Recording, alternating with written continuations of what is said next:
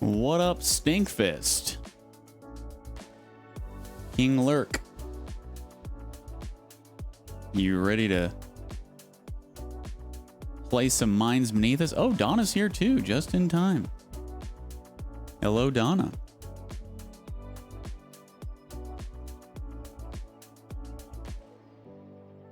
How are you doing this evening?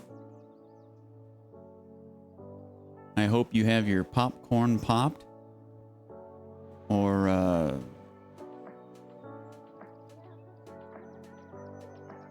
some candy, a soda, cup of coffee, something.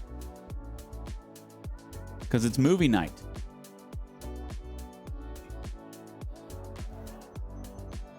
It's going to be a nice, chill stream, no cam.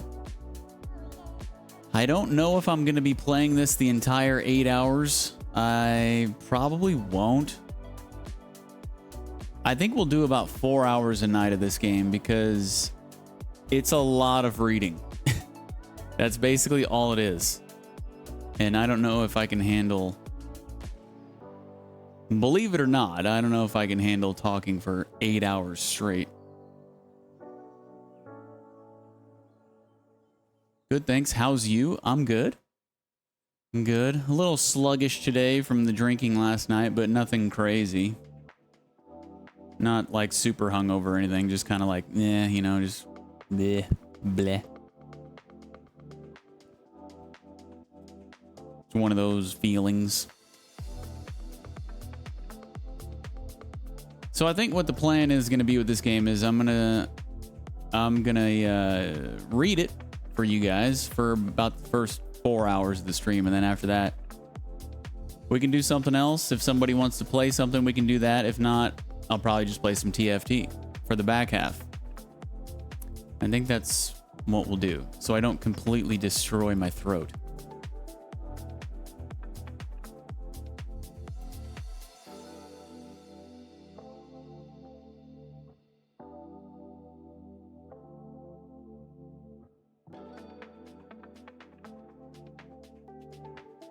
So with that being said, this game will take us a little bit longer to finish than it would normally, but we got nothing but time. We're in no rush. Or I'm not, at least.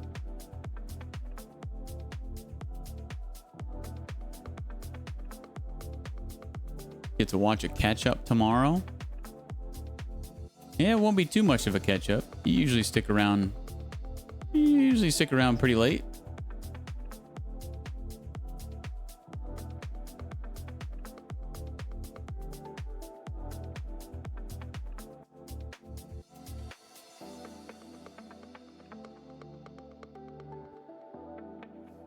Well, Donna, if you got your popcorn popped and you're ready to go, then I guess I'm ready to go. Are you ready to go?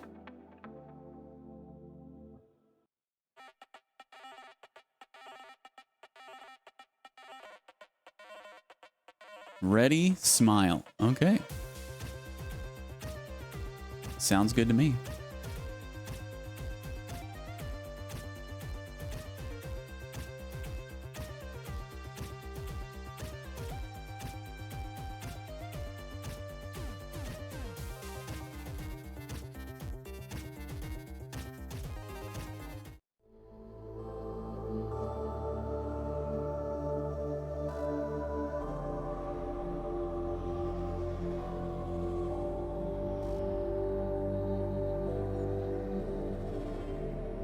I probably shouldn't have drank last night because that's going to make it even harder on my throat. But we'll get through it. So this game, I forget how long it's supposed to be.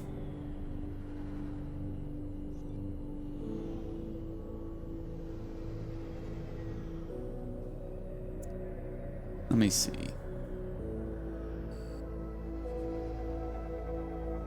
So this game is probably gonna, if I'm only gonna do 4 hours a stream, it'll take us 4 streams.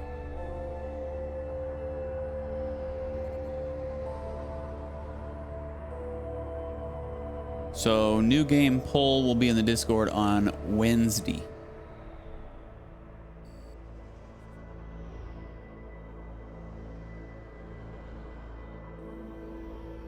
On hump day. New game poll in the Discord on hump day. All right. This is Minds Beneath Us.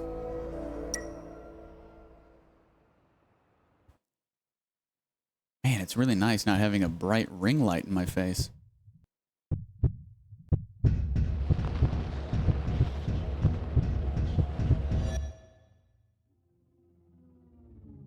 Okay.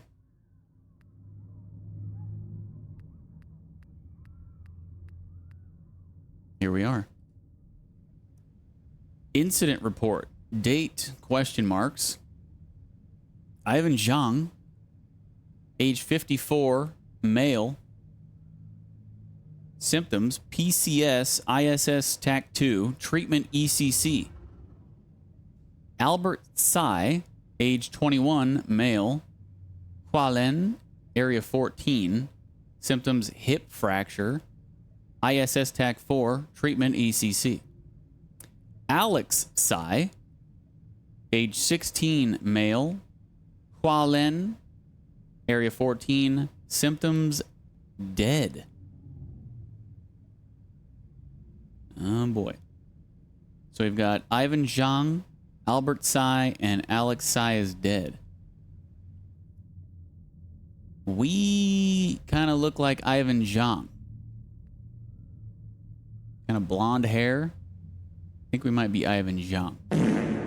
What the? Toots out for Godus. What up, Godus Melodus?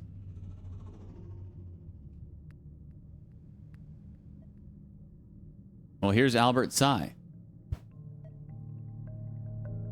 So, was there any response?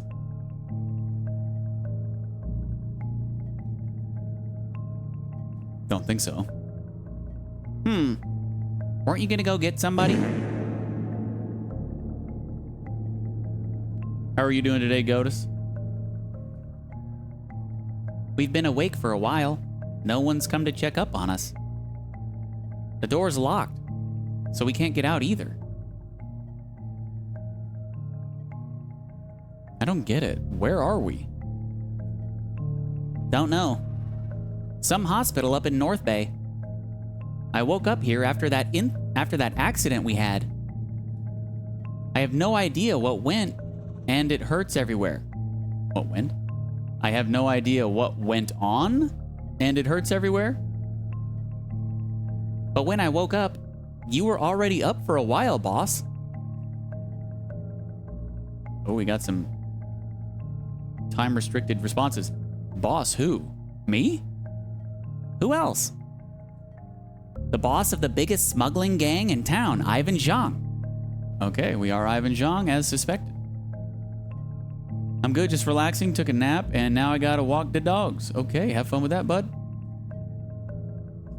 This kid knows how to talk.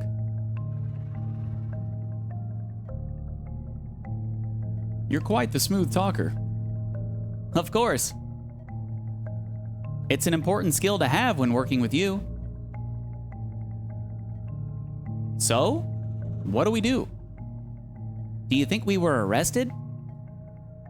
His voice is getting stiff. He's not that good at hiding his nervousness. Finally going home, so I'm not at my parents' too. Woohoo! I can stream again. All right. The Godus streams are coming back. Everybody get hyped.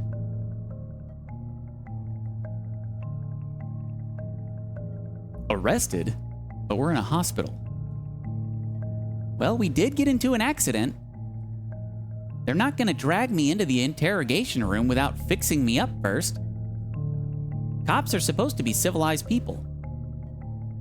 How are you feeling? Are you really not hurt? How is that possible?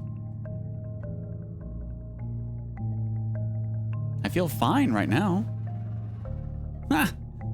You've got some amazing luck. Unlike me in this damn... doesn't even feel like my leg.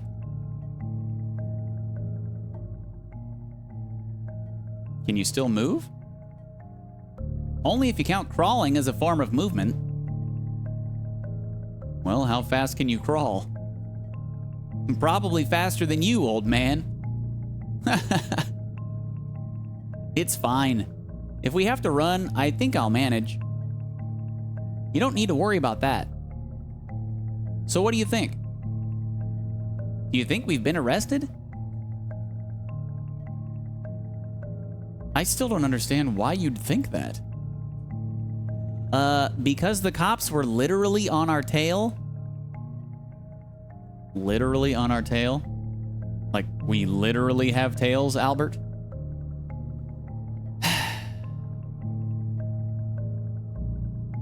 What's wrong? You've been kind of out of it. Is this because of the crash? Did you get a concussion?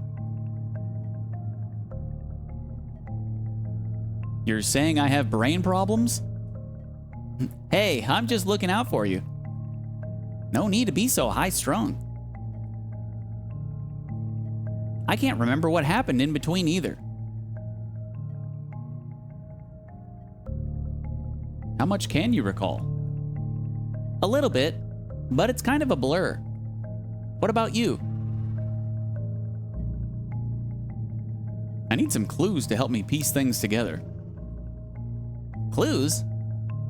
Let me think. We met up with Ah Chang at the docks at 4 a.m. He said he had a package for us that he smuggled out of Sunrise's labs. What was in the package? It was some kind of liquid weapon. That's all he wanted to reveal. If we wanted to buy, we had to meet him face to face. But I should be the one asking that question.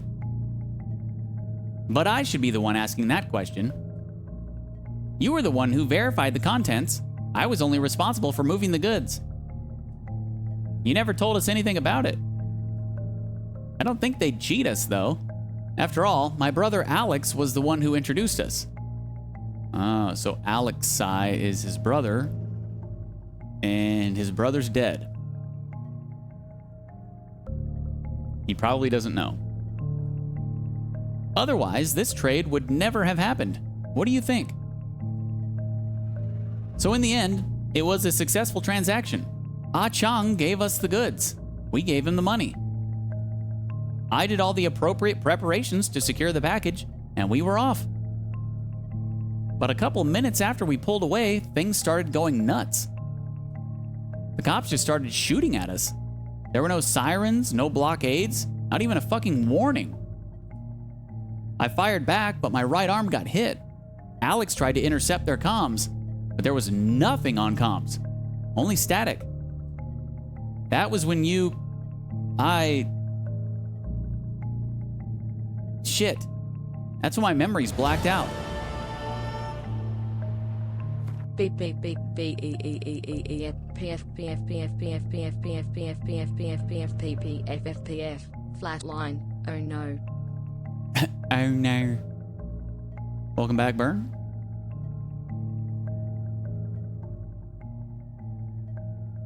Or sorry, that's not Burn. Treybork. What up? I just saw the orange name and assumed Burn. What up, Treybork? I threw off the cops by making them think we went on the highway. I managed to throw them off our tail. Yeah. Ha! That was great. You got them to chase the wrong car. And then we were safe again. We weren't being followed and our injuries weren't serious. We never checked the car, so I don't know. Because then, we suddenly lost control of the engine and the steering wheel. And then bang! We hit a pillar. After that, we woke up here. A fine young man and an old geezer, left with nothing to do but stare at each other. This kid's just shooting his mouth off. You got a lot of guts to talk like that. That's because I trust you to be a bigger man. You wouldn't get mad over a tiny comment, right? Go on. Keep talking like that and you'll find out. No. Please accept my apologies. It was careless of me to speak out of turn. As a lackey, I must do my utmost to not stray above my station. Kid's got wit. Well, that's all I remember about it. Wait, what happened to your brother Alex? Huh? Didn't you just tell me he was in another ward? Look, I think it says on that screen. I can't quite see what's on it, but it's what you told me. That's why I thought the three of us were already arrested. They were just waiting for us to heal so they could interrogate us. The hospital database is connected to the government's, so they probably know our identities even if they weren't notified. The cops might not know who they're chasing. That's possible. We never showed our faces, so they could only ID the car. I mean, how could they show their faces, you know? I mean, they don't have faces. So,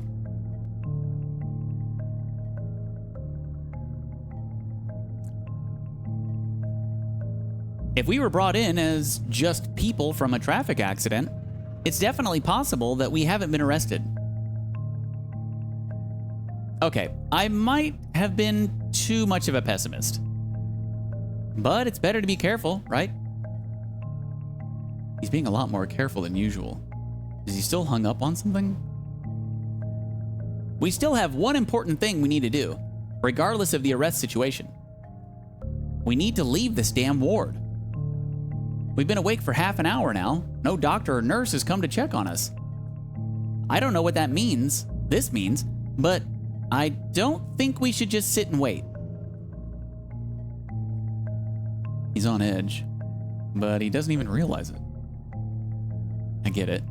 He's not worried about himself. He's worried about his brother. Are you worried about Alex? A bit. I want to see him to make sure he's okay.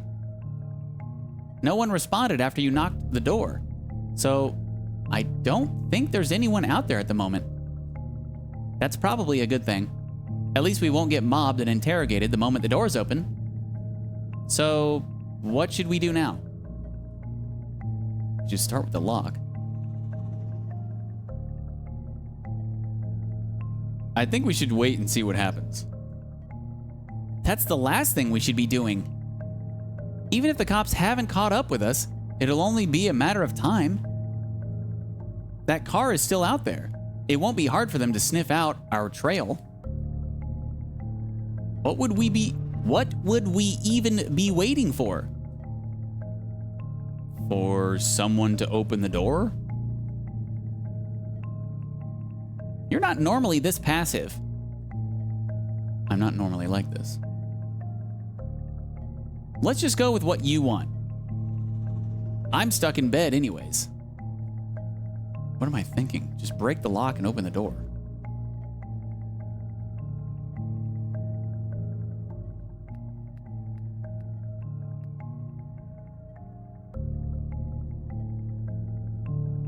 Hello, welcome to the ward management system. What are you doing? Oh, that was smart. This should be able to open the door. But please enter the password. For assistance, ask any nearby staff. Ah, of course it needs a password. This can control all kinds of stuff in this room, including the door. It'd be great if we could log in, but I don't know the password. Let's try breaking the lock first. Investigation. Use right thumbstick to move the cursor. Press RB on the door lock to investigate it.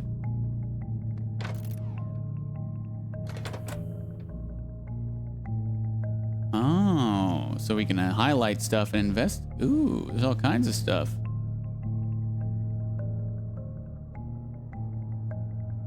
Electronic display. Maker, United Electronics, model number A1 generation. Use. Power switch for the rolling screen. Description. An old school lever switch. Old school. Electronic display. Maker, United Electronics. Model number F7TAC X001. Use, projector, remote controlled. Description, commonly seen in hospitals. Currently showing a slideshow about the hospital's services.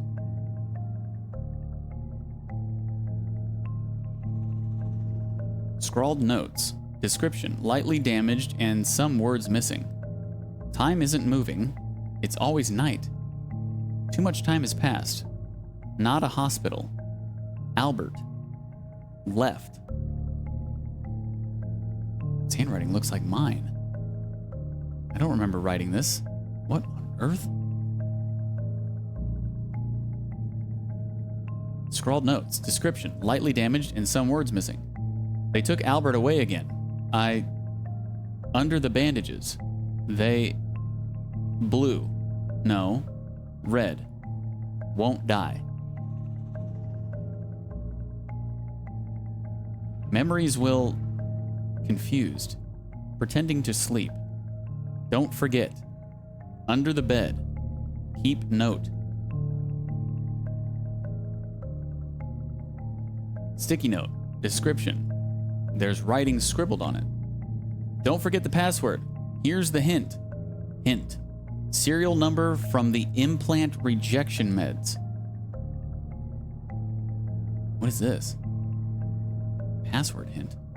Password for what? Maybe the computer over there? Medical box. Model number RD Tech 3. Radiation blocking. Use. Storing radioactive medication.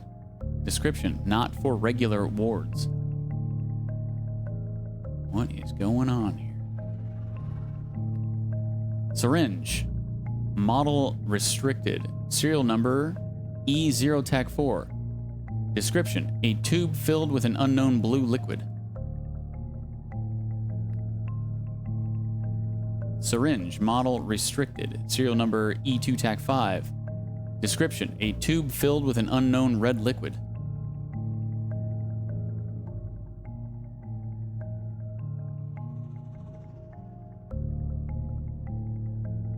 Rolling screen. Maker, United Electronics. Model number A1 generation.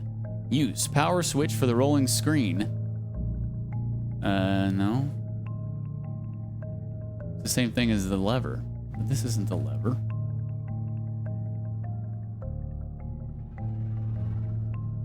Bug.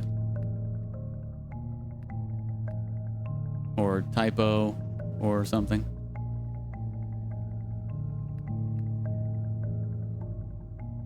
Isopropyl alcohol. Model. Pump bottle. Description. Mirage brand disinfecting alcohol. Common sight in hospitals in the north.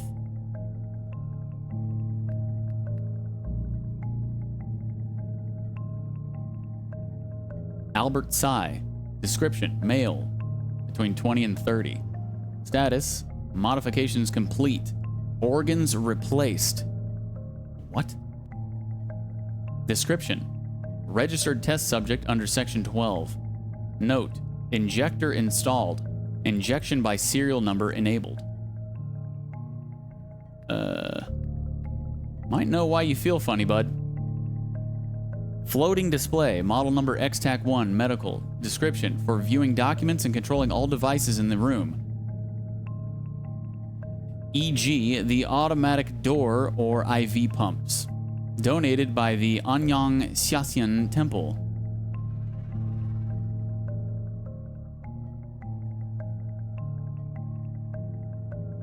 Riponol. Effect. Eases coughing, congestion, and nasal infections. Serial number E5YD. Mycosept. Effect. Reduces implant rejection and soothes pain. Powerful but only effective for short periods of time. Serial number Y5YC. Cycaprin. Effect. Increases sensitivity of all 5 senses. Side effects include confusion. Serial number X7RO. MAC3. Effect. AKA lucid dream. Creates confusion in patients using SR devices, rendering them unable to differentiate simulation and reality. Used in painless surgeries. Serial number Z9RC. MoMA. Effect, a muscle relaxant and lowers blood pressure. Not recommended for implant users. Serial number Y1WD. Okay, well, there's definitely some crazy stuff going on here.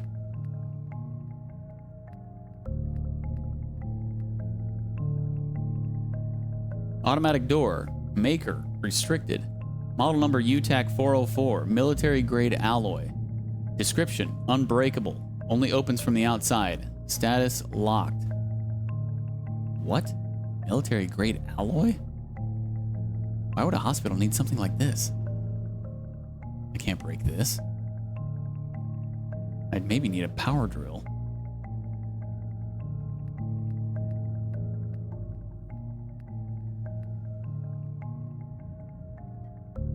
Busting the lock isn't an option.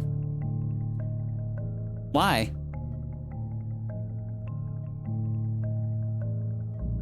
Do you happen to hide a power drill in your pants? No. Okay, then I can't open the door. Huh? What do you mean? It's not like it's a military lock. Why would you need a... It's a military lock, isn't it? Fuck.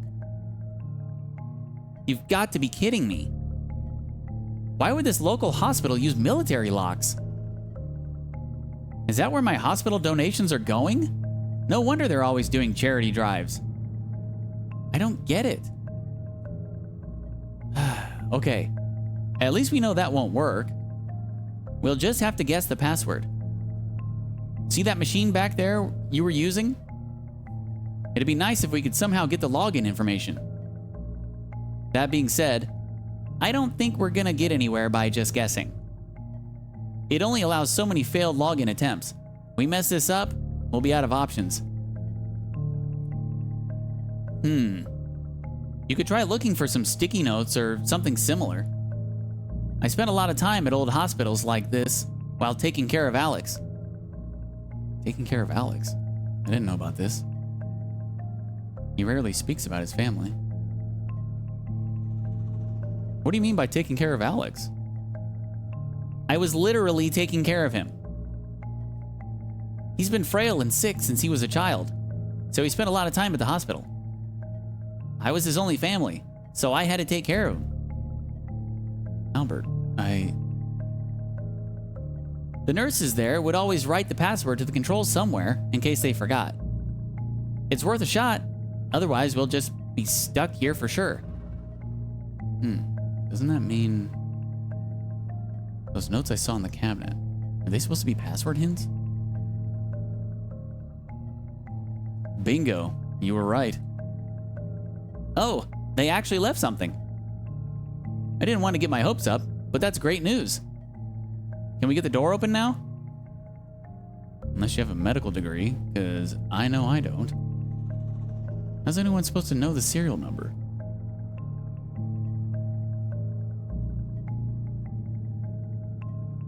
Maybe if you had a medical diploma. What? You're assuming I don't have one? So you do. Of course not. How are you so gullible? Yep, my bad. This dumb kid couldn't have gone to college. Why would we need a degree to figure out the password? Telling him wouldn't change anything.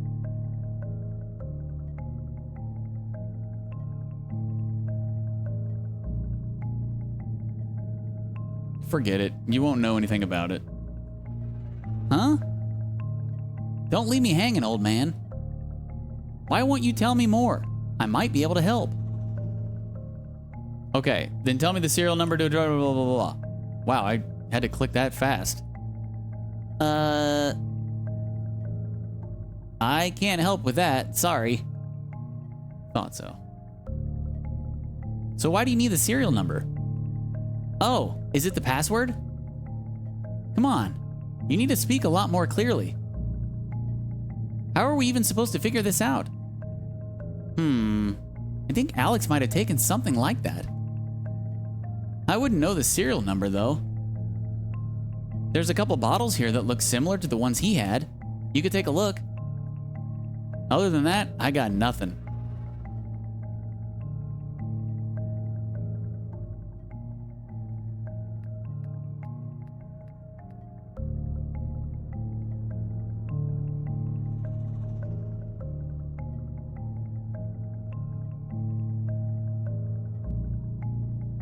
So it was, what was the hint? I don't remember what the hint says. Serial number from the implant rejection meds. Implant rejection meds.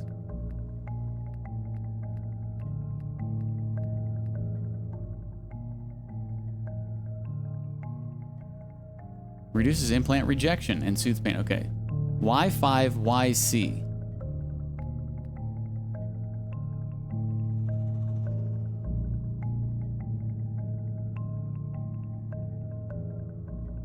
Oh. Please begin. Y5YC, right?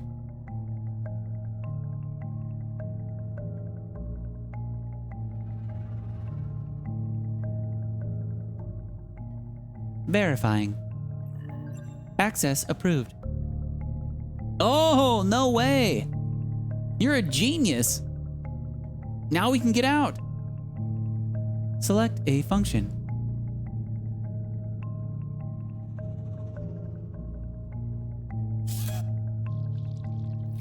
What? Oh, shit. I went to select medical records and it freaking... Did it just kill him? Oh, God.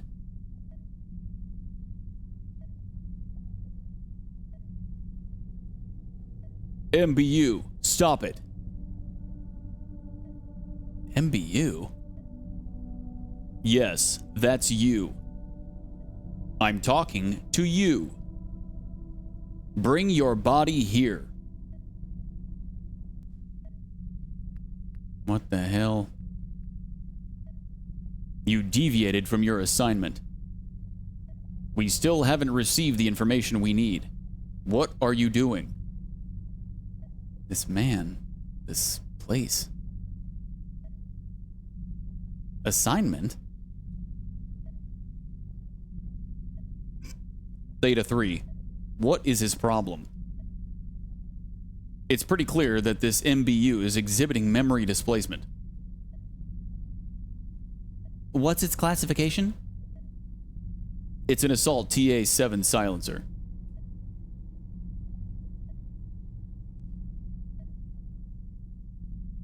I need answers.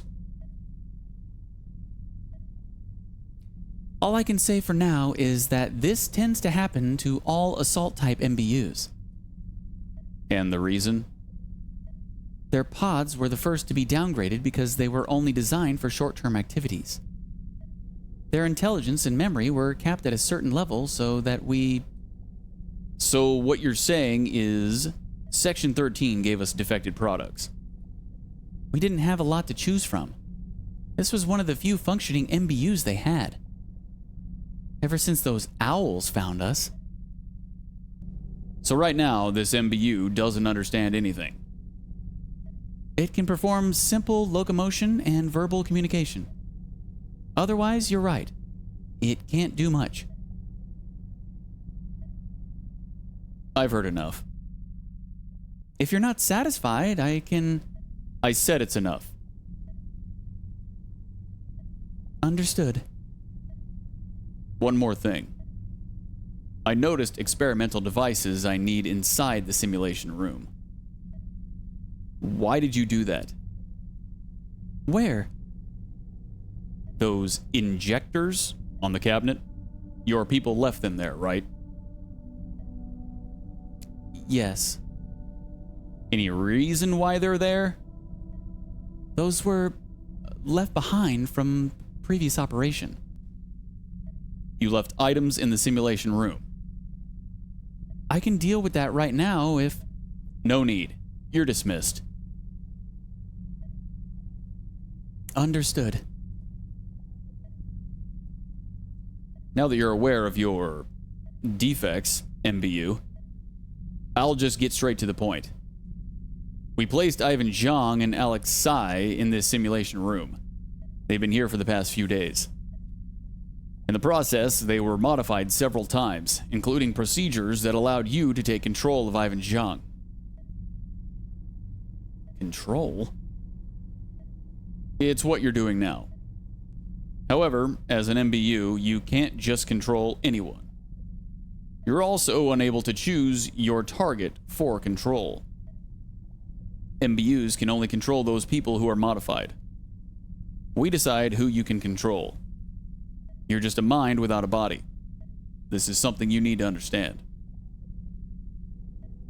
Me?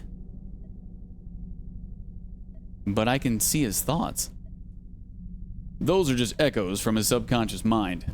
Pay no heed. As long as you're in control, it won't pose any problems. Your assignment is to control this man and use him to draw out the information we need. From your conversation, I've already confirmed that they were once in possession of one of our key assets. I now need to know the coordinates for where it's hidden. I will bring Albert back and you'll get me the coordinates. Do you understand? I don't understand. Their package was initially smuggled out of this facility. I need you to ask them where they hid it. That's all. I'll be borrowing that. I'm showing you Albert-sized data here. As you can see, 80% of his organs suffered severe failure after the accident. He's alive purely due to Section 13's regenerative technology. In short, it took some effort for us to keep him alive. I will not let that effort go to waste. I have two options to choose from. One, I let you do your work and obtain the information I need. Albert Sai lives and returns to society with Ivan Zhang, where they may become our pawns again at any time. Two, I dismantle Albert's mind and take the information I need. That means that he will die, and I will lose a potential pawn. I still have expectations for you, even if you are defective. Listen, just get me the coordinates. I don't care how you do it. I will be observing you. If anything goes wrong, I will end this assignment. What counts as something going wrong? If the target leaves, or if he becomes overly emotional. I can also run out of patience. When you're ready, sit here and I'll wake up Albert. Wake Albert up. Begin. Well, this is a mindfuck.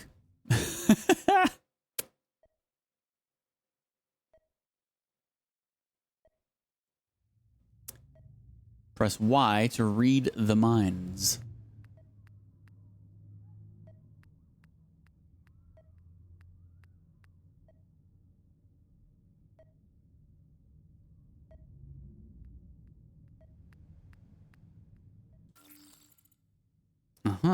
Main task, get the key information.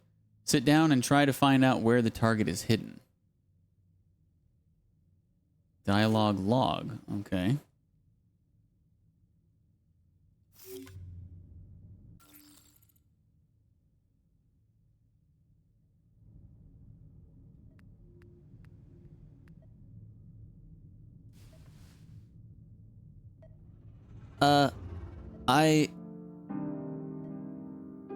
I passed out? It's okay. You only fell asleep. That's so. I guess I was too exhausted. But I have this splitting headache. Damn. My memories are a mess. I can't remember anything clearly. Ask me something. Might kickstart my memories.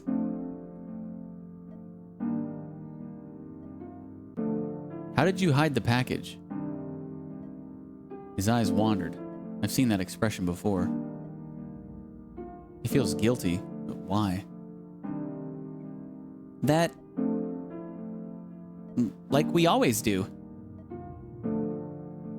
Dodging the question? No.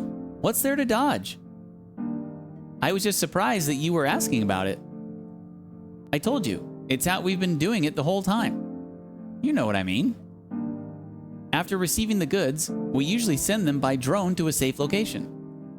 The flight paths are pre-programmed to minimize detection. So where did you hide the package? I can't answer that. Your rules. Remember the rules all of us had to memorize? Unless it's absolutely necessary, exchanging sensitive information is forbidden until we're all safe. Absolutely necessary? What does that mean? Hey, they're your rules. Why are you asking me? You asked me to ask you a question. Yeah, and any other question would have been fine. It's only necessary when a team member is in grave danger. For example, if one of our own gets arrested, that information could be used to bail them out. Family first, business second. That's what you told us. Okay, I don't think there's anything seriously wrong with my head. But since we're on the subject, I have a question. You once told Alex a story when you were drunk. It was about how you sold information to the cops to get one of our guys out of jail. That's not something to boast about. I should drink less. Is it true? Can something like that be arranged? Can, as long as you have something to give them. The key is to grant them small favors every now and then, to keep them in your pocket. Once you have the connections, anything can be arranged. Can the cops really negotiate a deal like that? Information in exchange for our freedom? Maybe. Why do you want to know? Nothing. I'm just curious. It's only possible with the right connections. Ah, is that so? Then, would it be possible even without the right connections? Have you heard of someone succeeding without them? Without connections? You'd just be turning yourself in. Wait, this kid... No, because it'll just fail. Is that so? Oh, right. The door. Wait, so you cracked the password, right? Can we get that door open now? We can't. What? Why? It seems to be malfunctioning. A malfunction? Why now? Ah. Shit. We were this close. This close. You even had the password. And you deal with it like it's nothing? We got so close with the password, but now...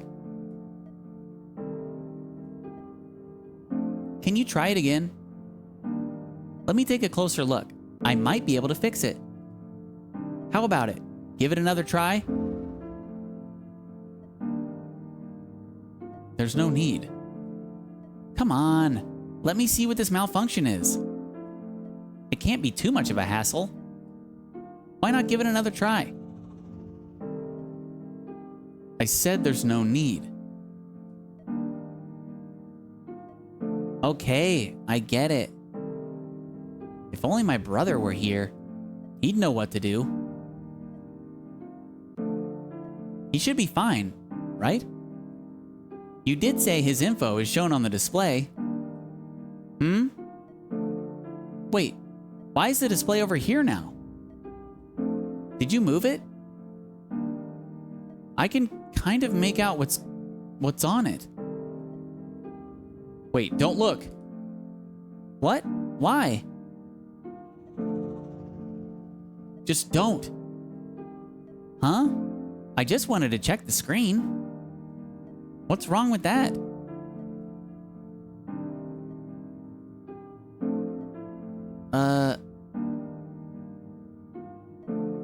It says he's dead. It might be an error.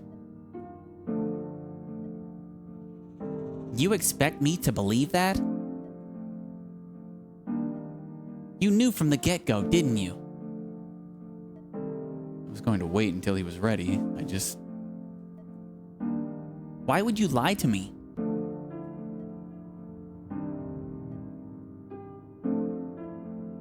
I need you to stay calm. Do you not trust me? Just because I might get emotional hearing about my brother's death. Is that so wrong? Do I seem like a loose cannon to you? Or a useless pawn? You knew how important Alex was to me. How could you stand there and what gives you the right to...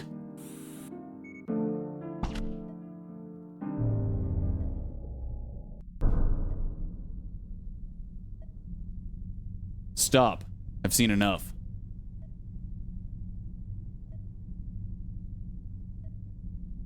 What are you doing? Deliberate sabotage? Why would you tell him that? You're defective. I should have known this would happen. But this series of events was not what I expected. I'll just have to get what I need by force. Before I dismantle his mind, his body might still be of use. Check the top of that cabinet for a blue injector. I need its serial number. I will inject Albert with that. What's inside the syringe?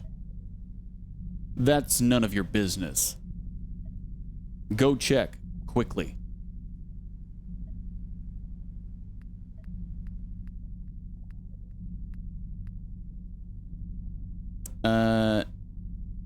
He wanted the blue. Should we give him the red?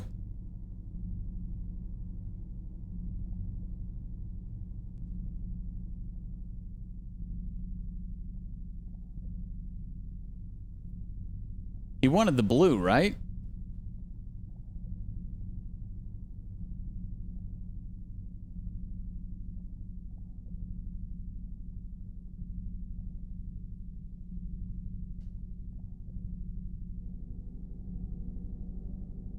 So in this game, I'm pretty sure your decisions matter. I think if we wanted to, we could give him the serial number for the red here.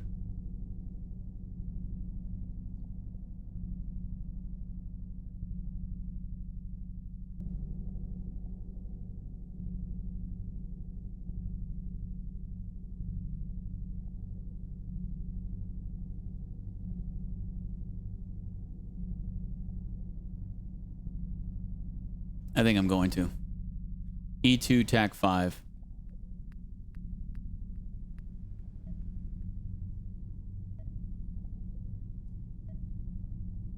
Uh-huh. The serial number is E2 TAC 5. Very good.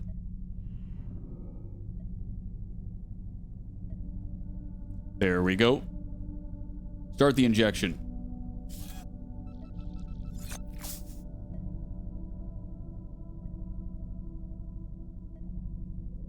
It's done. Retreat to the door. The test will now begin.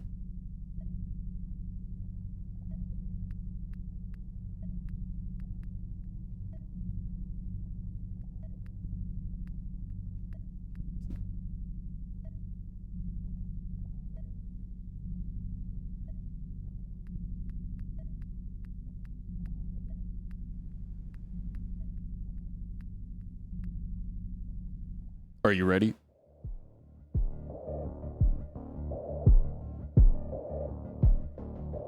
Ready for what? To do what you were designed for. Happy Sunday to you too, Burn. Oh God.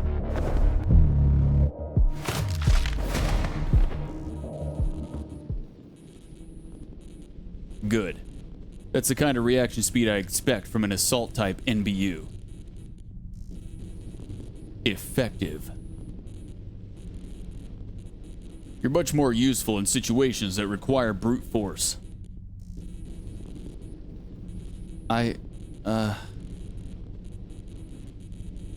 Check up on Albert's situation. Then come here and report to me. So, was he expecting that to happen? Because we gave him the red, not the blue.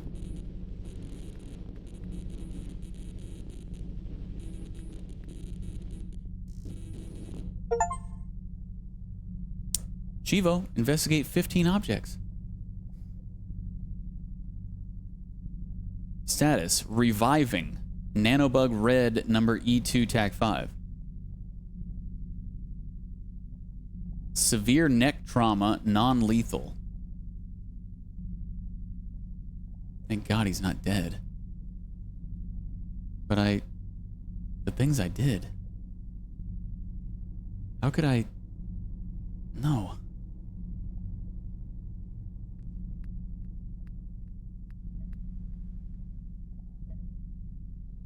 I'm really curious what the blue would have done. So?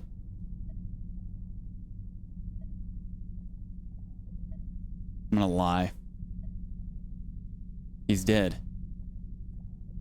Very good. I've had enough.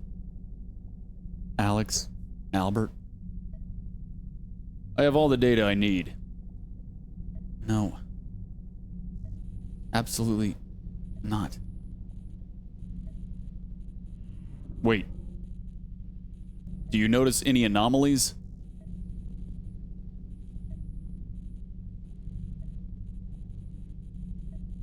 Why did I do that?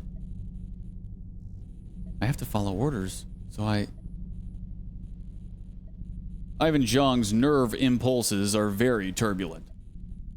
Adults that undergo the procedure tend to be more unstable. I should have taken better care of him. I told him I wouldn't allow anything to happen.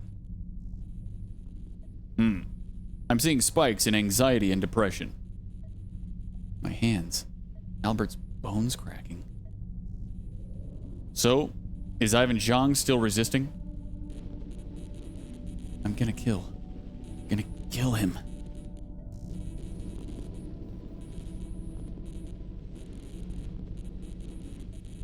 He's still resisting.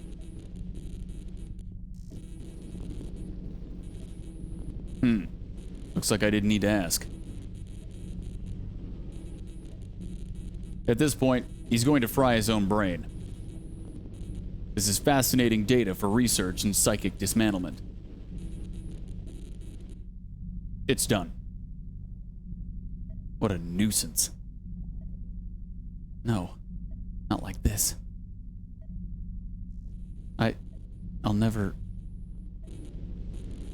I'll never forgive you.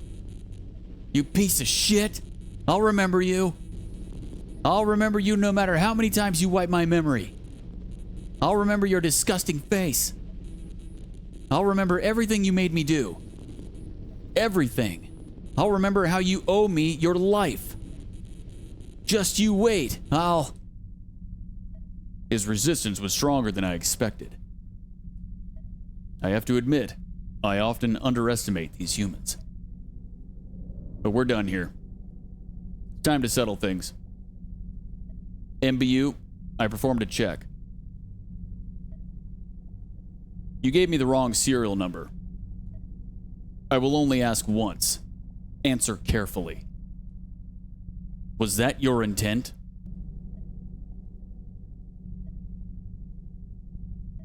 It was an accident. Is that so? I don't believe that. In any case, you've disrupted my work. Perhaps you had another agenda, but it doesn't matter. Now I must destroy both you and Albert. You did this to yourself. What? How did you... What are you?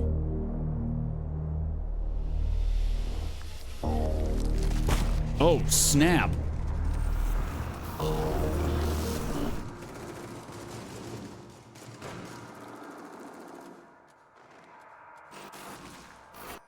Oh no!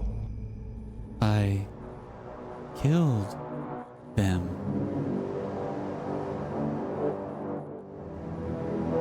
All of them.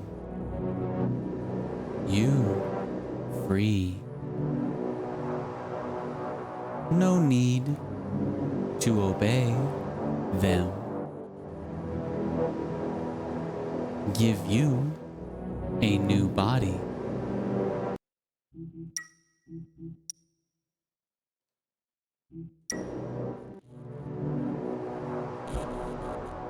Live out your own will. This is yours, but also his.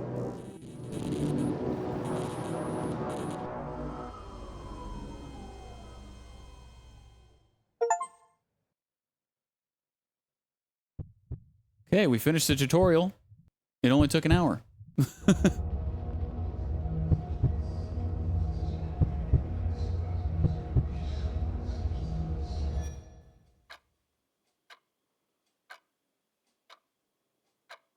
I'm gonna finish the rest of my tea before it gets even colder.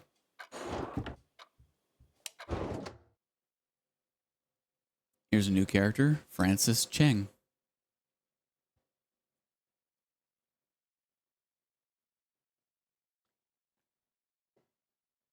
Pretty crazy story so far, huh, guys? You're home. Why'd you turn off the lights? It's bad for your eyes, you know. Were you waiting for me? Maybe? What do you mean, maybe? And why are you in the dark? Did you accidentally fall asleep? You're like an old man. Looks like you're already dressed to go. You can change into your work uniform when we get to the farm. So how are you doing? Ready for your new job? All ready. I'm glad you're so reliable, Jason. That's reassuring. If there's anything on your mind, you can always tell me about it. You can share any burden with me. Okay? By the way, there's a new notice from the management committee. They're replacing the floor tiles in the entrance hall. They just need authorization from every resident. You've got the authorizer, right? Can I get it from you later? Sure. Thanks. Phew. They're finally about to start working on that. It took me 4 months to convince those people to do it. You also lost a lot of sleep over it. I also had to deal with all the bureaucracy. Why did she put herself out there like that? Someone else would have taken care of it. I'm glad I kept at it, because it looks like we're finally getting some progress. Hey, good job. It didn't look easy. It took me a lot of effort to get to today. Wait. Are you about to nag me for being such a busybody? I wanted to. She really doesn't need to tire herself out like that. I think you're taking on too many responsibilities. But someone has to do it, right? Doesn't have to be you. You can always let someone else do it. You know, if everyone thinks like that, Okay, I know what you mean. I've been a little too involved. But sometimes, I just wish you'd recognize my hard work. Frances doesn't have to prove anything to me. I know she's amazing. Just wish she'd take more care of herself. Frances, you're an amazing girl. Thanks. Hearing that from you makes me really happy. Just remember to take care of yourself. Okay. I will. Thank you. Can I ask you something? Depends on the question. Then forget about it. You're probably not in the mood to answer. I don't even know what it'll be about. It's related to what we were just talking about. It's fine. We don't have to talk about it now. Just ask the question. Okay. Are you upset that I insisted on attending those meetings on my own? On your own? Yeah, you wanted to come with me, but I said I wanted to do this alone. Are you still upset about that? Not at all. Why would I be upset? No, not really. Phew, that's good. I was worried about being too insistent. I know we work differently. Didn't want to see you get into an argument, so I took care of it by myself. Just let me handle these things. That Mr. Chen can be pretty harsh with his words. I was worried that if you went to the meetings, you'd be a bit difficult. Am I like that? Yeah? Remember when our neighbor tried to tell us about the scheduled power outage? Mr. Chen looked so scared when he saw your expression. Sometimes you can look like a really mean guard dog. Arf, arf. What was that? Trying to be cute? That won't work on me. I'm a cat person. Didn't think the stoic Jason could bark like that. This feels kinda... how do I put it? New? Hee hee, but I like it. Well, that was a good chat. I'm so dizzy right now. This feels... no. I was busy the whole afternoon, so I barely had a chance to talk today. Busy? Today?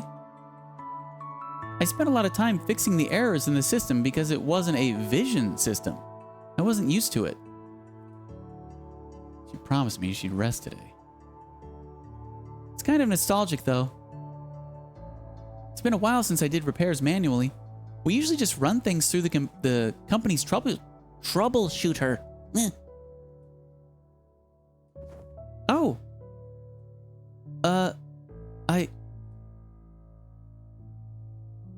Didn't you promise you'd take a break today? Well, wait, let me explain. I really, really didn't go to work. I actually did a lot of relaxing things today. You know, entertainment and stuff. All sorts of stuff. Because I promised you that I'd take a break this afternoon. So I, Francis. Okay, sorry. I went to help Auntie Sai again.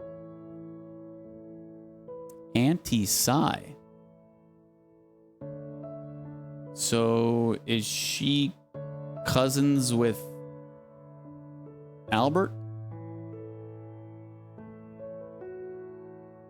She needed someone to help reset her delivery system. She's an old lady running a fruit stand on her own. She doesn't know how to fix it. Her son is never home to help her. Without the automated delivery system, she'd be... Sorry. I did promise I'd take a break. But doing this is relaxing for me, so I think it counts. Fran loves helping others, but she can get way over her head. She needs to rest. I don't want her to be overworked. Are you mad?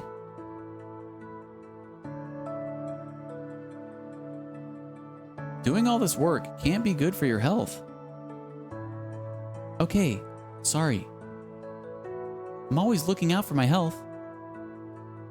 I exercise regularly, but you eat a ton of snacks. And I have been spending the day relaxing.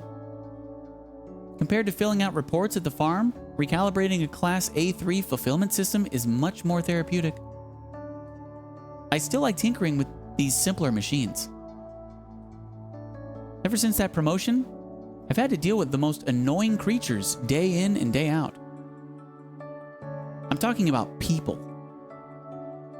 In case you're not catching my drift. I got it the first time. Huh. Then I was wrong. Sorry. Oh, right. About that thing tomorrow. Tomorrow? Oh, yeah. I'm all prepared. Don't worry. I've taken care of it. Taken care of it? That's a strange way to put it. Okay. I think I'm gonna lose this year. I tried really hard to find it. But I still don't know where you hid it. I really want to know, though. Can I get a hint? What did you prepare this year? Oh, don't worry. Keeping those lips sealed, huh? And that's my line. Are you just trying to distract me?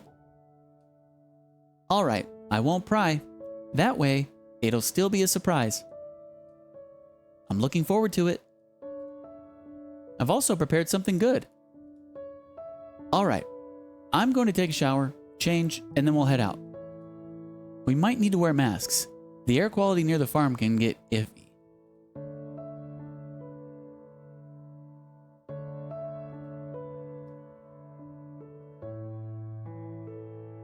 The farm, my new workplace. Give me like 15 minutes tops. I'll be quick. But you just got back. Are you sure? Yeah, it'll be quick. I just want to wash the sweat off. Oh, right. I'm looking for this thing I need to bring to work later. Can you help me find it? It's a quantum key generator. A what?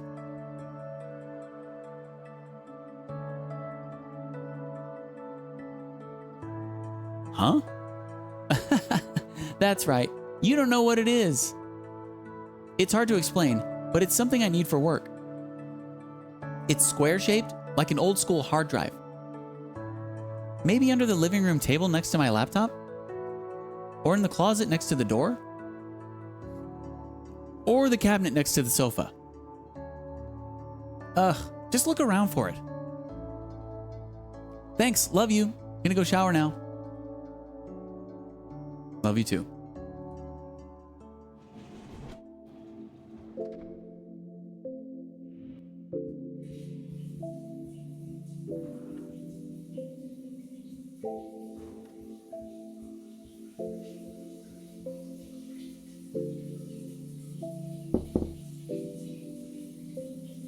Jason?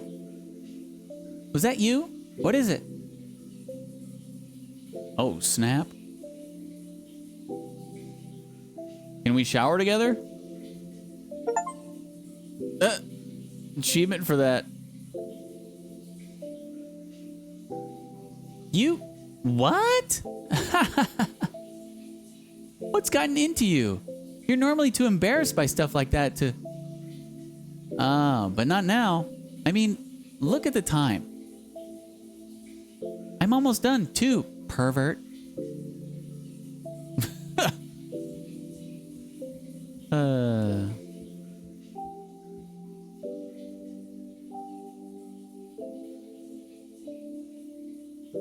Smart Butler version 3. Maker, United Electronics. Description: collects and uploads data from the room to the cloud. Controls appliances and optimizes the room for comfort. Status: not connected to the internet. Not connected to any environmental data collection services.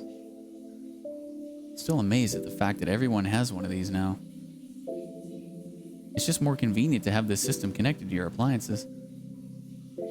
Before I moved in with Fran, I don't think I ever had to adjust the AC.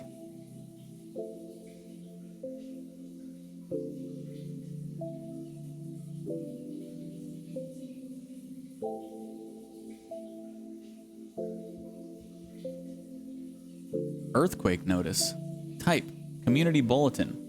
Description: Behemoth Energy Industries earthquake alert. There will be an induced earthquake on December 31st. Please secure all furniture. Induced earthquake? What? Estimated power output 75.3, whatever that is. Generator: Irenic rim generators. Subterranean bowl. Price change -$2 per kilowatt. Kilowatt hour?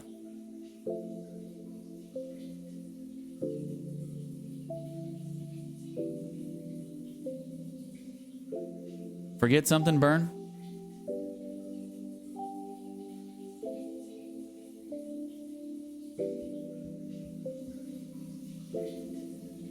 Room controller. Maker, United Electronics. Description: a manual controller for all the appliances in the house. Fran bought this to control the appliances in our house. We can actually let it auto-detect without manually controlling anything, but she doesn't like feeling watched. She even removed the detectors the previous tenants had installed.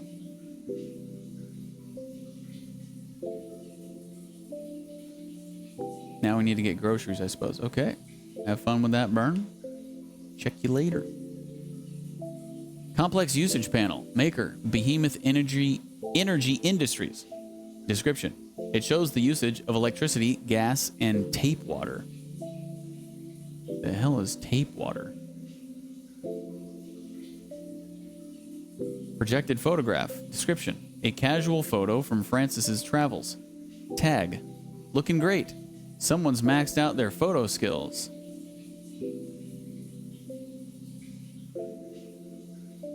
A photo of Jason and Francis post-workout. Their clothes are dripping with sweat. Tag: working out. Competitive dieting begins today. A photo of Jason celebrating Francis's birthday with her. Tag: sushi dinner, October 27th. Ion photo frame. Maker, United Electronics. Description: ionizes air particles with lasers to display high-resolution images. Daxon bottled water. Maker, Daxon. Description: filled 1/3 of the way with water. Perfect for the bottle flipping. Really?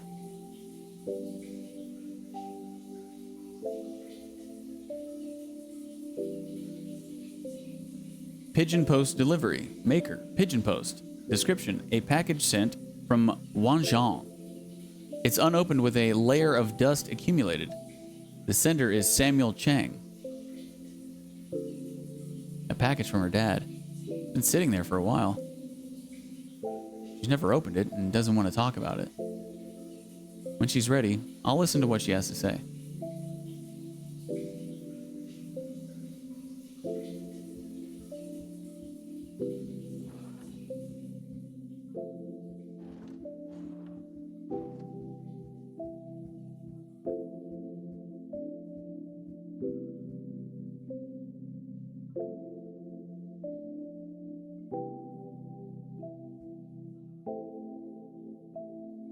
Active weather calendar. Maker, Datum Electronics.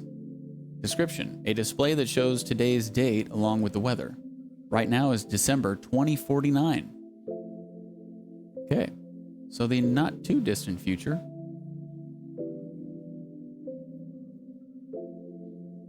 Exchanging presents on the day we started going out. This will be the 3rd year.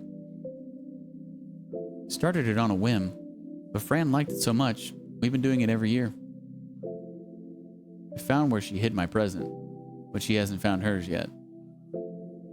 She probably won't look there. It's not somewhere she can reach. I can grab it before going to bed today so I can give it to her tomorrow. Wooden photo frame. Description: an intimate photo of Jason and Francis. Picture of our first date. Fran was so happy that day. She was really happy when I baked that cake for her, too.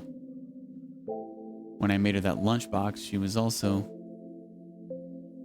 I think Fran has always been happy. 83rd Tiny Hacker. Given by MQ Elementary School. Description: a gaudy cookie cutter trophy used in many school competitions. This was Fran's first award. It means a lot to her.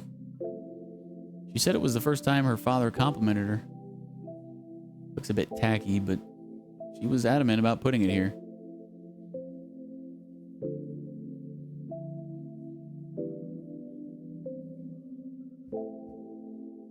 Whiskey Butter Thins. Maker: Ann May Snacks. Description: thin cookies infused with liquor. Taken off shelves 3 months after release due to its high alcohol content. Dang. People getting drunk on cookies. Dum Dum Chocolate. Maker: HF Foods. Description: a crispy rolled chocolate covered crepe. Often used by kids as a prop to imitate smoking. Criticized by concerned parents for their resemblance to cigars.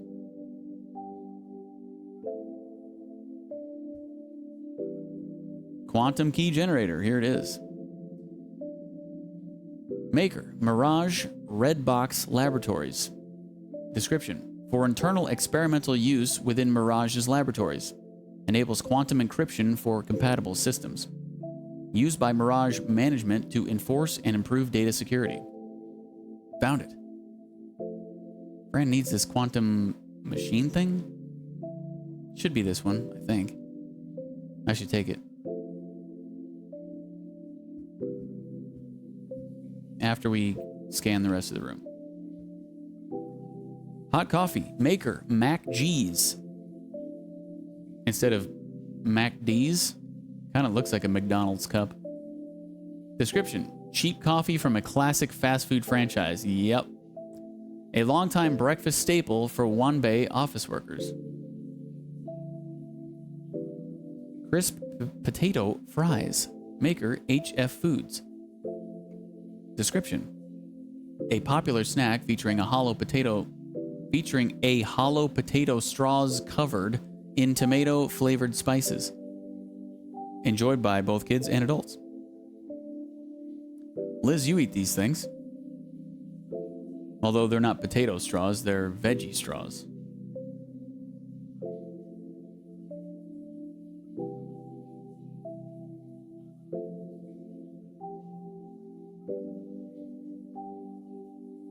Fran bought a bag of chips again. She can go through the whole bag when she's stressed. Had to hide all the extra snacks from her.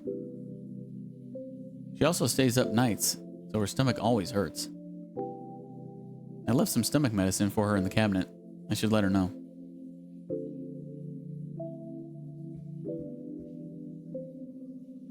Orange flavored potato. Maker: HF Foods. Description: this light, fruity potato chip is a favorite among office ladies. Crisp potato fries. Same thing? Man. She does like to snack a lot. He was right. Freaking snacks everywhere.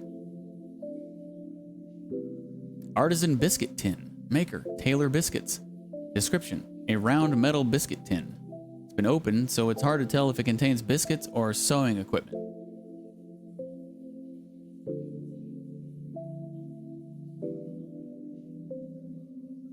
Path unlocked. What does that mean? Oh, maybe like a dialogue option. Eptophismol. Not Pepto-Bismol. Eptophismol. Maker, Morning Glory. Description, a cheap but popular stomach medicine, even after the brand changed hands. I should remind Fran that it's here.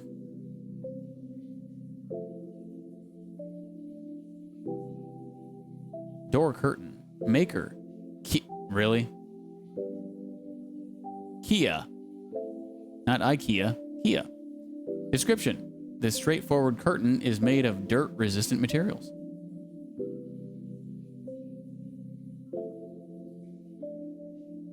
Pineapple cake. Maker. Hollytown. Description. These used to be popular due to influencer marketing. Its marketing slogan has become a bit of a meme. Oh, pineapple cake. I still remember their commercials from when I was little.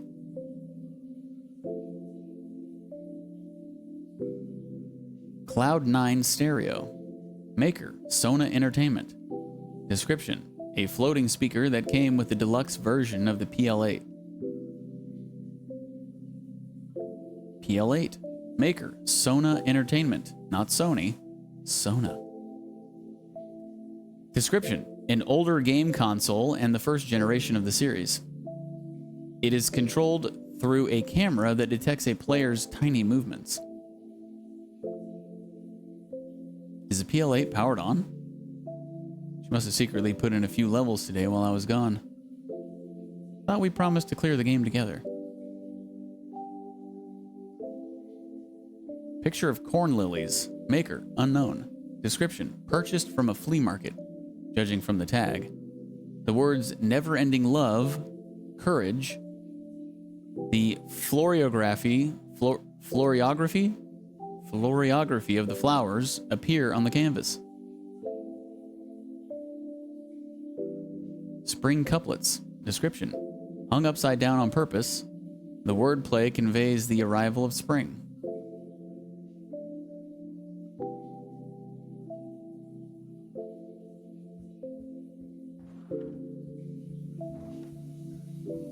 Oh, I forgot to grab the thing.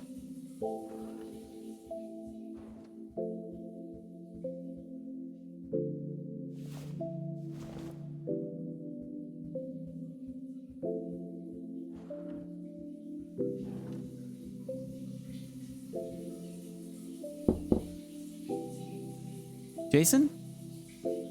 Was that you? What is it?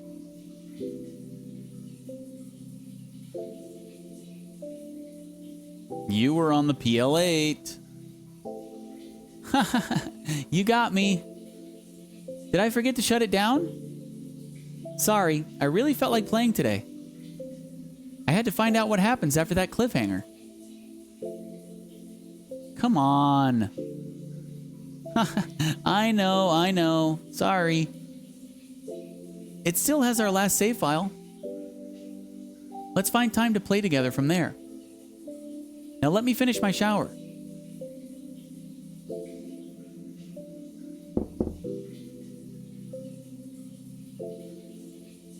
I found your hard drive. What? I said I found your hard drive. Sorry, you sound really muffled. You want your shampoo? I found your hard drive. I was way off. Sorry, that just tickled my funny bone. Gotcha. I told you I couldn't hear you properly. Just hand it to me later. Thanks.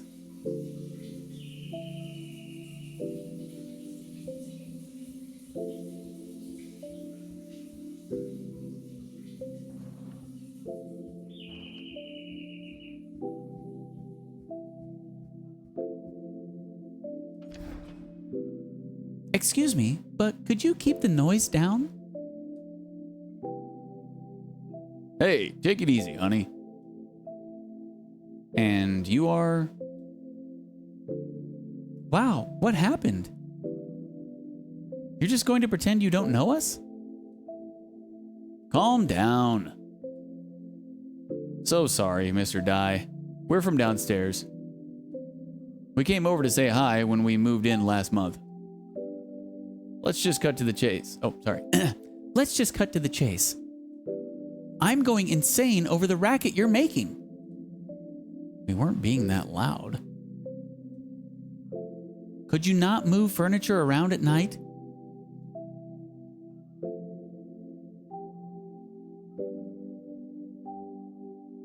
We'll move whenever we feel like it.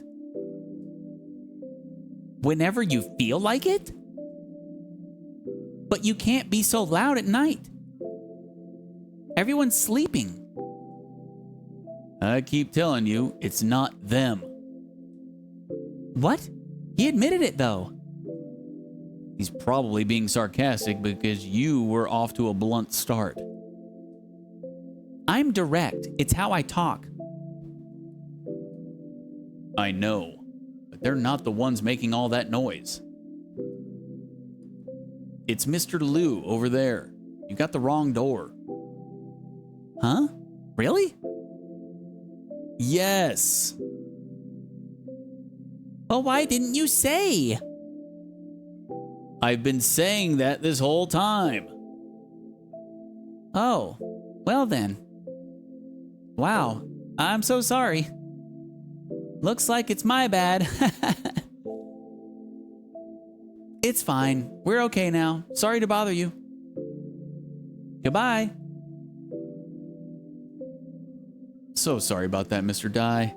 My wife can be a bit tactless. It's okay. Thank you. I apologize. Until next time, good night.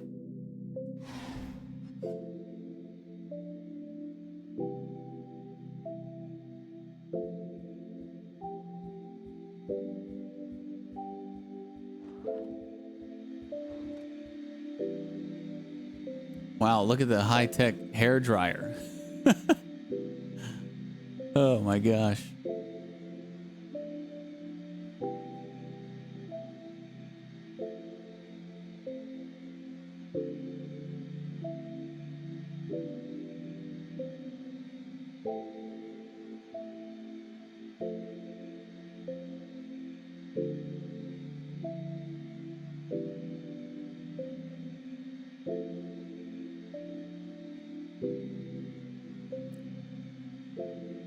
Who wouldn't love that, Liz?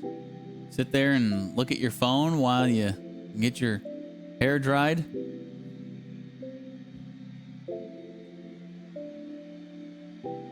So where did you find the hard drive? Does it matter? Okay. You're right. I shouldn't get too hung up on it. Hand it to me. Thanks. I'm not losing it anymore. This thing's important. I'm almost done. Just gotta dry my hair. And send off a couple emails. Give me a few minutes.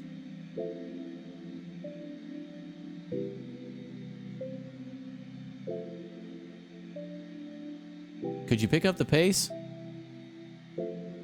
It's already at the highest setting. I'm really sorry.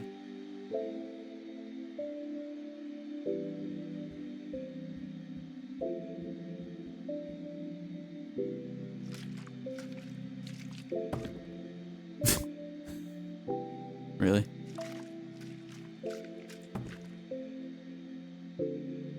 Third time for the achievement? No? No achievement? Kind of surprised at that.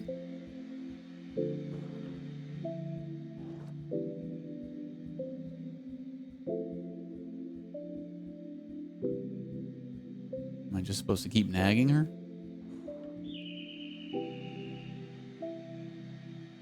Why'd you run back here? I heard someone ring the doorbell. Aren't you gonna get it?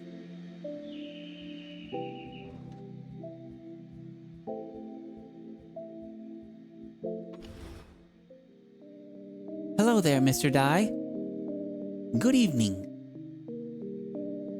And you are... What? Oh, I'm your neighbor.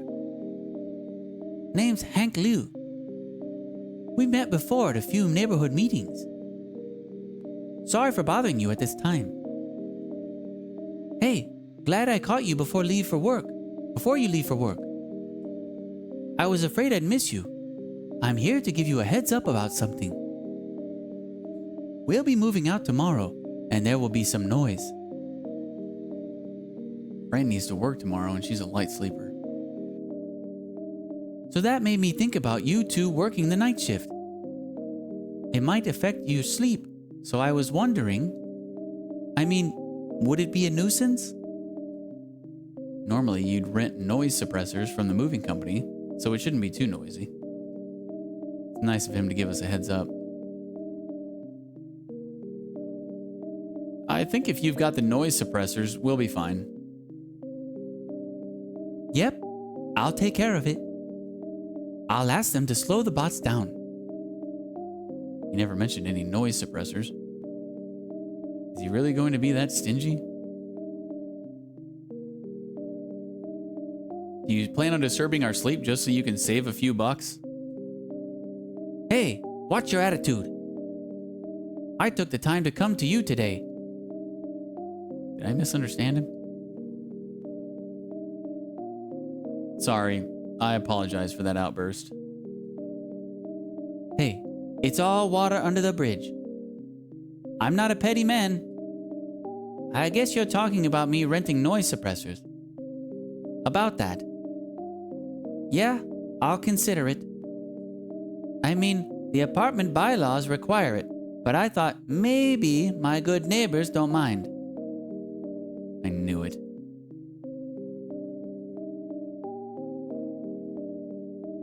I will sue you if you don't rent one. Hey, you can't talk to someone like that. Did I say I wasn't renting one? If you're going to bring it down to that level, Mr. Dye, bring it on. Sue me. I'm not afraid of you. I'm here to talk, and this is how you treat me? I'm moving tomorrow, so I don't care what you think. Screw the noise suppressor. I'll be as loud as I want. I really riled people up, huh? Fran was putting it nicely when she said I could be difficult.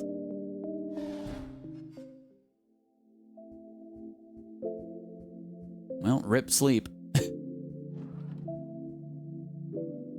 He's kind of annoying, isn't he? Yeah, he's okay. Is that so? You're weirdly nonchalant about this whole thing. You did threaten to sue him. I got so mad at what he was saying. Just ignore him. I'm trying. But it's hard. You're still the same old Jason, though. Giving people a hard time when they confront you.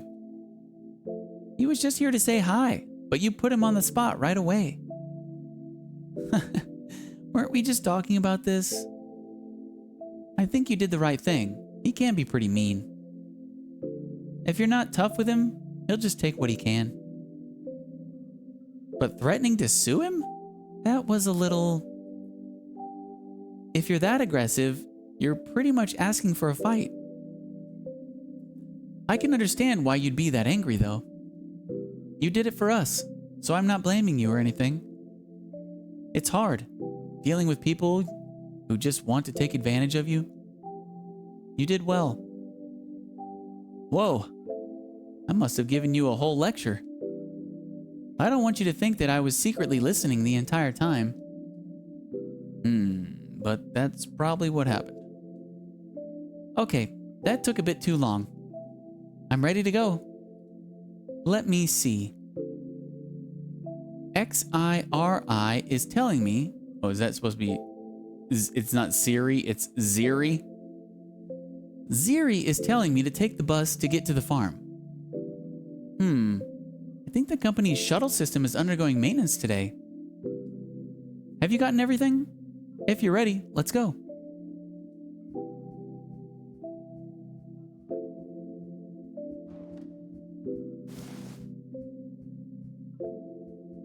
One more for the road. 4 in a row. Oh, let's go.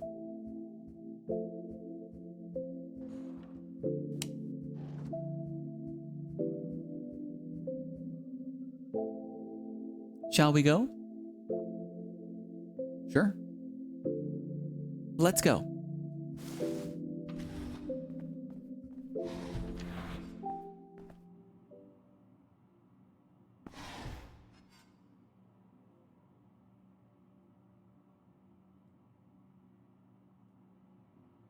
All right, let's do this.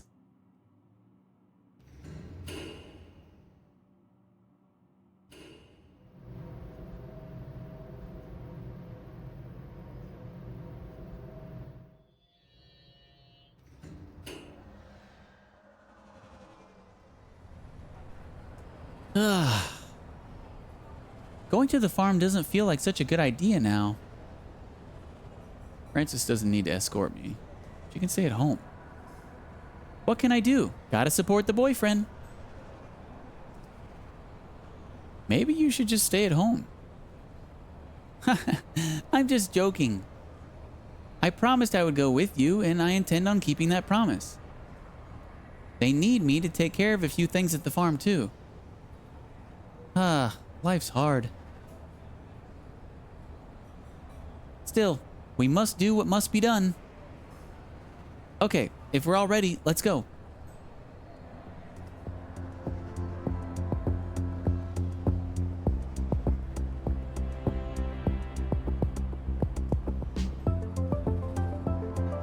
The bus stop is the other way. Why do you keep heading that way? I thought I'd check it out.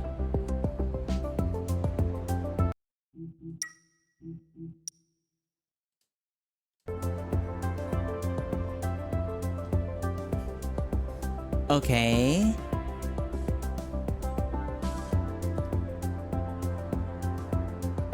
I'm looking around, you know. I like to investigate stuff. Give me a break, woman.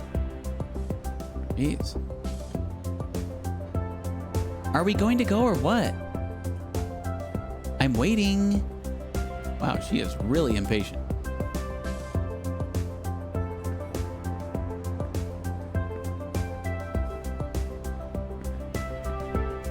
It's Z night. Looks like 7-Eleven. Why are you just standing there? I can wait if you have something to do.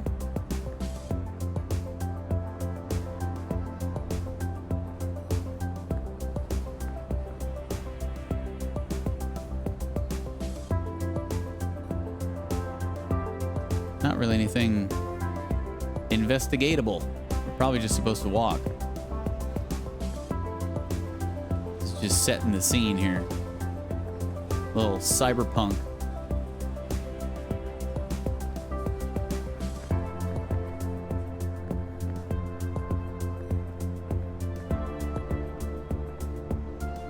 What year did they say this was taking place? 2040, like 2049, or I think it was 2049. Wait. Did you hear that? Look there. It should be...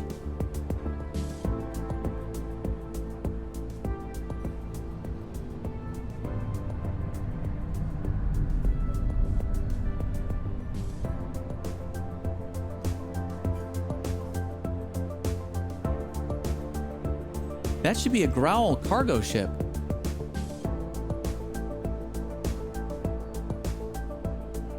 This city really makes you feel small and insignificant, doesn't it?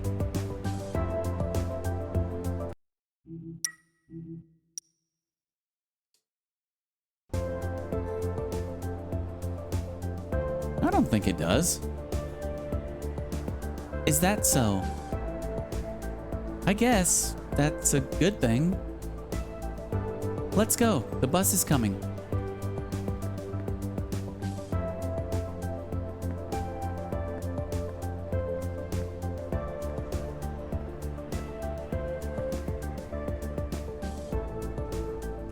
You sure you're okay?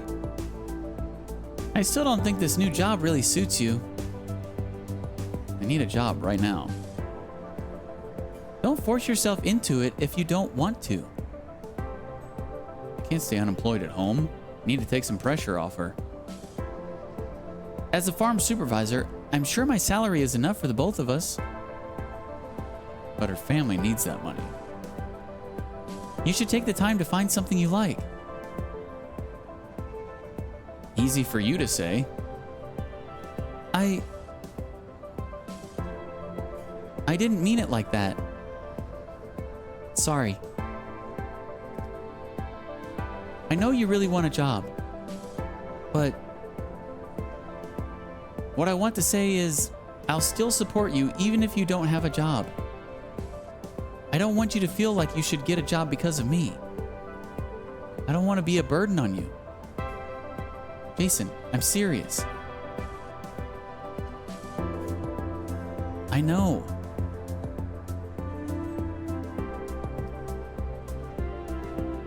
The bus is so slow.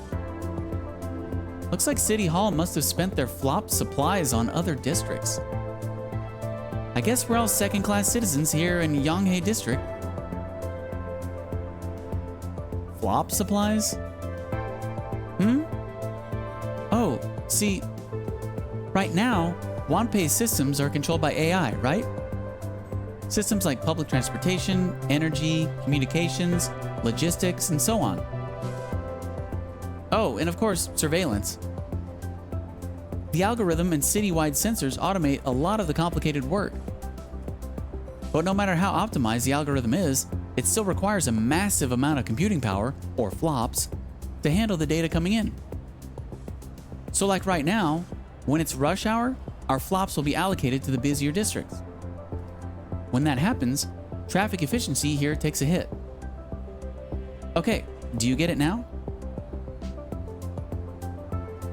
I still don't get it. Basically, they're slowing down the buses here to help people commuting from Da'an District. I'll leave it at that. Are you laughing at me? No. Okay, maybe a bit. That's what you get for making fun of my clumsy cooking. This is revenge. Oh, the bus is here.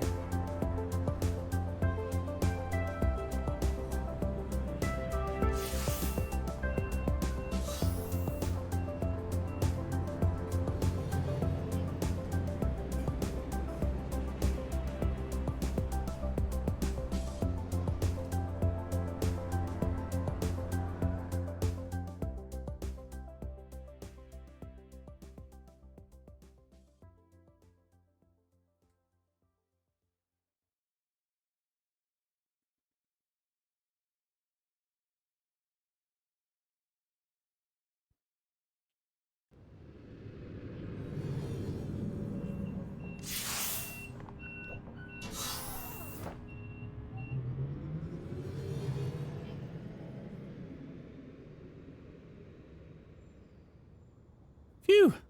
Here we are. See those capsules over there? Those are vision shuttles. Normally we take those to and from work.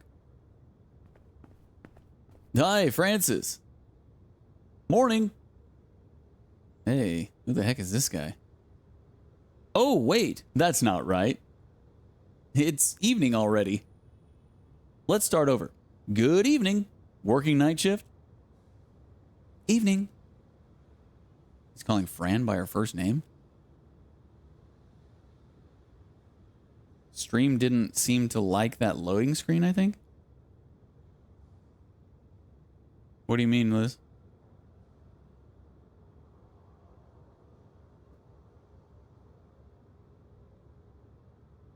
Did the stream get bogged down or something?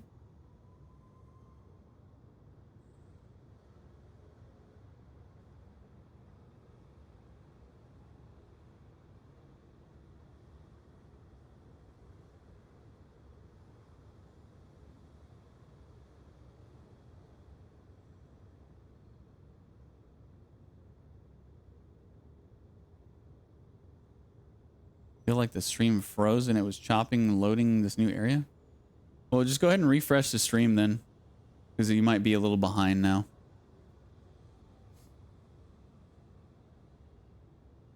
She's calling Fran by her first name. No, it's just that I have some unfinished work. I see. Thought you'd be taking one of them capsules. I would if I could.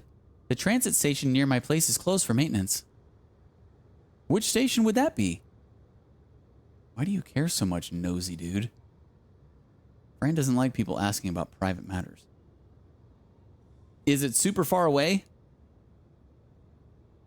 Dingen Station. Ah, that's kind of close. Yeah. And this gentleman is? I'm her boyfriend. Huh? Why did I say that? Fran specifically asked me not to. I see. I didn't know Francis is dating. Well, now you know. What are you talking about? He's just pulling your leg. We are friends, but not that kind. Yeah. Wait, what the hell? Why is she not want people to know we've been going out for 3 years, it said before. Fran. Friends, huh? Would you introduce? Sorry, this is Mr. Dai. You're funny, Mr. Dai. Nice to meet you. I'm Michael Xiao, is it? How did you know? Have you met before? I'm positive that we have never met. Somehow his name just popped up in my head. Have we met before? Nah, it's a lucky guess.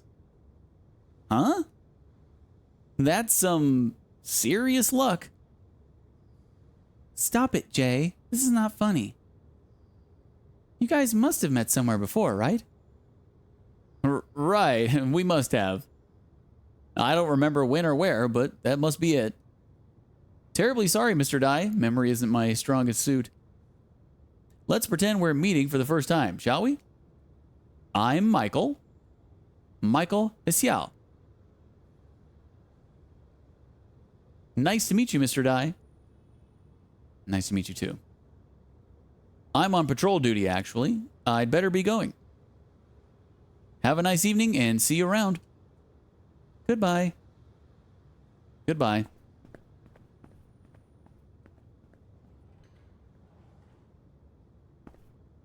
Why did you say you're my boyfriend?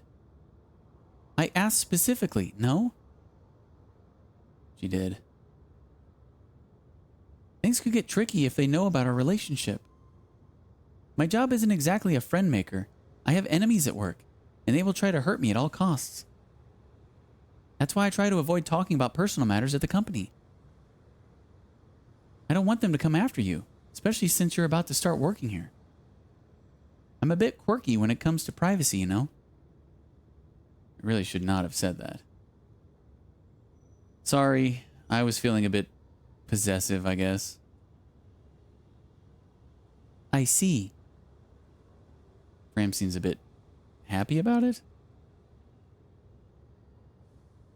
Okay, enough about that. I am who I am. Why should I care so much about what they might do? Forget what I asked you. Just tell them I'm your girlfriend.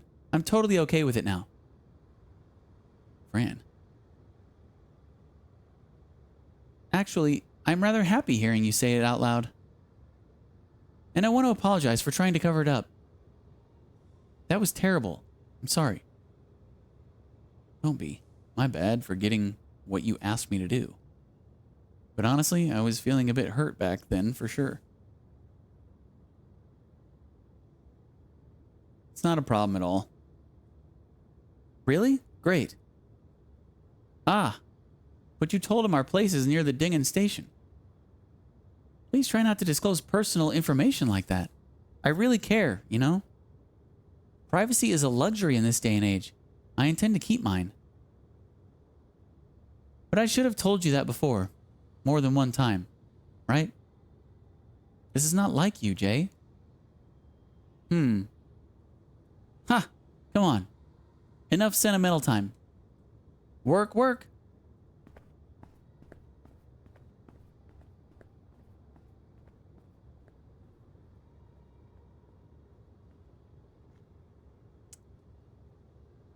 Vending machine. Description. Soda vending machine made by Datum Electronics. This is one of their older models. Must be restocked manually. Note. Vision employees get free soda. Ooh. I have to go to bed, but I don't want to miss this crazy story. Well, you're going to have a bit of a catching up to do tomorrow, Liz. If you want to keep on keeping on.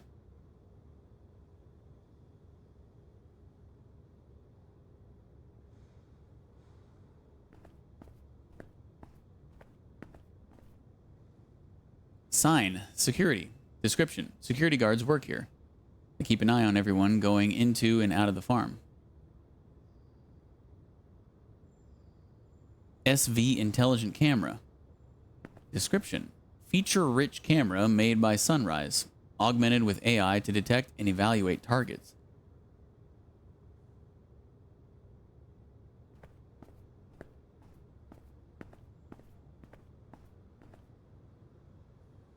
Night, Liz. Ezine. Heading. Jordan Lee, a living legend.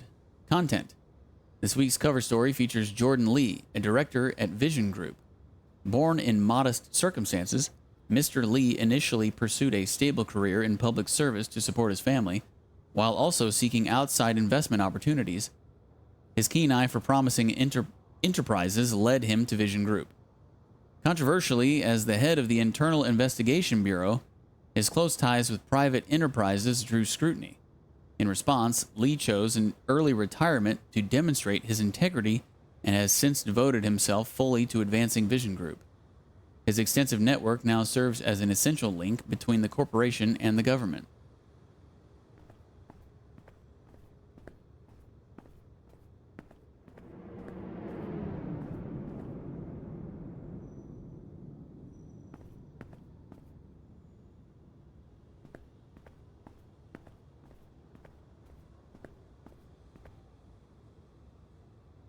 Come on, hurry up. You sure are taking your time. Are you nervous for your last round of interviews? Of course I am, but I wouldn't want Fran to worry about me. A little bit nervous. Relax. Just show them your everyday self. You're picked by the system. A manager can't easily veto that decision. Anyhow, you'll be okay. I trust you. I've met your manager a couple of times. She's very capable and strict, too. Always trying to do the right thing. In a sense, she single-handedly saved this farm from closure. Closure? Yes. Here, Farm 003 is one of Vision Corp's first plants. These days, there are plenty of farms with fancier hardware and higher yield, especially when competitors started to join the game in droves after they opened up the patents. Patents. Not opened up the patients. Still got my mind on the tutorial scene.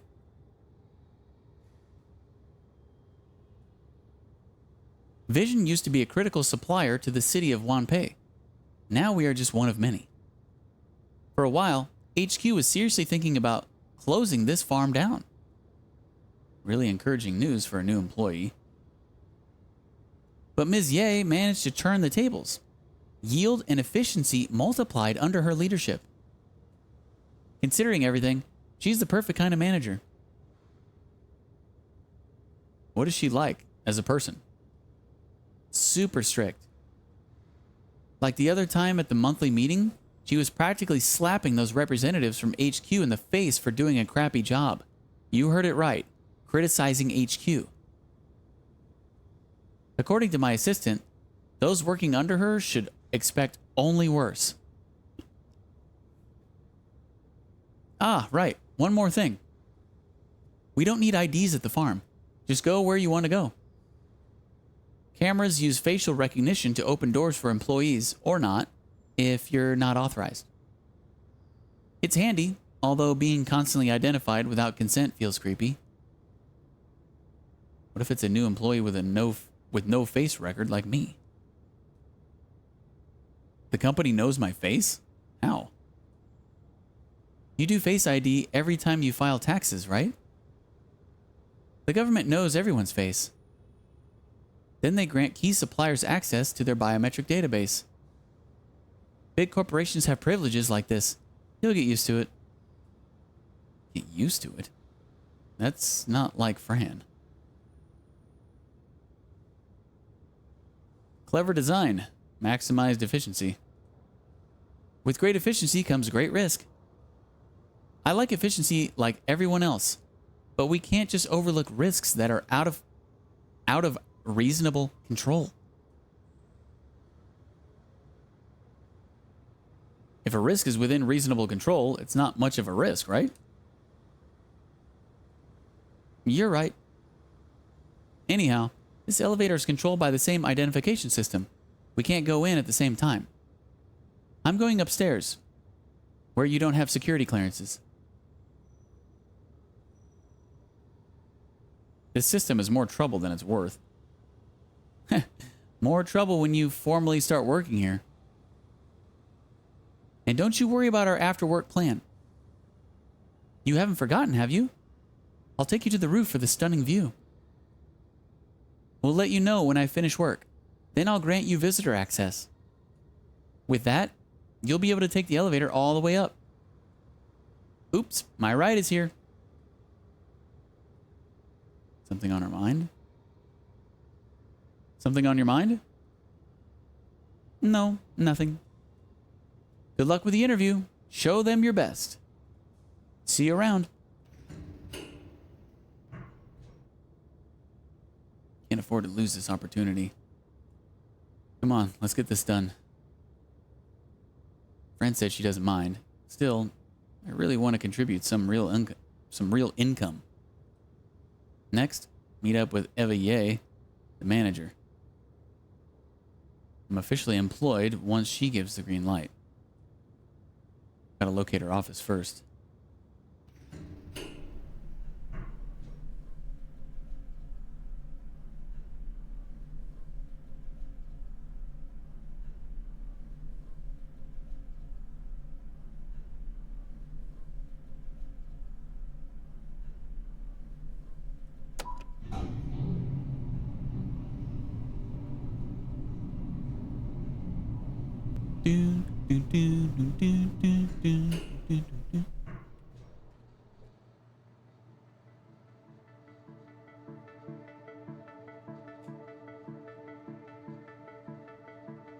Oh crap, this is going by.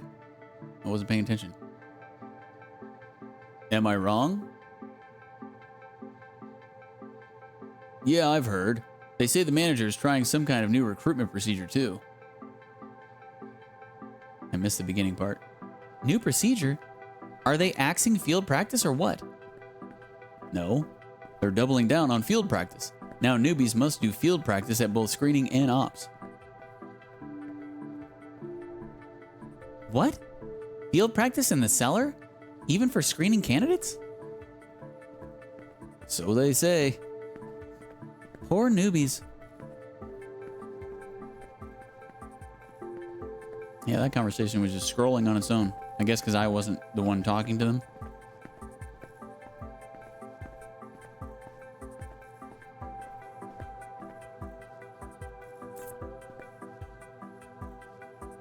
PA speaker. Description. Controlled by Silencio itself to make public announcements. Orders from Silencio must be followed immediately and unconditionally. Senior executives T3 and higher may use discretion.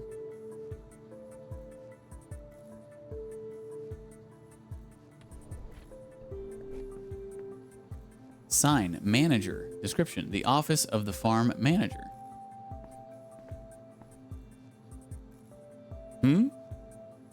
Huh? Who the heck are you? Ouch, that attitude. My name is Jason Dye, interviewee. Ah, the new guy. Looking for the manager? She's at a meeting. although by now she should be on the way back. Appointments are first come, first served, understand? I'll go in first when she comes back. You wait for your turn. I haven't said anything yet. Where's your uniform? In the backpack. Not ready to put it on yet. Go find a restroom and get changed. Without the uniform, Silencio won't let you into any office. Why do I need the uniform to visit offices? The whole farm is controlled by a central AI, which identifies and tracks all personnel on site. If it doesn't recognize you as an employee, it won't grant access to offices. Can't believe you come to an interview without the slightest clue about the job. None of your business, douchebag. Yeah. Happy failing your interview, sucker. Now, listen up. You need 2 things to go around the farm: your face and your uniform. Every uniform is unique, bearing a code that represents your job title and security clearance. Oh, right. Since you have nothing better to do, go run some errands for me. Asking a total stranger to run errands? Yes, by the power of seniority. Go downstairs and buy me a bottle of soda. There's a vending machine. Which floor exactly? Ah, right. You're too new to know where everything is. B4, where the consultation lobby is. Vending machine's right next to the elevator. Now, pay attention. I want a bottle of Who Alive. Not Who Alives. Who alive? 2 different brands, but look and sound similar. Look very, very carefully. My stomach doesn't agree with Who Alives. Makes me feel woozy. Senses are all screwed up. In severe cases, I may feel sick or pukey. That's it for now. Whatever you decide, just make yourself scarce. I need to focus on the proposal. Aren't you giving me money for the soda? Ha! A quick change of mind, huh? No worries. Sodas are free of charge. Part of the employee benefits. Are we clear? Now get going. Need to find a restroom and change into my uniform.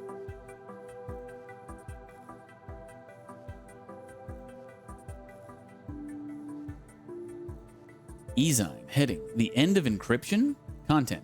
With the rise of powerful chips and AI systems, traditional encryption simply doesn't keep your data safe anymore. We're seeing more than a few corporations going back to the primitive way, by sending sensitive data around in physical copies. At the same time, though, quantum encryption is rapidly on the rise, poised to become the way of the future. On the controversy of protective legislation. Content. In the aftermath of the Moonflower riot, protective legislation has emerged as one of the most controversial systemic changes. The core philosophy behind protective legislation is to minimize interference. If a bill involves clear stakeholders, it can be initiated under protective legislation. This means that its deliberation stage will not be made public, ensuring the process remains free from lobbying or bribery. After the implementation of this system, there have been significant backlashes. Opponents are primarily concerned about the risk of the government circumventing oversight. While their concerns are understandable, they arguably lack a broader perspective. Firstly, once passed, laws can still be overturned based on public opinion. Additionally, legislators are still elected by the public, and if they overstep, the public retains the right to recall them. This shows, in my humble opinion, that opposition to protective legislation is largely a knee-jerk reaction from the public, rather than a judgment based on an understanding of the system.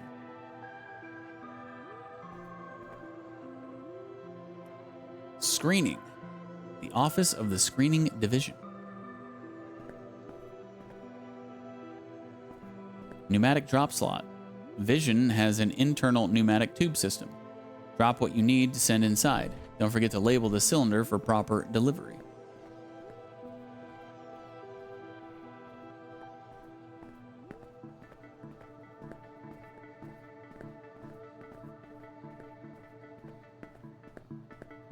R2 charging station. The charging station for Porter Robot Model R2. Porter Robot R2. Robot developed by Sunrise to move stuff around. Model R2 is equipped with basic AI capabilities, able to find its own route and respond to simple verbal inquiries. It can be integrated into many logistics systems.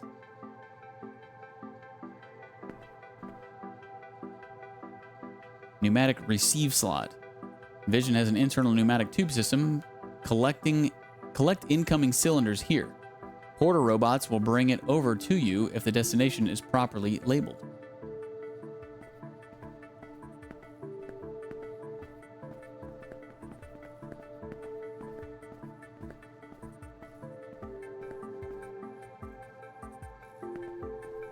The existential crisis of humanity.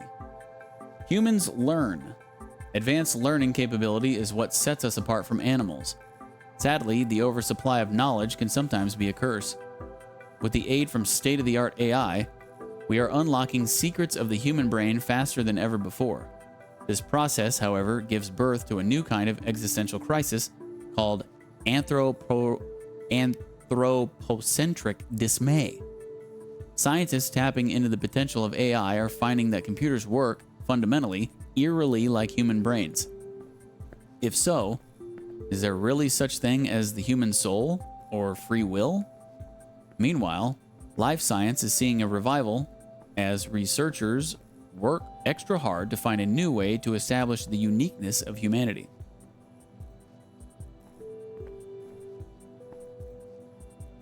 Break room. Trash can. Smart trash can from Kia, with a sensor that informs the housekeeping robot, if any, when it's full. Hand sanitizer. Hand sanitizer dispensed, made by Vision. Note: employees must wash hands after consultation and contract sessions. Keep the farm virus-free. Restrooms. Restroom under maintenance. Estimated outage 1 day. Guess I can't change in there. Silencio Nexus port. These ports can be found all over the farm. Plug a device in to access core functions of Silencio. Note: use Nexus ports for troubleshooting when the farm wireless network is acting up or blacking out.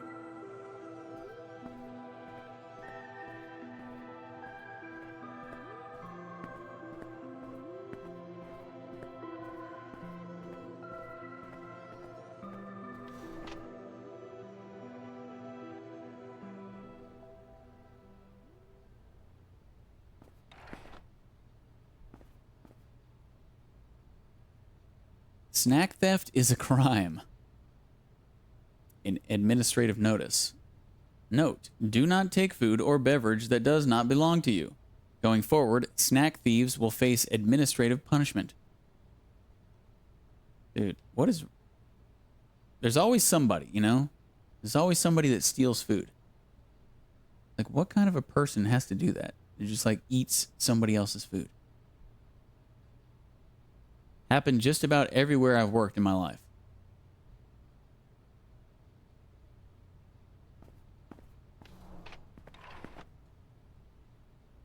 Air fryer, made by Datum Electronics, intentionally keeping the much-loved vintage style.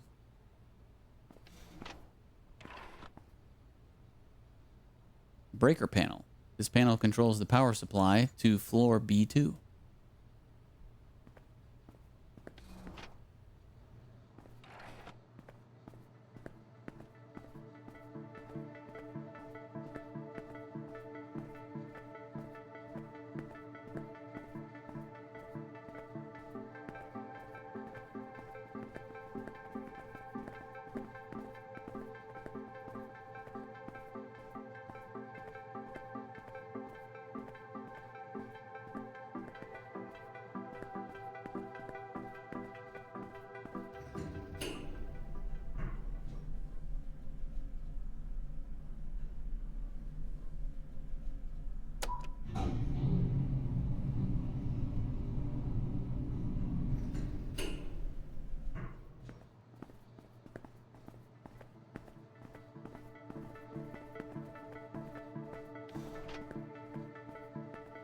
Another break room.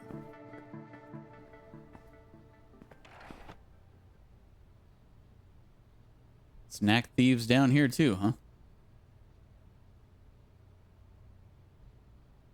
Civilized usage of a public notice with a handwritten note attached. Do not heat foods or heat foods of strong odor with the microwave. Thanks. The illiterate who keeps microwaving stinky tofu, whoever you are, whatever you are, I will find you and I will kill you. Dang. We just talked about that the other day too. People heating up nasty smelling stuff at work.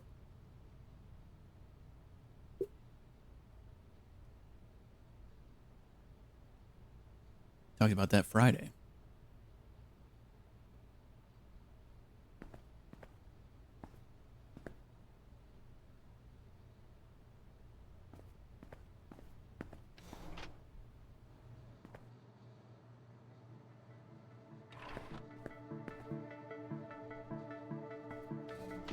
There's a restroom that seems to be working.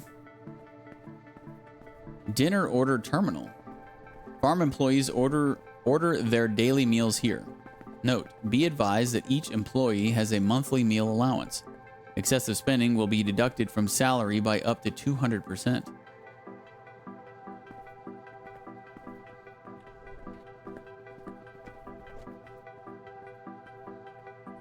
Taihei's district's slum issue. The Taihei Industrial District in the suburbs of Wanpei has faced persistent controversies and scandals since its establishment. Initially populated by illegal structures and impoverished residents, the district's development raised significant relocation concerns. Despite these challenges, Growl Industries led its rapid development, drawing major companies like Vision and Sunrise. The displaced residents moved to the district's outskirts, gained employment opportunities from the new industries. Today, the Taihei district remains a complex symbiotic relationship with the surrounding slums, showcasing the intertwined challenges and benefits of its growth.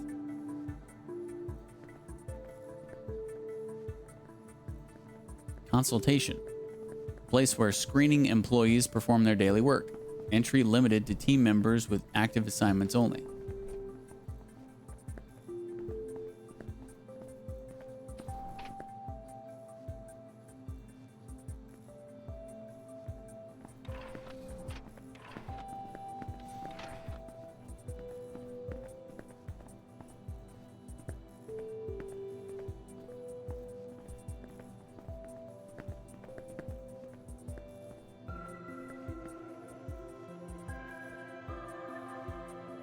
Huh? Hey, want a soda too? Sorry, didn't see you there waiting. Hi, Donna. I'm having a hard time deciding. You know what? How about you help me decide? This machine only serves 2 brands. And now it's almost empty, with exactly 1 bottle each left. One is Who'll Live, and the other is Who Lies. The look and sound similar, but big difference when it comes to the taste. How different? Who Alive is light, refreshing. Pairs well with heavy meals to soften the grease. Who Lies is kind of the opposite. It's an energy drink, basically equal parts caffeine and sugar. 2 kinds of high in 1 package. It's not for everyone. Some might feel sick from the kick. Not me, though. I'm okay either way. Ugh. Damn, it's too hard to choose between them. Just flip a coin. You're not helping.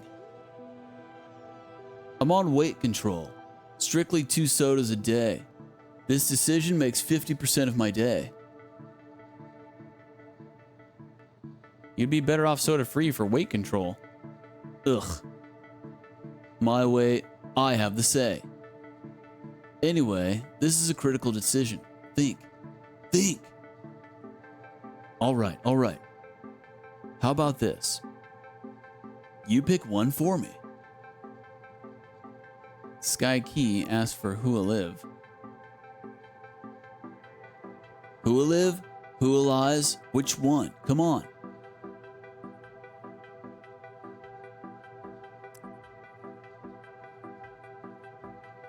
I'm gonna make Sky Q drink the who'll lies. This guy can have the who'll live. Who'll live? I see. Oh. Maybe you said that because you want the other. Wicked trick, huh?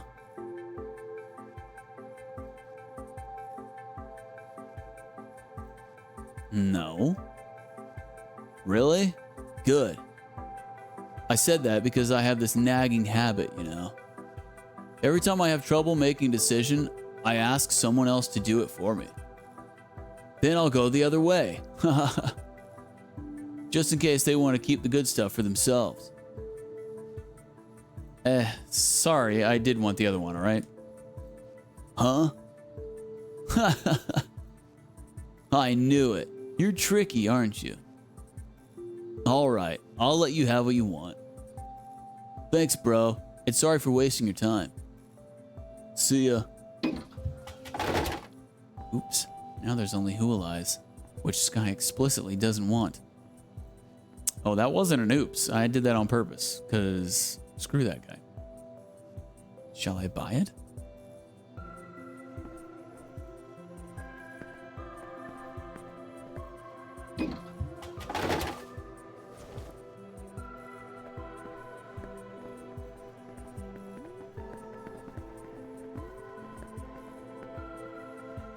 Humans or computers? Amid rapid advances in computing technology, the debate whether humans or computers excel in processing persists. While computers surpass in traditional tasks, they lag behind the human brain in energy efficiency and learning speed. To harness these human advantages, flop generation plants, also known as flop farms, were invented. These facilities excel at processing vast data and making swift, accurate decisions, effectively serving various industry needs.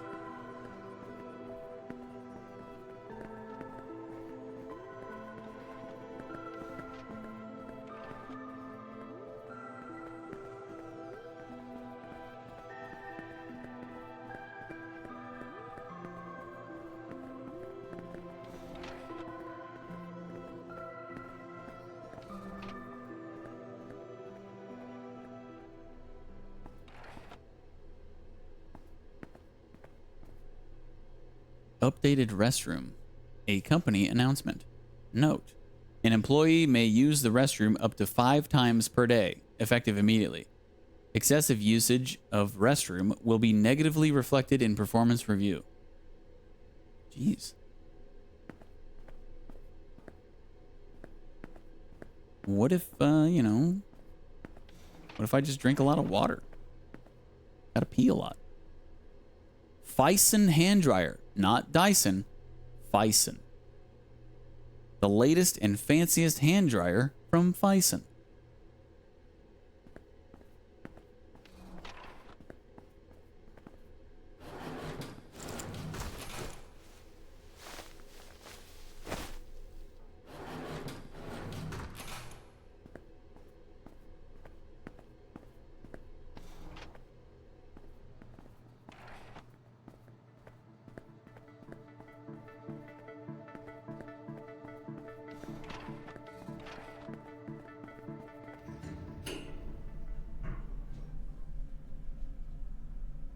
Let's do a little exploration and logistics before we take his soda back.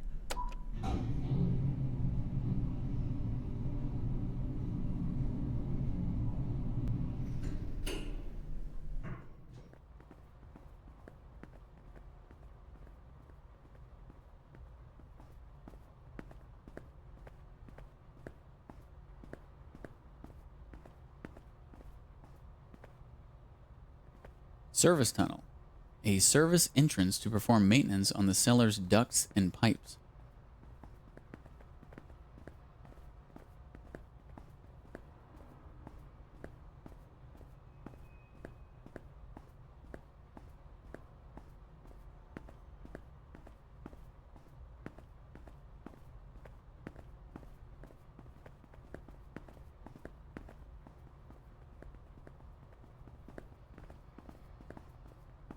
Breaker. Controls the power supply of the cellar elevator. Restart the elevator with this when it's malfunctioning. Note, judging by its condition, this thing has seen some quite heavy use.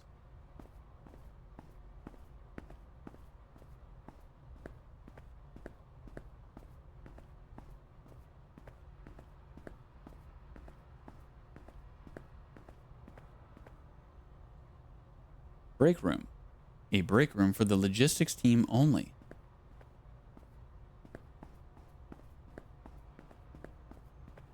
Okay, not much going on down here yet.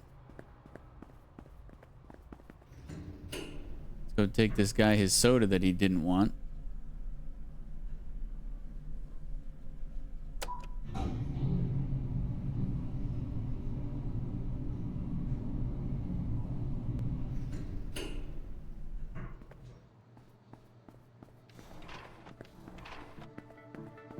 Oh, wrong floor. The next one up.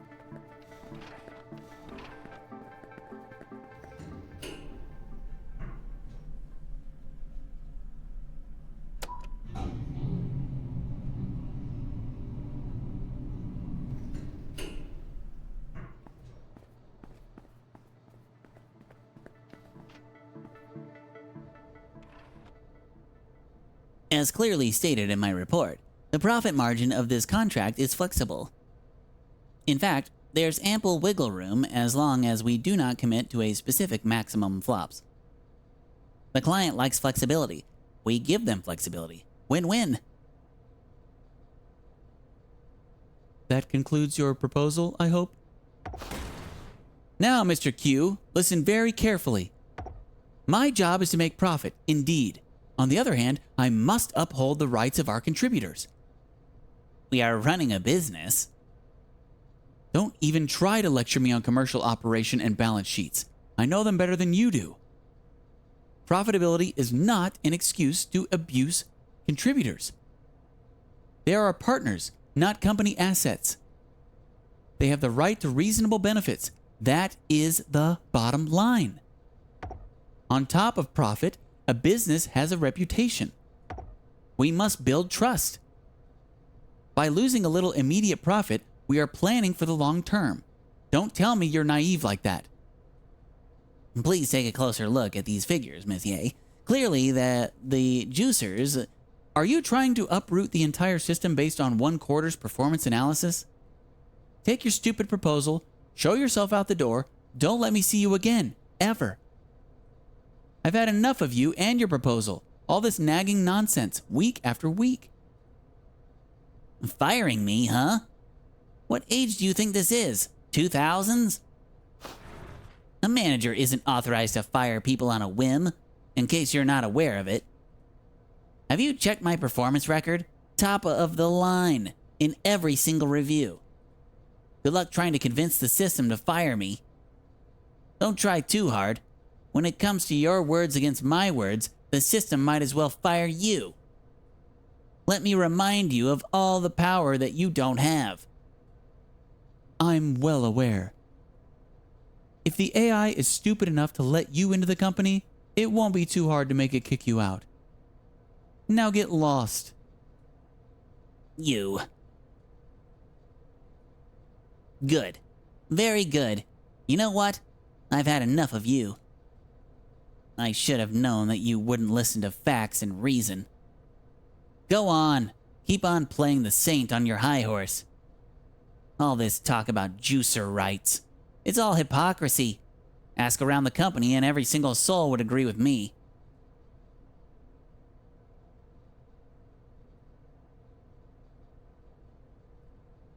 Mr. Q. You're a smart man. Heartless, but smart nonetheless. I believe you will find a successful career. Do me a favor. Don't be one of the bad guys. The world has more than enough of them already. This world we live in, it takes a bad guy to win. For that reason, I'm firing you here and now. If only as a statement that a bad guy will not win, not under my leadership, However, I will endorse you to the Fengquan farm. You have found a dead end here, but over there, you will start anew, with much more opportunities.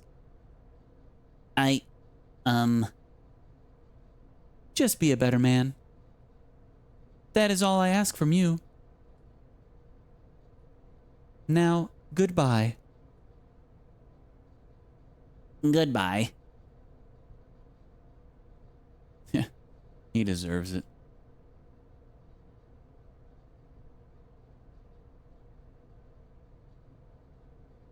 I didn't get you your soda. Figured. Good luck with the interview.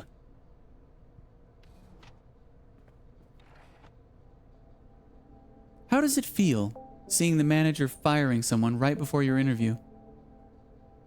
Feels terrible. A little bit nervous. Is that so? Good. I appreciate honesty. You should see it as good news. One more vacancy in the team. Now your chance has increased. But how did you get in when I was in a session with someone else? Silencio should have locked you out. The door just opened of its own accord on approach. It means Silencio is granting you access. Don't worry. Whatever the cause is, it's not your fault. Probably trying to prank me, knowing how much I hate it. Meaning your AI is self-aware? Of course not. Where's your sense of humor? Okay, enough chit-chat. Come here.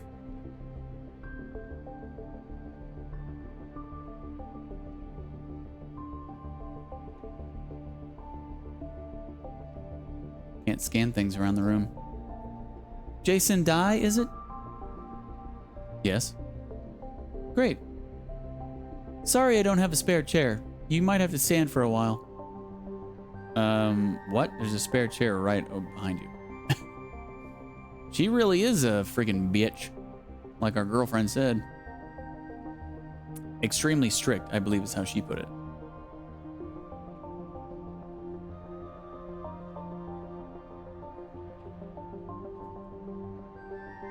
Hey, I'm not blind. That's an empty chair over there. I see that you have put on your uniform. Good. I like people who take the initiative. You are off to a good start.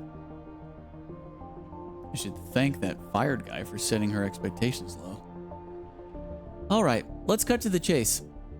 You want a job. I want someone who can do a job well. Let's start from the basics. Wanpei City operates on a central AI. It controls everything.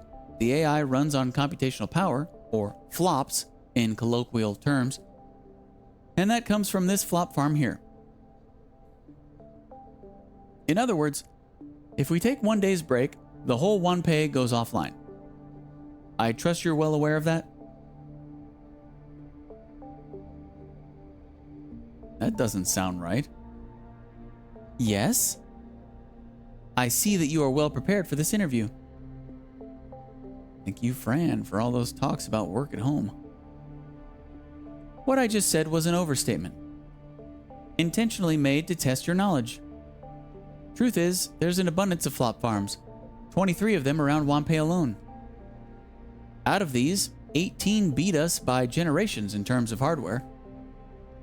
In other words, Wanpei doesn't need us. Do you get that? We are replaceable, and our competitors will try everything to make us obsolete. Hey John, how's it going? Will you let that happen? Suppose you're hired? I'll give it my best shot.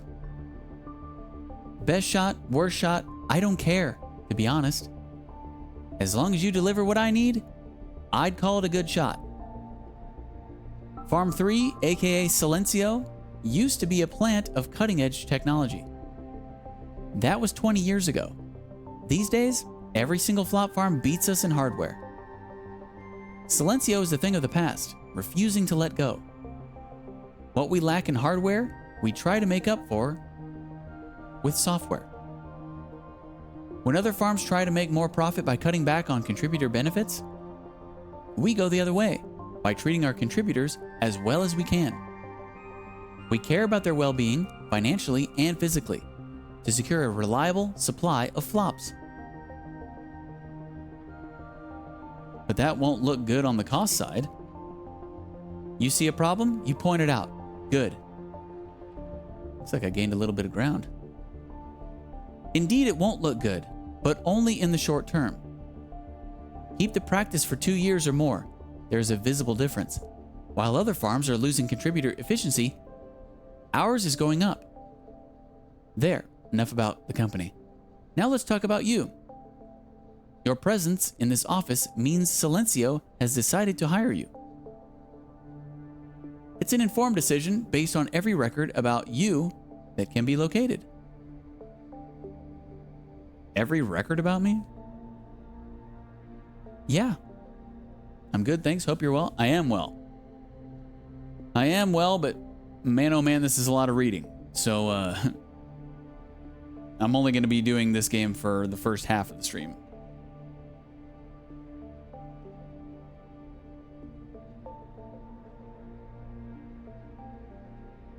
I've already been feeling it for quite some time, but I'm going to truck through it.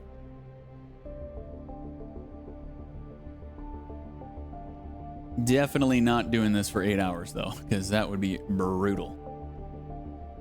Because all it is just reading. Pretty cool story, though. Pretty mind-bendy at times. We know everything, including your military service and all the trouble you caused there. Oh? You worked as a security guard after discharge from the army? The employer was Airtight Security. Information is power, Mr. Dye. Corporations such as Vision have access to everything they want to know.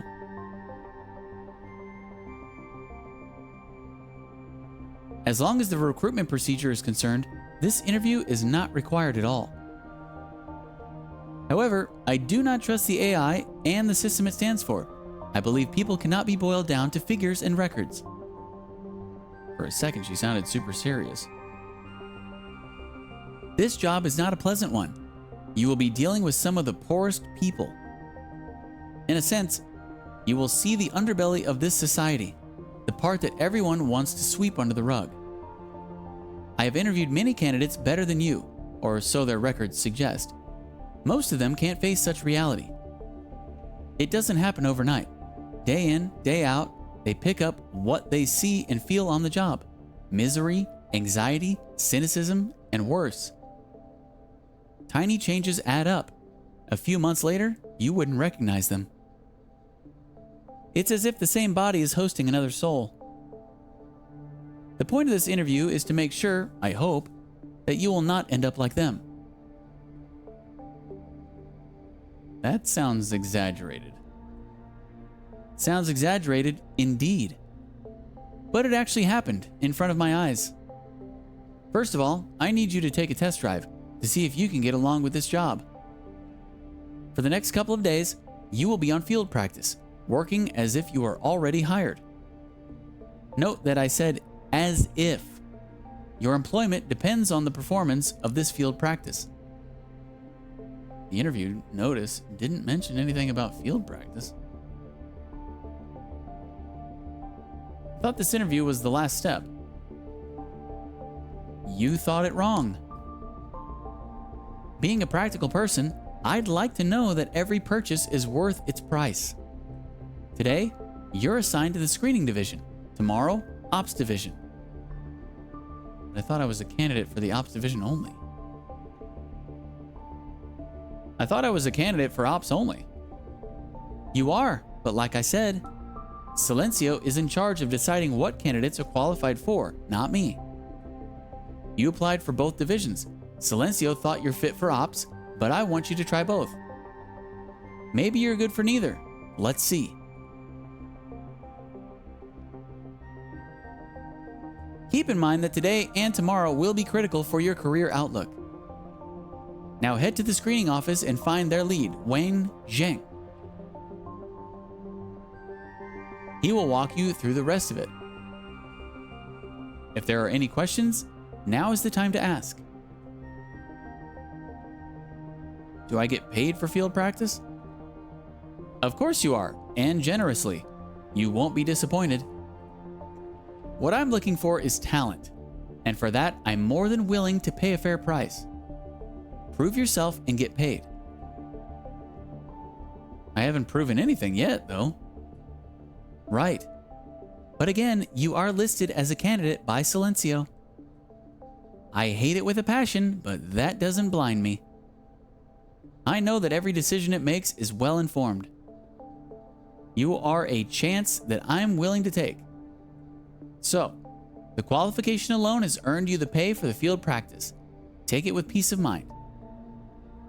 Any more questions? How am I doing so far? Straightforward, aren't you? Damn, could have been more diplomatic. Not a bad thing. Being straightforward is a rare quality these days. Phew, thought it was done for. Let's put it this way. I have no idea yet. If you're wondering how I feel about you, I feel nothing. Is that good news or bad news? Well, it could go either way. Meaning I obviously didn't screw up, but haven't really earned any points either. From here on, it's all up to you. Show me your worth. Any more questions? Where's the screening office, please? Outside my office on the right-hand side. Any more questions? I don't have any more questions. You're free to go now. Okay, now we can screen the room.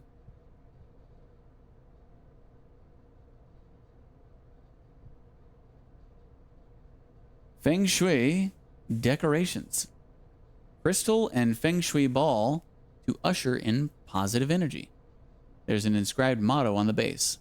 Note, lose not your original resolve. Money tree. Presented to Ava Ye on her promotion day. The original gift note is still attached. Note, congrats Ms. Ye. I trust Silencio is in good hands. Shane Yan.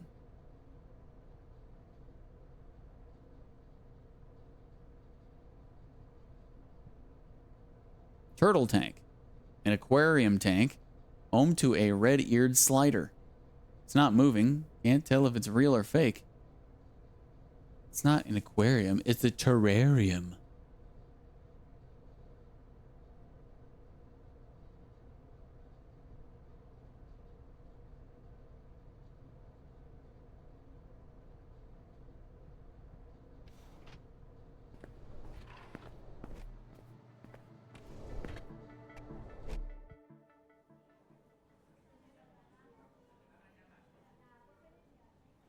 There's Lawrence Chang. You, stop there. Who are you? Jason Dye, the new guy. New guy, huh? Nice. Am I supposed to trust you like that? Be nice, Lawrence. Silencio opened the door for him, meaning he does belong here. Could be a system glitch, or maybe he's a hacker. Jason Dye, is it? New recruitment? Nice to meet you. I'm Edith Ye. She the daughter of the woman we were just talking to? Chief Administrative Assistant of the Screening Division. Chief in the title. Should I impress her? Relax. Carrying a chief in the title doesn't mean I'm your boss. How can I relax when she reads my mind like that? Truth be told, my job is to take care of trivial matters for Auntie. Ah. So she's her aunt.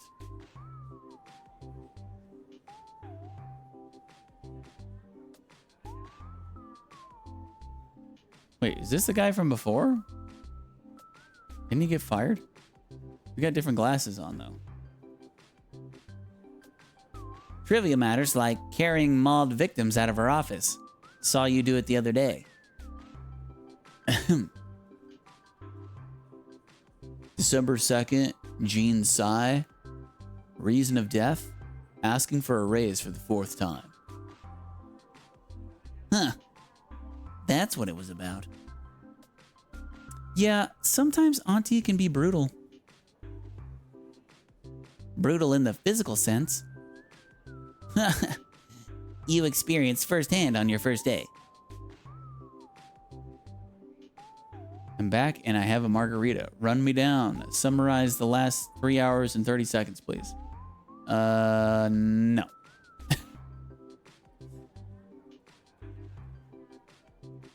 How did it go, new guy? Seeing the savage side of Auntie already?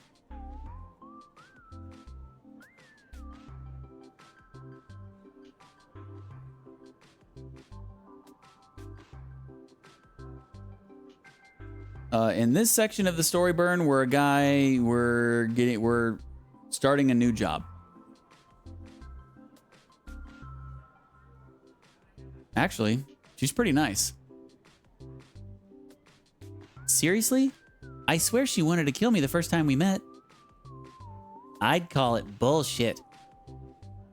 But again, your face suggests you mean it. Was she, like, actually nice to you? Is it even possible? Unfair. No, that's not good.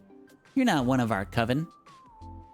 To join the club, one must acquire the mental trauma bestowed by Auntie.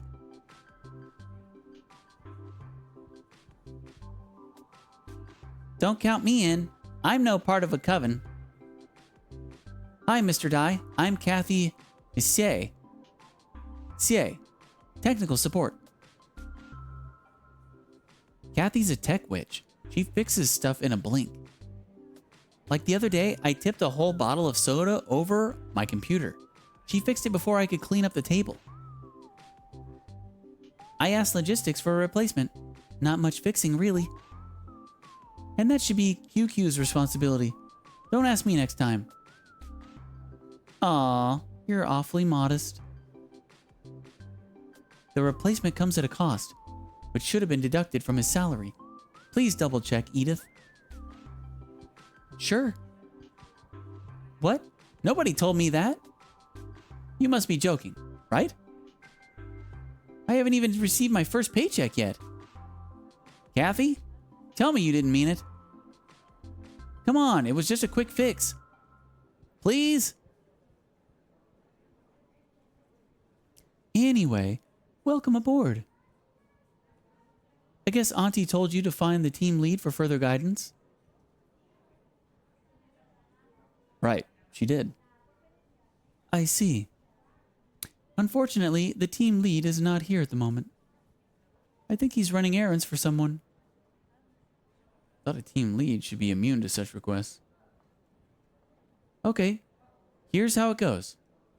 I'll show you to your cubicle. This way, please.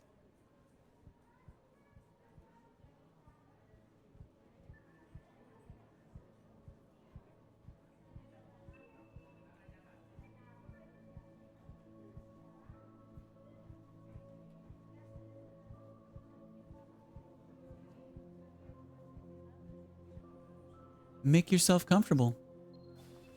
This is your personal space. I have cleaned it up. Hope you like it.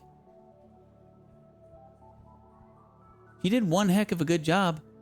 The girl before you left the cubicle a mess.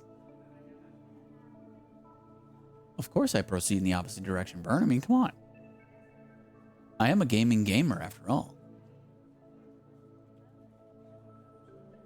Sure don't miss being at the office? Yeah, I wouldn't think so.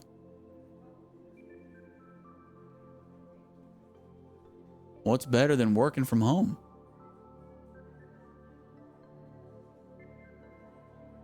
Talking about a mess, just look at QQ's desk.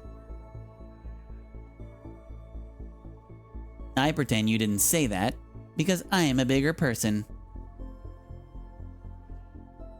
Big in the dimensions department, yeah. Oi! You bunch. Show the new guy your nicer side. It looks similar except the cubicles were taller. Yeah, can't have you looking at each other, you know? Got to focus on your work and your little cage.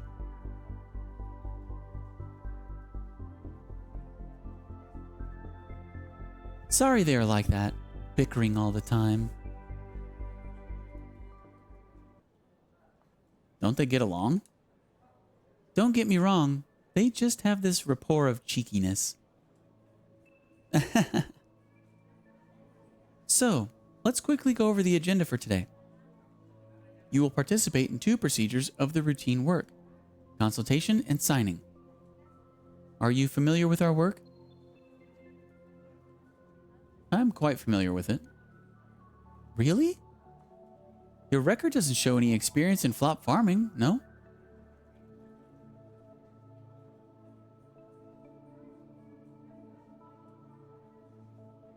I've done my homework. Good.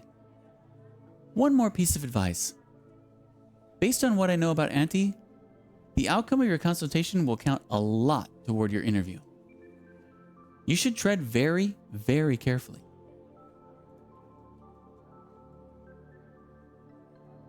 Is it staged this time too? Of course, we can't afford any issue with screening. A new recruitment at Finquan Farm let a dope head slip through. Guy almost died on the rack. Did you hear that? What the? Jeez. That said, your consultation sessions have been staged. What do you mean by staged? Meaning whoever you're gonna see, they are already pre-screened. Auntie has a pretty good idea about who's fit and who's not. This is not good news for you. It means you must find the correct answer or else you'll have no place in this office. Tyler, you're stressing him out. Am I wrong? No. You take care, dude. Auntie likes to set traps in these stage tests. You have any questions? Ask me anytime. Do you have the time? I reckon you're late on several reports. About that. This guy here needs help. Reports could wait.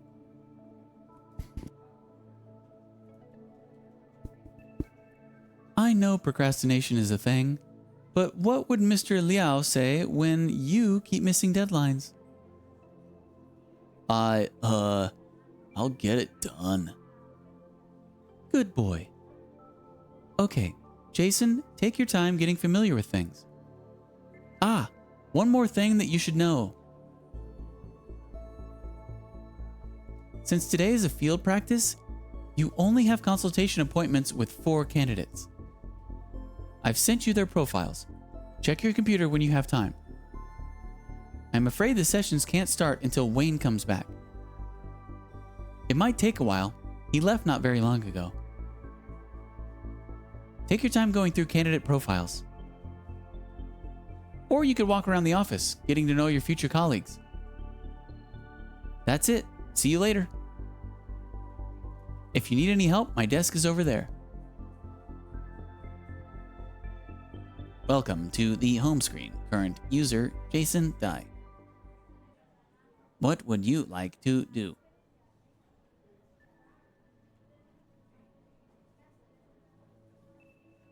What data would you like to retrieve?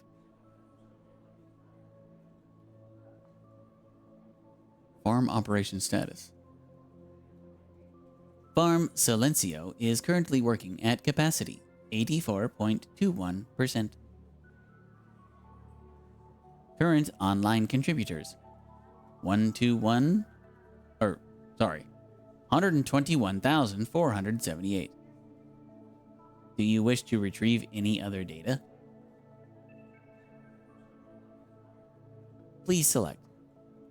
What data would you like to retrieve? My status. Your position is employee on probation. Do you wish to retrieve any other data?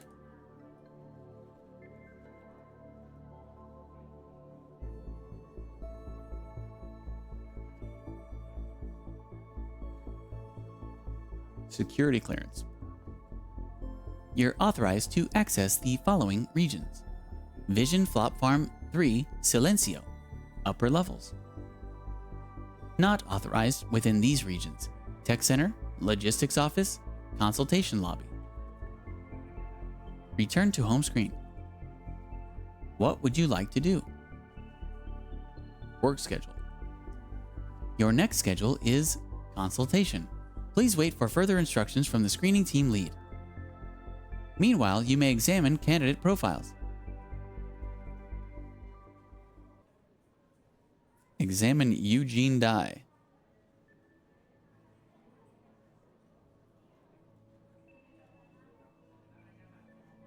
Registration NA, likely zone 17. Gender male, 49. Description: unmarried, no history of mental issues, slightly malnourished. Fitness score 7 out of 10. Do you wish to examine more candidate profiles? Please select. Yvonne Chung. Registration: Wanpei. Gender female, 25. Description: unmarried, history of mild depression, physically well. Fitness score 9 out of 10.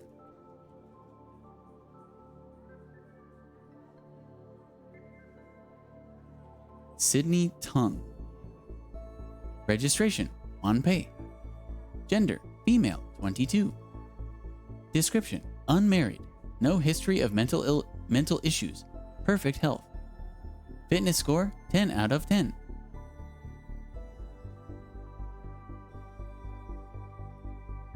Hank Liu. Registration: Wanpei. Gender male, 59. Description: unmarried, slight bipolar disorder, symptoms of overexertion. Fitness score 6 out of 10.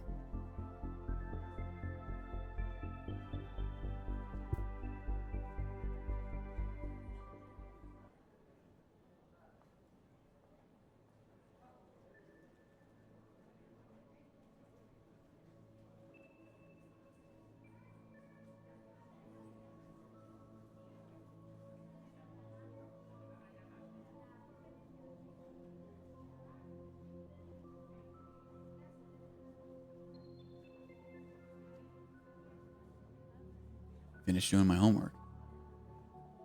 Should ask them how much longer I have to wait. Hey Wayno, welcome back.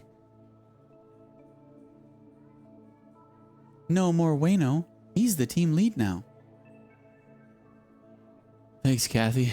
I'm okay with Wayno. Take a breath, dude. Did you run up the stairs or what? You're looking for the new guy? Yes. He's right there. Auntie assigned him to Jean's cubicle. I see. Thank you, QQ. I'll go back to work, Wayne.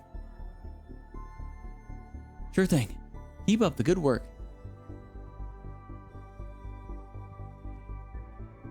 Oh, hi. This is the team lead? Pretty young. My chance at screening largely depends on this guy. Gotta impress him. Hello.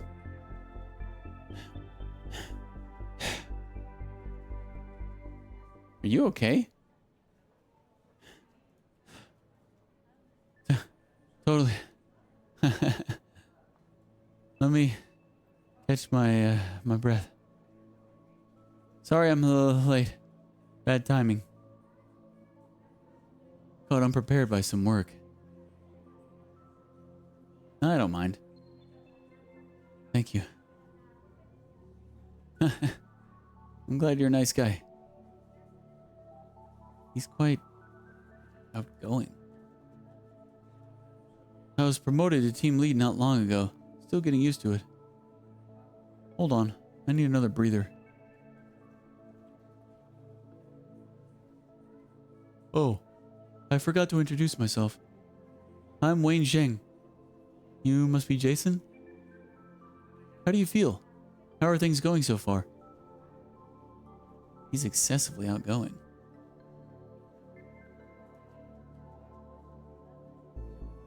Not bad.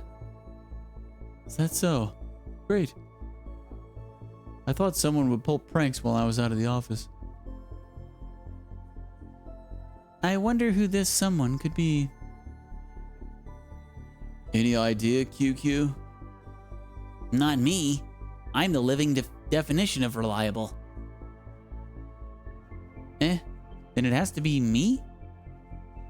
Did I do something wrong? Relax. Back to your work, Lawrence. Sir, yes, sir. Sorry. Like I said, being the team lead for only this long, sometimes I have authority issues. No kidding. I don't see much authority in him.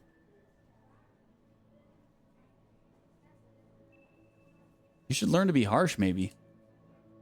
Thank you for the advice. Taking advice from a newbie like that doesn't add to your authority, man. I almost forgot. Were you surprised? I mean, applying for ops but sent to screening for field practice? Very much surprised. We are trying out this new recruitment model, and you are the very first test subject. According to Ms. Ye, it should streamline the employee onboarding process, having hands-on experience on both sides. We work very closely with ops. Very close? For real? Hey, QQ. They don't want to work with us. Against us is more like it. Tell you what, Jaster. Jaster. Consider yourself lucky, getting a job at screening. Those people at ops are... Hey, stop it. I see screening and ops don't get along too well. Right. We have conflicts of values every now and then. But let's leave it for another day. You're scheduled for field practice at ops tomorrow. I don't want to give you wrong ideas. About Ms. Ye's idea of double field practice, I have my own guesses. I suppose she really is trying to bridge the gap between our divisions. From the company's perspective, business divisions should be insulated from each other as much as possible for confidentiality concerns. Why is that? Hard to explain. Without any background knowledge, it could be overwhelming. You will know after working here a while. Oh, did you happen to read the profiles while waiting for me? I went through all of them. Fantastic. You're very efficient. I have gone through the profiles too. Today's consultation is going to be very easy. There's a perfect candidate with 10 out of 10 score. You know who I'm talking about? Can't afford to get this wrong.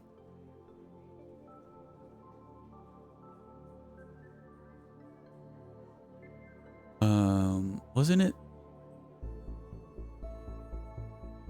Oh, crap.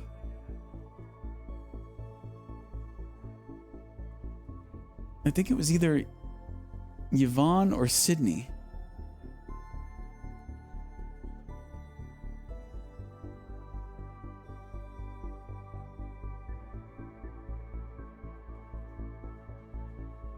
I don't imagine anybody remembers, huh?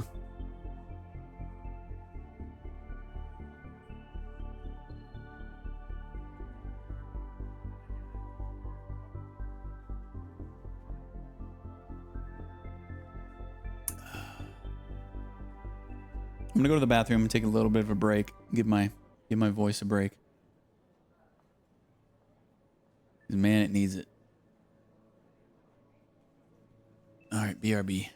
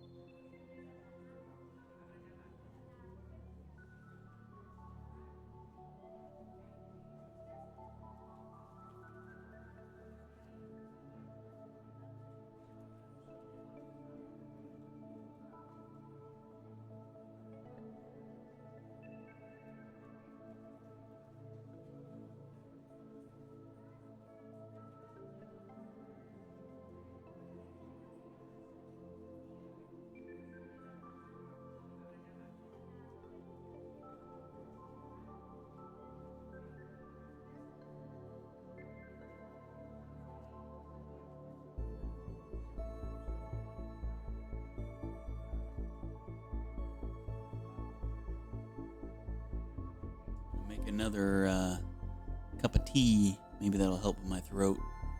Put some extra honey in there. So I'll be back in a minute.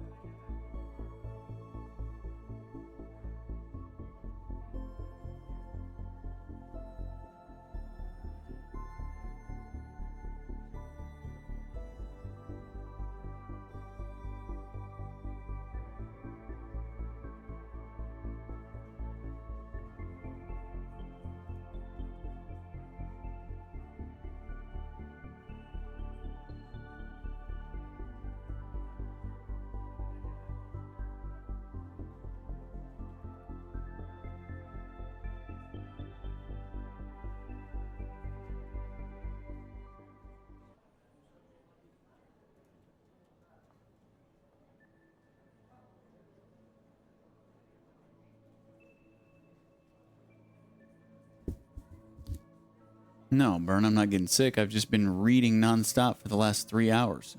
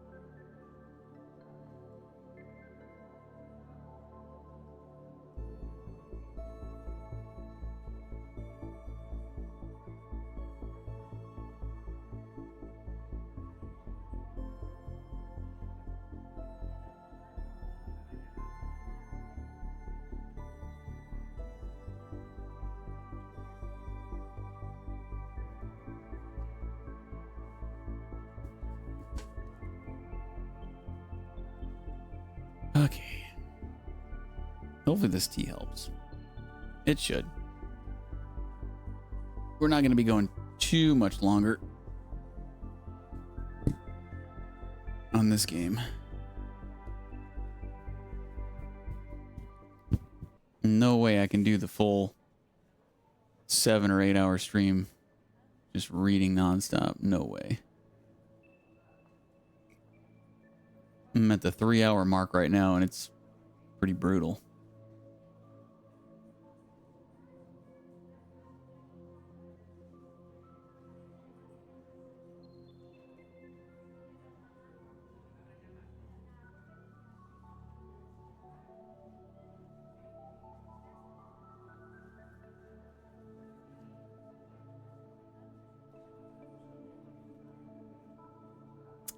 So I think the perfect score, I think it was one of the females, but I don't remember which one it was.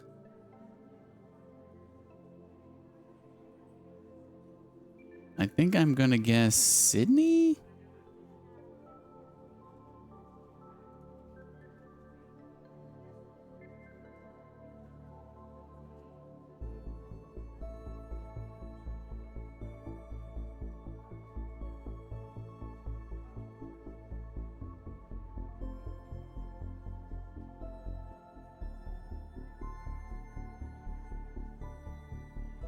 Sydney Tongue. Bingo! Hey, I got it. Nice. You have done your homework very well. Great. Yay, one more point for me. When you're ready for consultation, find me at my desk. I'll take you to the consultation lobby. We have some time to spare. Take the opportunity to make acquaintance with everyone. They might offer something helpful for your upcoming sessions. That's it then.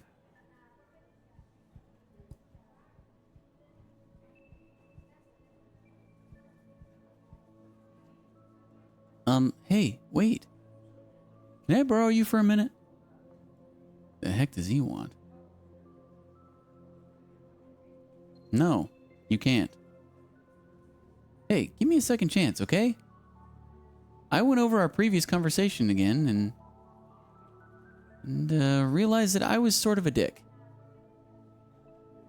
Well, you are a dick. You're wearing a freaking mask. The more I think about it, the worse I feel. Can't live with myself if I don't apologize. I'm sorry.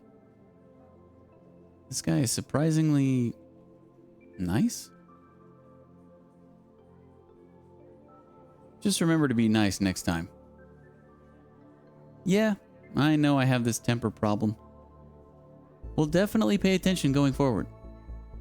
Oh, I'm Lawrence Chang. Chong. A new guy too. Started here last week. You are? Jason Dye. Jason Dye, huh? I'm the younger one, right? I'll call you Mr. Dye then. Just Jason will do. No problem. So, what made you want to work here? For the money, of course. Because they pay well. Yeah, makes sense. You're a straightforward guy. We could get along really well. Why do you want to work here? Eh? Me? He seems a bit shocked. Or what?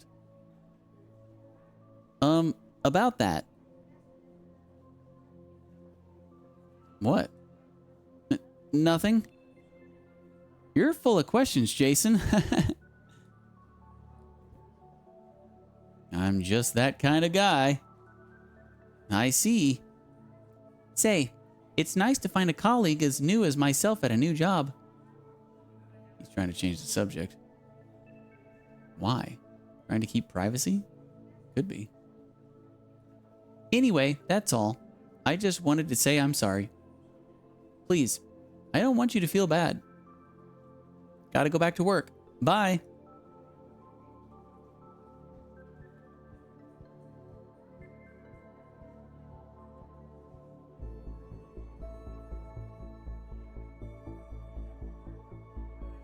Hello. Hello. Before you say anything, hear this. You youngsters don't know as much as you think. Youngster? I'm almost 30 years old. Wouldn't call myself a youngster. Right. Youngsters don't like to be called youngsters. Exactly my point. Relax. All I wanted to say is that your job is not an easy one. Don't think otherwise simply because everyone in this office seems nice, the team lead included. I'm not counting on an easy job. Great. Wayne is young for a team lead, too young for his own good. He hasn't learned how to lead yet. Here it comes again, age talk. How old is Wayne? About your age. That. Kind of young indeed. Now, listen, about Wayne. The one thing that he cares about is being a nice guy. To that end, he is trying very hard to impress everyone who works under him. Being nice is a virtue, all right, but it depends on the timing and occasion. In his case, he is not able to play the bad guy when the situation calls for one. As a result, our division's performance has been constantly dropping. You know as much as I do that this is a company, not a kindergarten. Come to the point already. I'm asking you to adopt realistic expectations. How realistic should I be? Be ready to face what you do not want. Consider the possibility that you may not get this job at the end of the day. Like I said, it's not an easy job. Don't take this as a threat or a warning. I want you to bear uncertainty in mind. This office may have a great vibe, but a position for you is not guaranteed yet.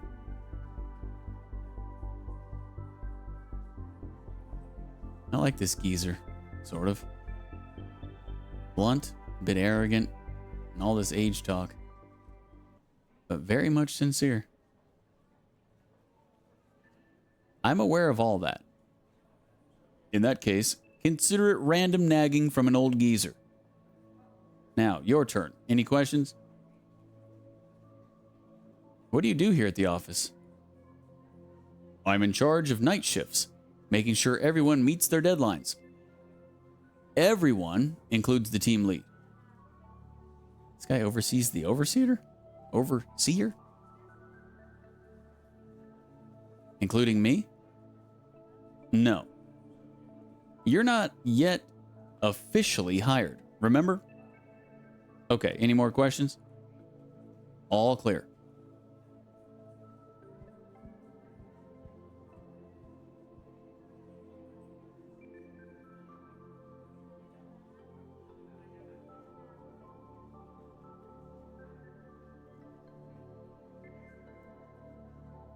The demise of multiculturalism in the age of AI. In the AI-dominated era, artificial intelligence is woven into every aspect of our lives.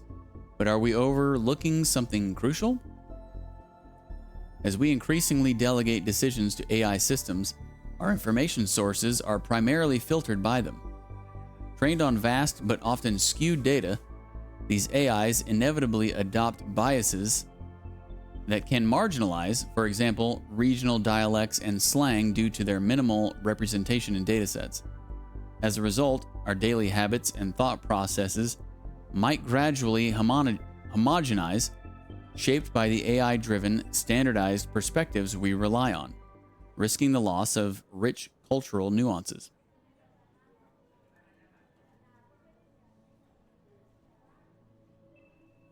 The bumpy road of legalizing body implants. Recently, domestic human rights groups have urged the government to liberalize the use of enhanced body implants. God, my throat.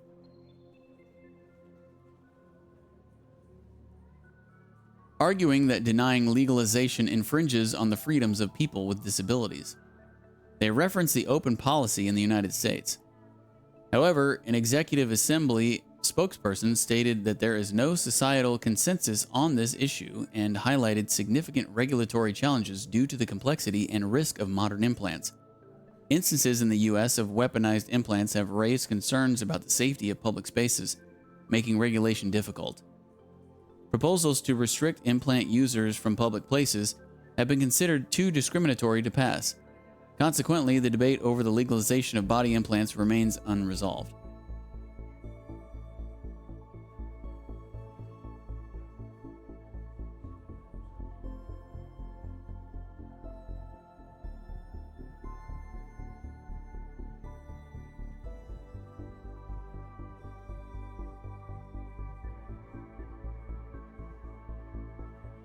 Cactus.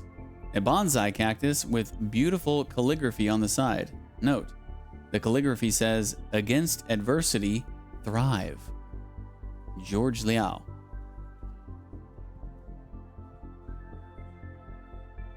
Was a gift from George?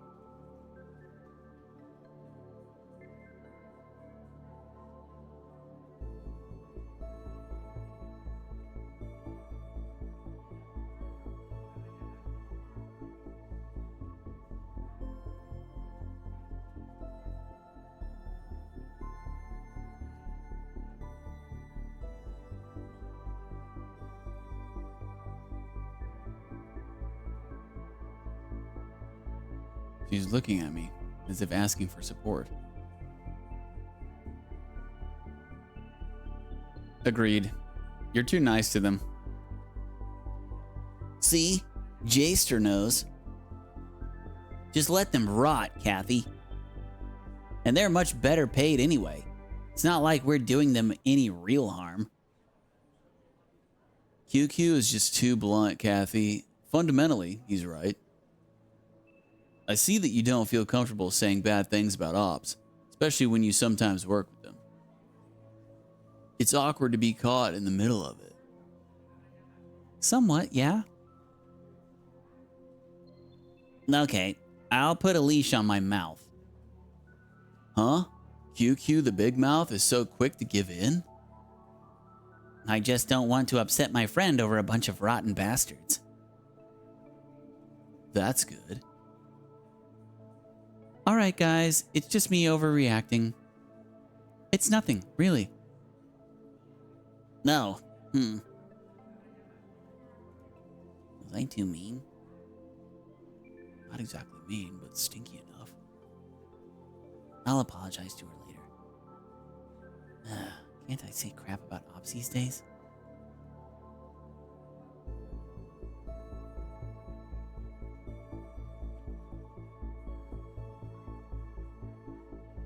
Hi, can I help you? For screening, do we really have to meet candidates in person? We must get to know them. Where they come from, what kind of environment they live in, etc. These things matter, as they affect the reliability and efficiency of contributors.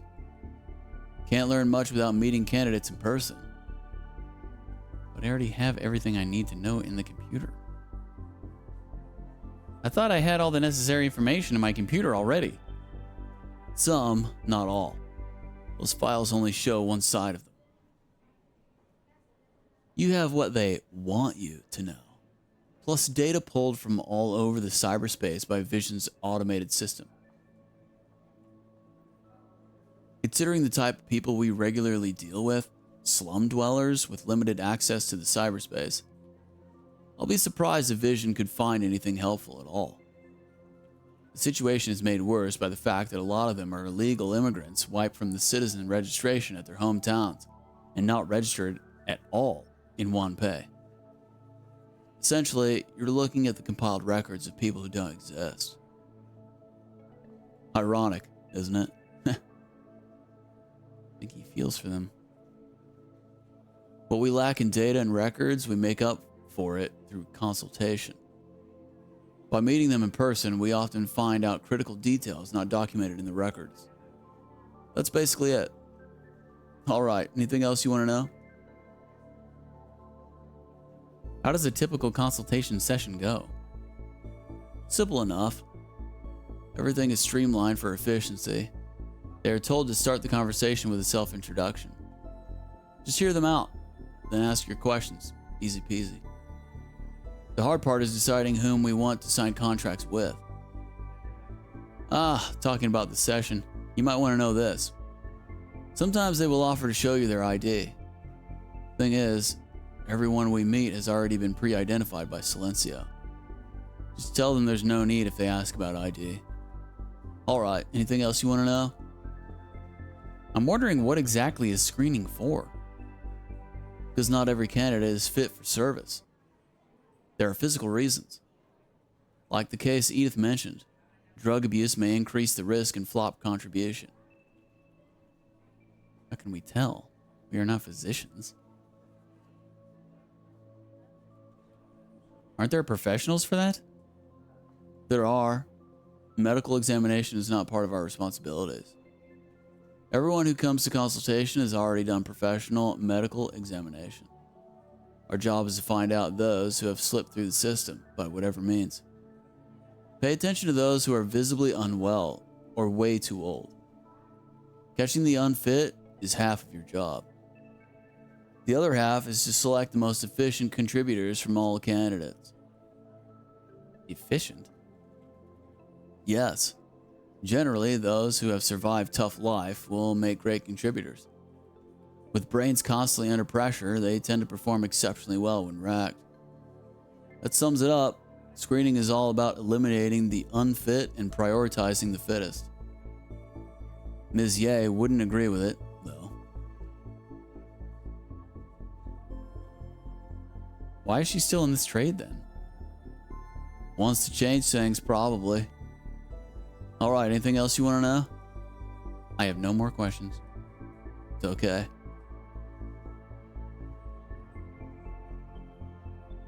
Hello. Oh, hi. Hey, I remember you. The guy who helped me choose my soda, right? It was that guy. Although I didn't give it to him. I got him the wrong one and then I ended up not giving it to him. Also, didn't he get fired? Sorry, I'm terrible with faces. Terrible-er with debts. Hey, I remember owing you $120, alright? $320. Whatever. Sending money over in a bit. Hey, you have questions for me? They keep talking about flop contribution. What does that mean? The long version or the short version? I'd prefer the long version. Great. I like inquisitive minds. Here it goes. This modern world is powered by all kinds of AI systems. Corporations and governments depend on them for virtually everything. Unsurprisingly, they want and need these systems to be increasingly powerful. Better AI systems require better processors, those with computational power measured in millions of petaflops. In other words, punitively expensive. Flop farms were introduced to solve this very problem. Vision Corp started it all. They found that as AI replaced humans, unemployment went through the roof and human labor became, cheap. They came up with this technology that combines humans into makeshift supercomputers. I'm sure you can imagine the scale we are talking about. Tons of brains. Thanks to AI, we are never short of unemployed and impoverished people. Just think about it. Distributed computing applied to human brains. A vast network of organic processors. Mostly importantly, this setup saves huge hardware costs. The unemployed, they're willing to work for peanuts. We call these people flop contributors or juicers because, they sell brain juice for money. The business of this farm or Vision Corp as a whole is to power AI systems with the flops we generate. Ask Tyler if you want to know more. He deals with juicers. Oi, language. Chill. Eddie can't hear us. What? It's nothing. Some consider the word juicer derogatory. It started as a neutral word, calling a spade, brain juice sellers. But over time, the term has collected plenty of negative suggestions. Piss poor, for example. What do you think? Is it derogatory? I say the word is innocent. Depends on how you intend to use it. But certainly I understand some may feel uncomfortable. Just try not to use it in public. Well, you just use it in public. So, you think that word should be banned? Yes and no. I use the word, but not in front of those who mind. Everyone is happy that way, no? Sounds like a lot of the things I say. Could be. Great. Anything else you want to know? What do you do here? What exactly do you do here? I'm a people person. Hardware technician in charge of fixing and servicing all of the machines. It might sound like what logistics on B7 do. Similar responsibilities, different areas. They take care of the seller. The scope and scale of work is way more than mine. The seller? What's that? Nah, I forgot you're too new to know what's what. The cellar is the heart of a flop farm. It's where all the juicers work. To explain what it is, let me think. I can't explain something that complicated. You will be there for field practice tomorrow. Find out for yourself. Honestly, hardly anyone at screening ever goes to the cellar. The company has strict access control after all. Could you try a rough description? No can do, because I've never even been there. Kathy went there a couple of times. But you never talked about it, Kathy. Nothing to talk about. It's a terrible place. Huge space with a suffocating atmosphere. That's it. You will learn more about it tomorrow. Anything else you want to know? I have no more questions. Good.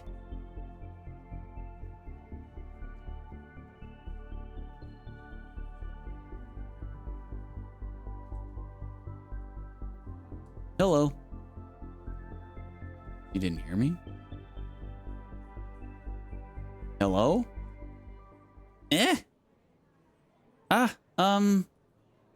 Hi. Hello. Sorry, I didn't hear you. Was too focused. Can I help you?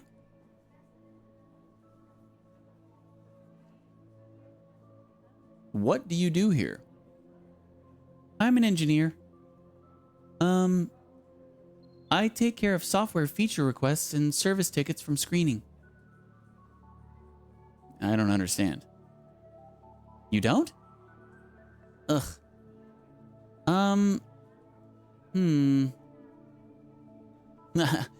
Give Kathy a break. She's not very good at explaining things. I see. Sorry. Don't be. Anything else I can help you with? What do you think of this job? About this job, huh? Hard to say. The pay is meh. Long work hours. Get called back to work while I'm off work all the time. Sounds terrible. But everyone here is nice. Wayne tries to reduce my workload, telling me to offload to others. But you can't.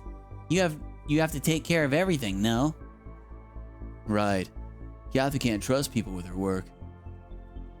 I'm not like that. Anyhow, that is it. Don't mind me, Mr. Dye. Every person is different, and you have different responsibilities. My opinion doesn't apply. Understood. Thank you. Yeah. Anything else I can help you with? I have no more questions. Oh, good. Farm status. A detailed real-time report on the status of flop farm Silencio, showing flop output, network reliability, client demand, and so on.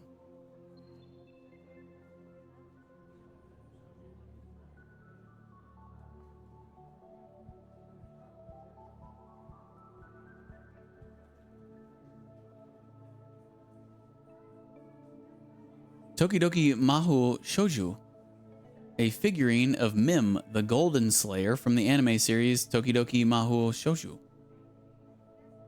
Shoujo. Is that real? Is that a real anime? Probably not.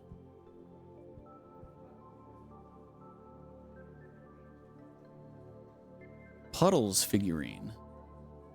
A gacha figurine toy line that is ridiculously popular, especially Pooper, a green pile of cutie creature that is shaped faithfully like its name.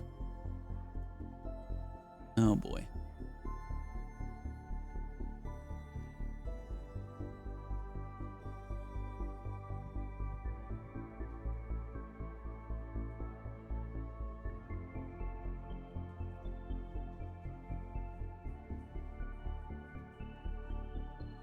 Hello. Hi, can I help you? Can you give me any advice on screening candidates? No. What? Why? May I know why? Don't jump to conclusions yet. I said no because Ms. Ye won't allow it. She wants to see how you operate of your own accord. Giving advice would affect your own judgment. How am I supposed to? Although, there's one thing I can tell you, I suppose. All candidates you will meet today are applying for short-term contributor opportunities. By short-term, I mean 1 week or 2. Nobody would volunteer if not for an urgent need of cash. That is because short-term contribution tends to have powerful side effects. After service, they will experience dizziness, confusion, or memory loss for over a month. Those who have big plans upcoming may not be the best fit. Am I giving too much information?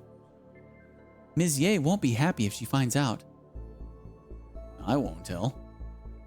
Deal. Okay, anything else you want to know? How is the vibe here in the office? It's, up to personal preference. I quite enjoy working here myself. Everyone gets along. The manager can be demanding sometimes, but that's just the way she is. We all trust her. I'm not trying to be diplomatic, you know. What do you think so far? I like it. Great. Oh, right. The job benefits have improved since the new supervisor arrived. I haven't met her yet, the new supervisor from HQ, but she has already done quite a few favors for us downstairs divisions. Previous supervisors only cared about upstairs, pretending we don't exist. Now we finally have an advocate. Okay, anything else you want to know? I don't have any more questions. Good.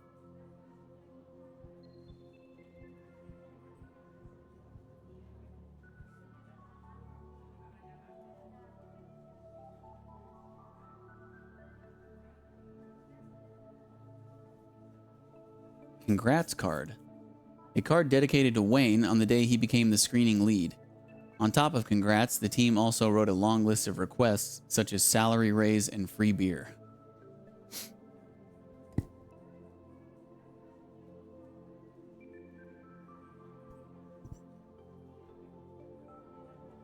Birthday card.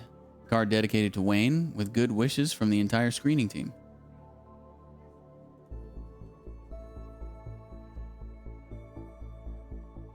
Screening group. A series of group pictures showing the screening team in parties and conferences.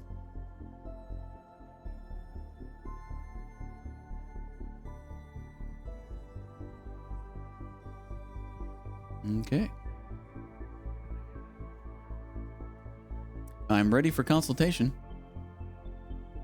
Great. Let's go.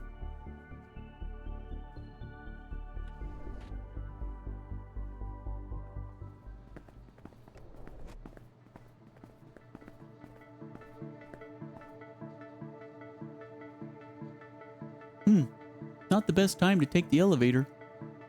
This could take some waiting. Yo, Wayne. Thank you for helping me out just now. Couldn't have done it myself. Mr. Liao is gonna kill me if I miss the deadline. You saved my life today. I heard you're getting a newbie today. Huh? You're the newbie? Jeff Wu. Nice to meet you. You're lucky. Wayne is a nice boss. Consider yourself a lottery winner. Life won't be so easy under other night shift folks. Oh, stop it, you. Am I wrong? Did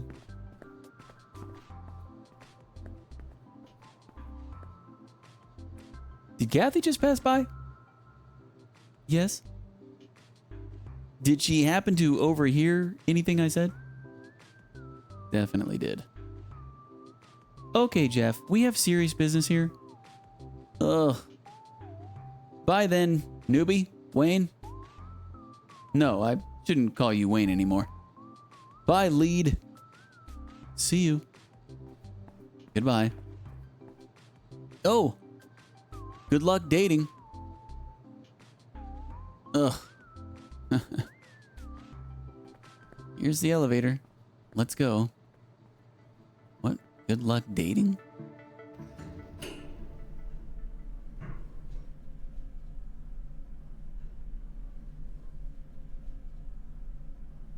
What was he talking about back there? What? Oh, that. Right. There's someone I like. He's blushing. A colleague at the farm, but in another division. I've been looking for an opportunity to ask her out, but too busy. Yeah, don't have the time.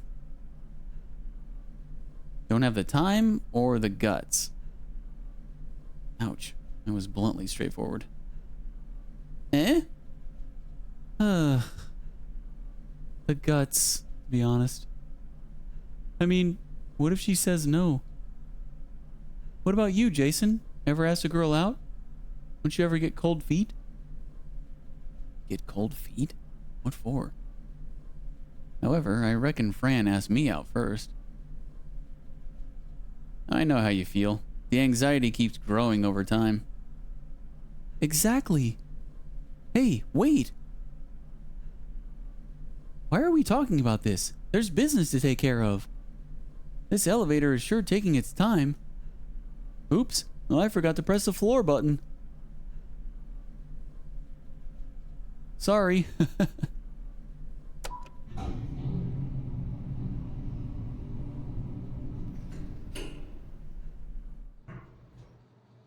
Here, the consultation lobby is this way.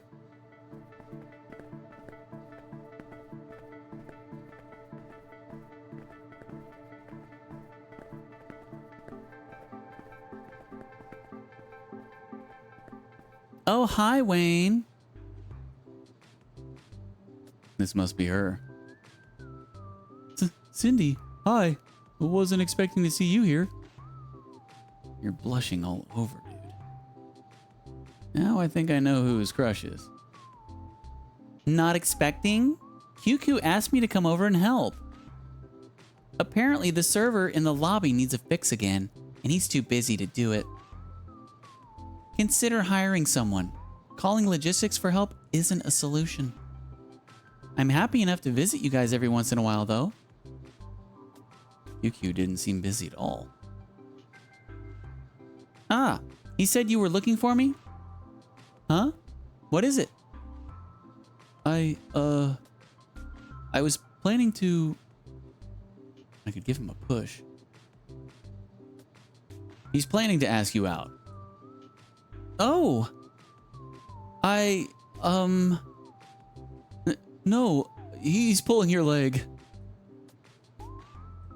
What? I didn't mean that.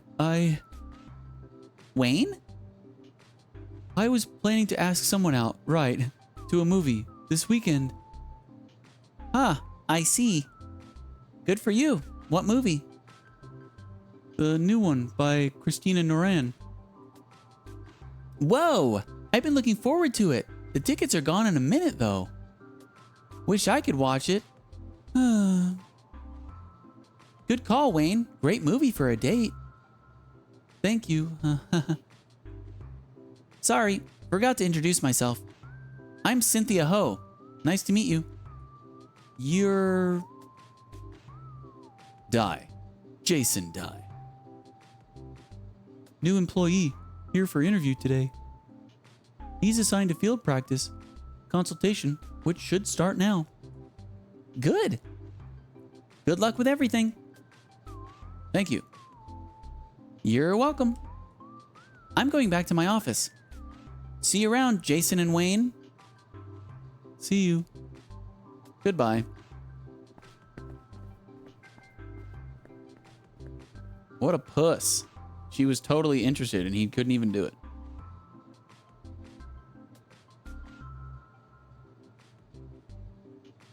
What now? Wayne? Please forget what happened. Hey, there's always next time. I'm not so sure about that.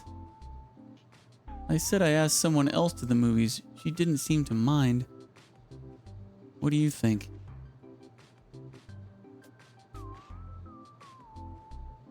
Even so, you can keep trying. You're right. Phew. Let's go.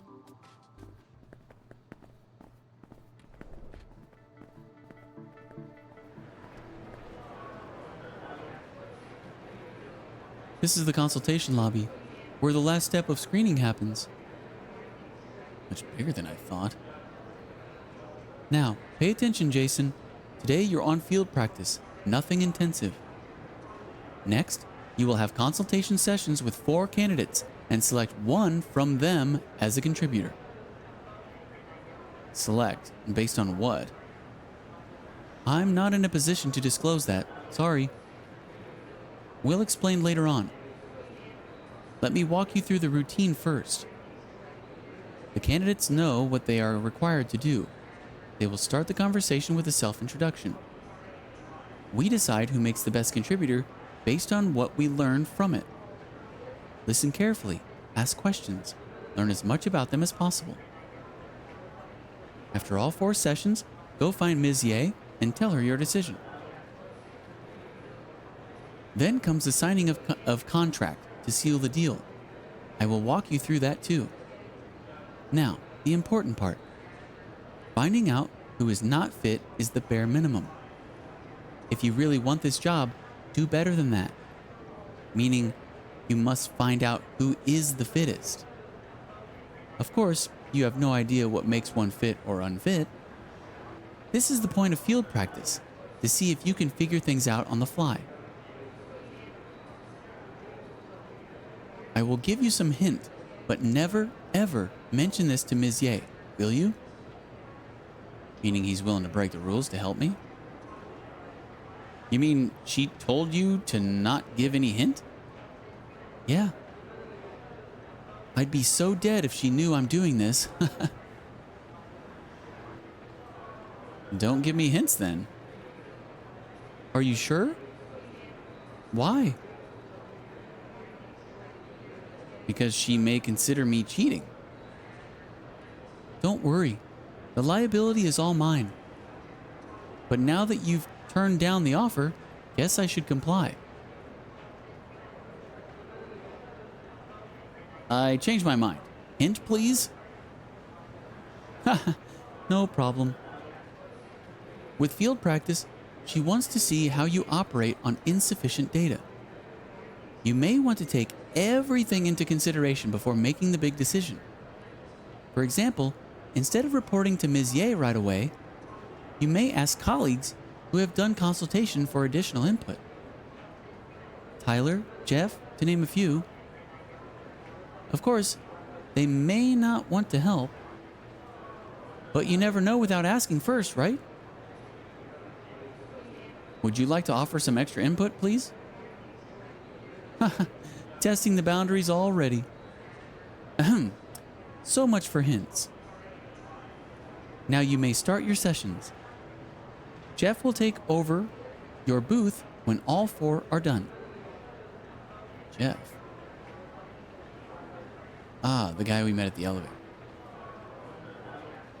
The guy we met just now, remember? Okay, that's it. Good luck.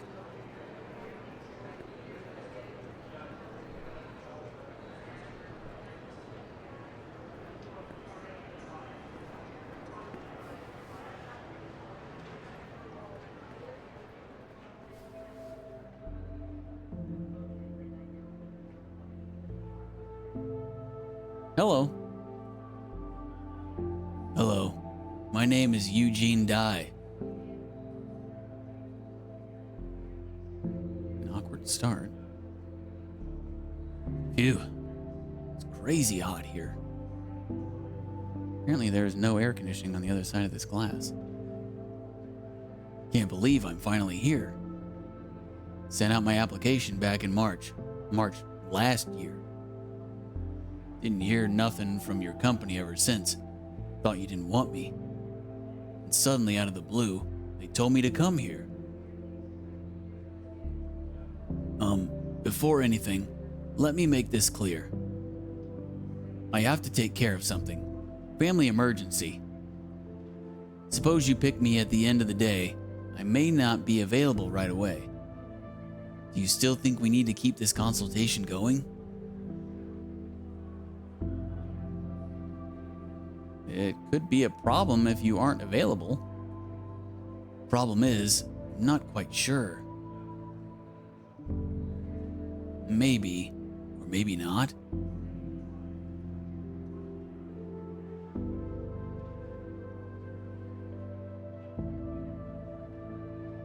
I'm sorry, but you're free to go now.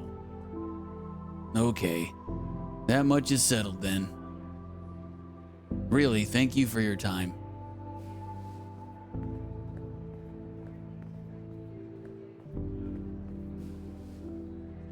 Hello. Good day, sir. My legal name is Yvonne Chiang. Chiang. First name, Yvonne, with an E.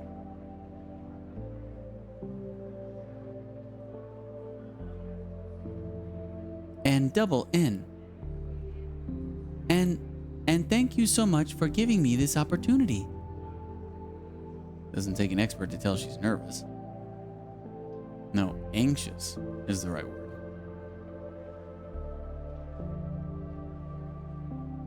Ah, right. I brought these with me. ID, Social Security, and driver's license. I thought you need to see the original copies of these after this session, no? Actually, there's no need. I see. Sorry, I must have remembered it wrong. Shouldn't have brought this whole pack of ID papers. Let's go on then. Let me, start with a self-introduction. I'm Yvonne Chiang, 25, living with my parents. In prep school, working part-time. Our community is called Mehu in Wampe City, but on the outer rim. Address is number 5, Yihei 3rd Street, 6th floor. Don't need to go that far into details. Am I saying anything wrong? Ah! You don't need that much information, maybe. Sorry, I ramble when I'm nervous. Oh, I'm in prep school because I failed the college admission exam. Now I'm giving it another try. Prep school and part-time working, yeah. The thing is, my parents can't quite afford to have me studying full-time. Especially now, when they have a big bill to pay. I need this opportunity to contribute some real income. But the upcoming exam is 6 weeks away. I can't make any long-term commitment. They told me flop farms pay good money and quick. So here I am. I have done my homework, finding out what contributors need to do. I thought younger candidates had a better chance.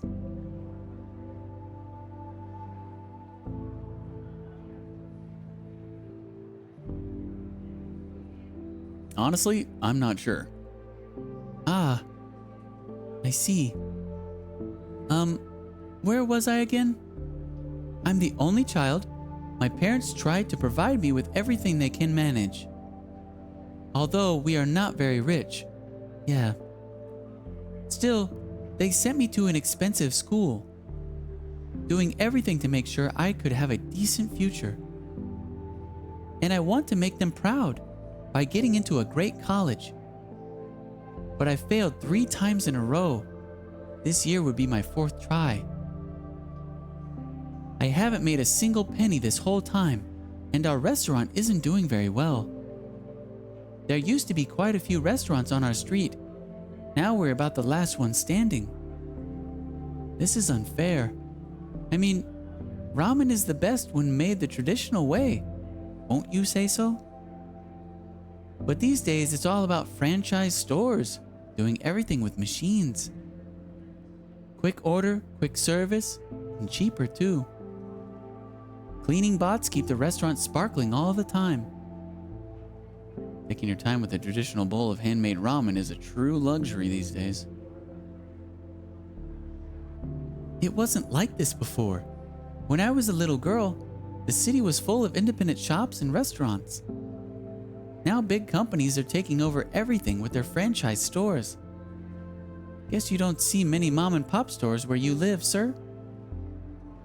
Plenty of them, in fact. Dingen is what you'd call a traditional community. Actually, we have quite a few of them. Wow, I'm surprised. You live in one of the traditional communities? This is a bit off topic. Ah, sorry, I'm blabbering again. Anyhow, since I'm preparing for the exam, full-time jobs are out of the question. I really have to get an admission this time. A great college, the exact major doesn't matter. My parents have been working so hard to pay my tuition. They believe in me, told me to focus on my studies and not worry about money. I'm very grateful. Yet every time they meet up with my uncles and aunties, they come home meanish. They talk about how someone else's child got into a great college and ask why can't I do the same? So I can't fail again, not this time. I can't live with myself, leeching off of them like that. Life is tough enough for them, even without me. Showing them a college admission is the least I could do. I know it's not my place to ask, but in this case I have to. Because I'm a bad daughter, a burden. I have to, seize this opportunity and show them my worth. So, could you please select me as a contributor? I can't promise anything yet. I understand. So, As long as this session goes, would you say I have a chance? Definitely. You have a chance. Good. That is great. Thank you. Thank you so much. Great. I'll be going then. See you. Hey, Jason. How did it go? Wait, wasn't I supposed to talk to 4 people? That was only 2.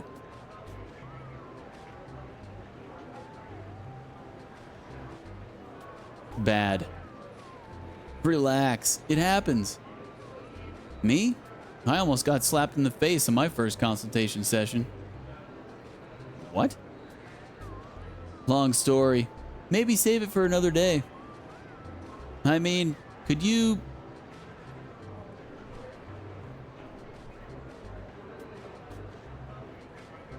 Jeff? Chatting up the newbie, huh? Yes? Ah, Mr. Liao. Wasn't expecting to see you here at this time. I go where I go. You mind your own work.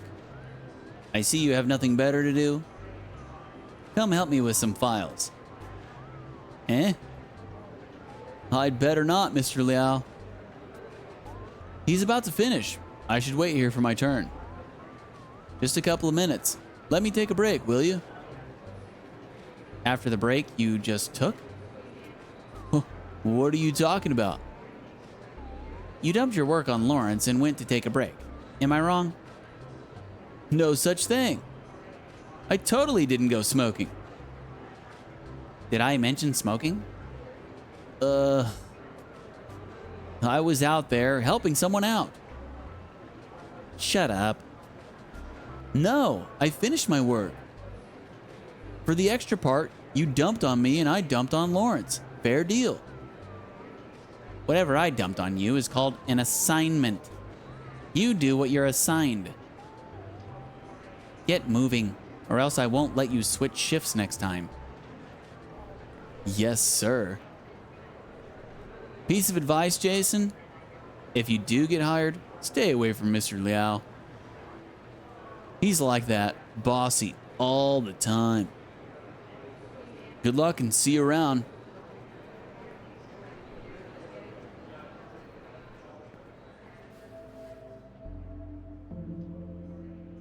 Hello. Hello. My legal name is Sydney Tung. This is Sydney Tung. Profile says she's 23 years old.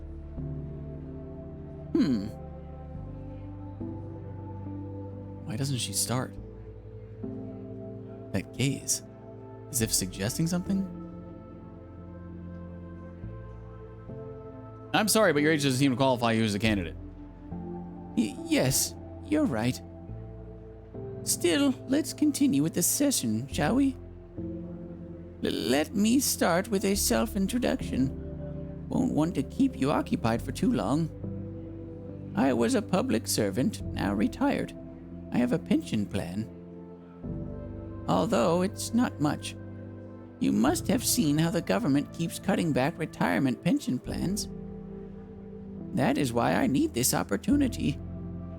I know that you prefer younger candidates, and someone not as fragile as I am. But I believe I meet your minimum requirement at least. No way. This granny has no chance. Sorry. I know I'm well past the appropriate age. Honestly, I'm 68 now. Had to ask a friend for help to pass the initial screening. Meaning I shouldn't trust her medical report. This session may be a waste of your time. I certainly wouldn't want that. Kindly let me know if you think I should show myself out. What do you think? No, please stay. Really? I thought I had no chance being this old. Can't say for sure yet. Let's continue this session. I appreciate it, really.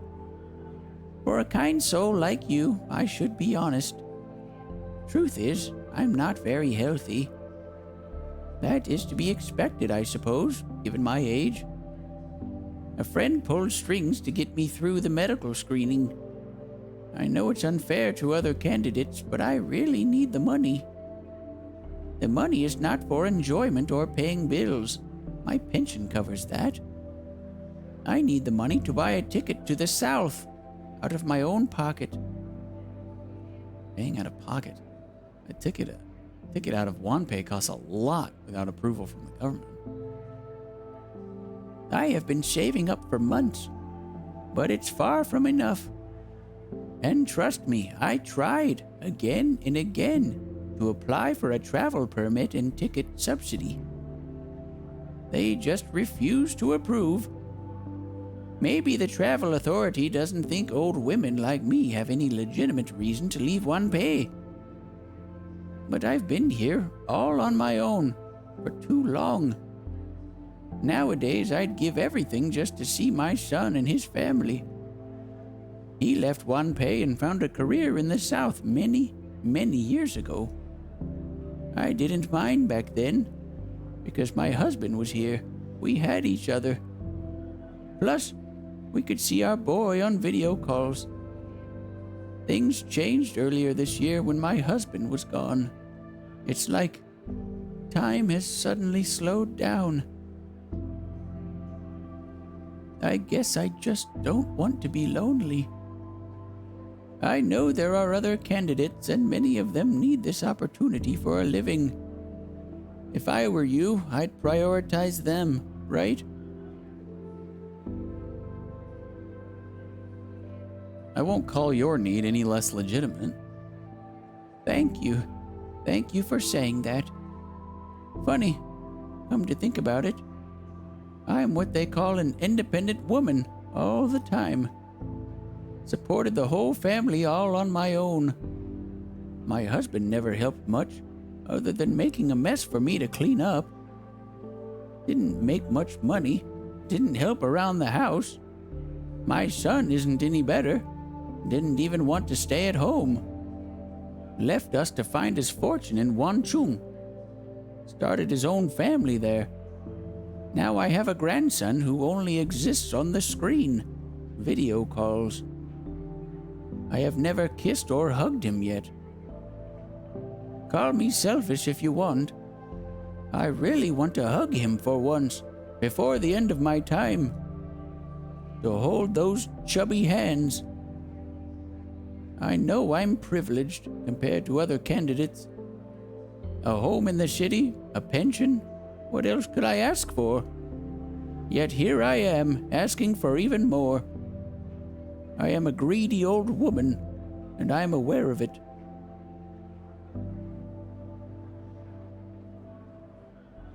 I wouldn't call you greedy. You're a kind soul, mister. Let's call a spade a spade. I am selfish. I see that you care for my feelings. However, we both know I'm probably the least qualified of all candidates. Physically not fit, I admit. And this may have a negative impact on your performance review. Still, I'm not ready to simply give up. Please consider me, if it doesn't cause you any trouble. I appreciate it, really. Goodbye.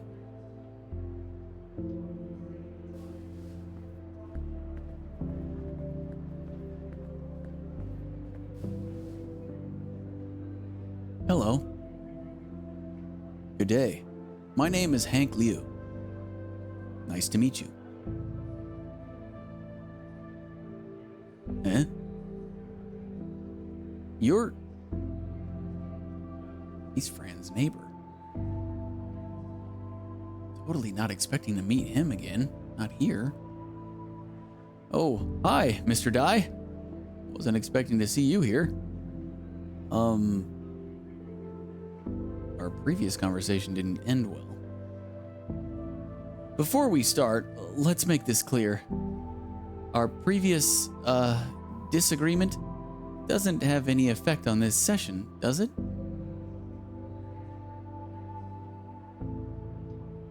Honestly, I think it does. Excuse me?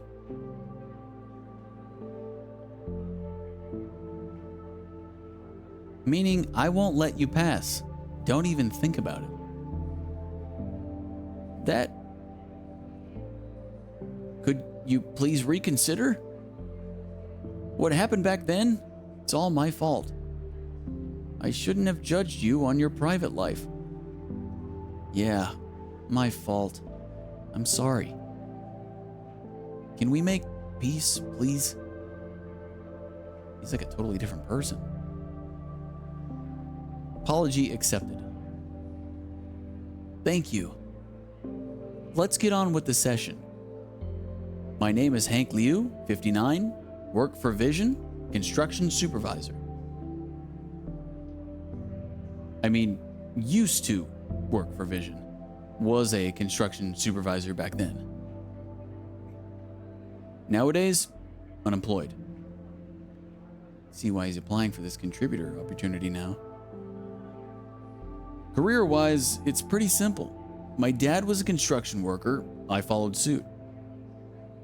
Worked for 30 plus years. Vision had this new construction project the year before last, and they gave me a promotion, supervisor. Why were you fired? Whoa, don't make assumptions. Wasn't my fault. Last month, them assholes high up in the hierarchy started to play with this AI management system. Said it's good for efficiency. What do I know, right? I say they're only looking for an excuse to get rid of us old boys. How smart are their machines, huh? Better than my 30 years of experience? AI is capable of construction supervision these days? So what?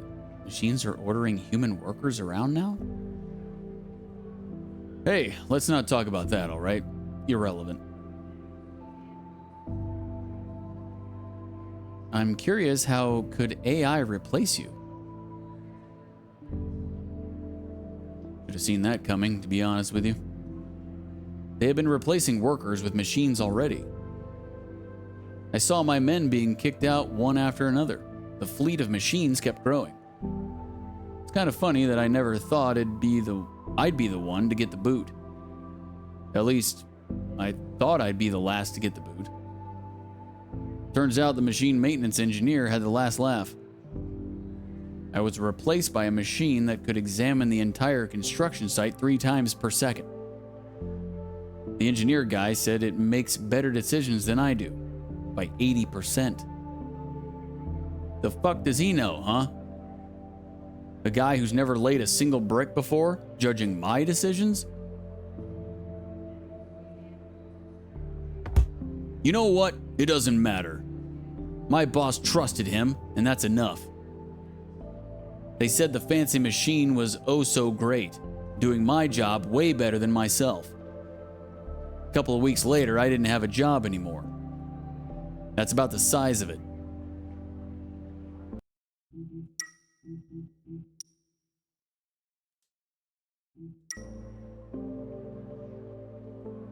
I'm sorry to hear that.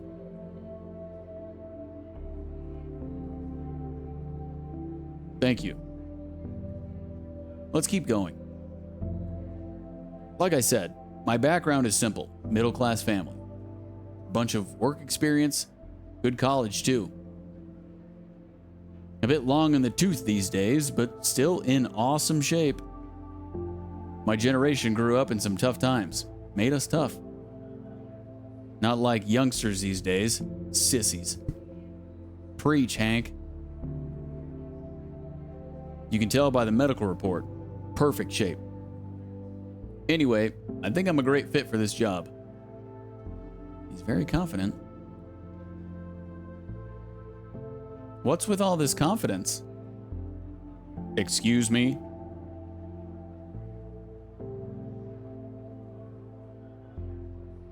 Let me set this straight. I can't promise you anything. Is that so? I understand. No, you don't understand. I really don't want to see you selected. Mr. Dye, please. This is a matter of life and death. Please have a heart. Have a heart? How? I mean, for a second you sounded like about to turn me down. Please.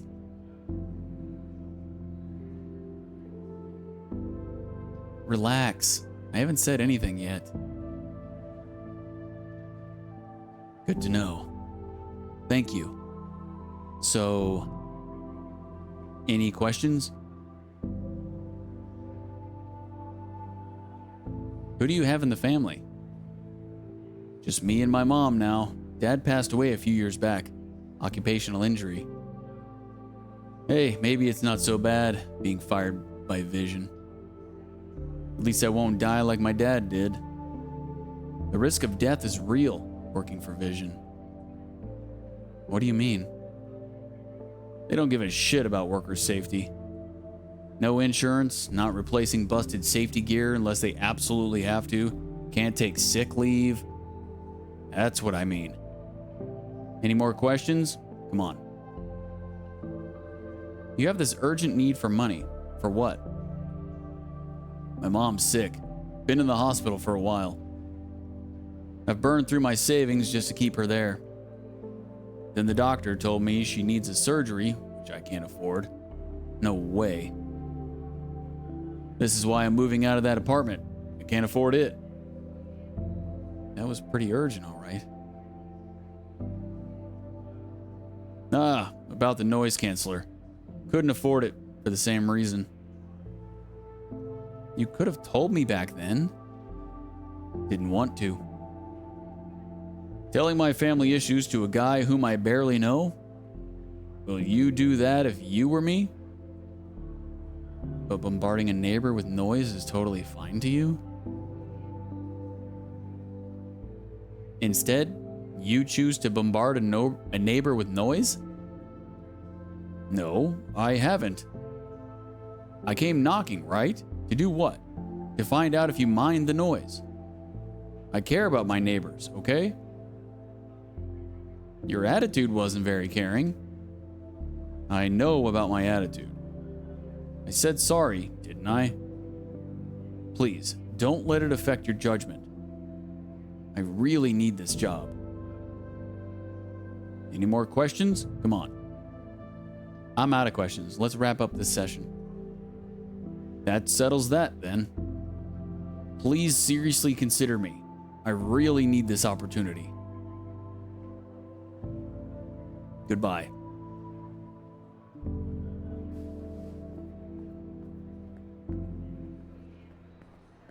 Here you are. Hey. You're all done?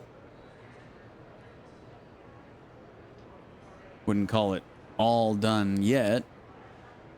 Ha! At least you have sat through all 4 sessions. Now comes the tricky part. Find the best candidate out of the 4. Tough choice. Poor you. Being a seasoned veteran, though, I say the correct answer is pretty obvious. Doesn't seem to be joking. Could you give me some hint? Of course. As long as you cover me when Auntie finds out. How bad could it be? You haven't seen her homicidal face yet? Okay, for real now. I see your job depends on this. Let's put it this way. You might want to think about the whole situation the other way around. Exclude those who are absolutely unfit.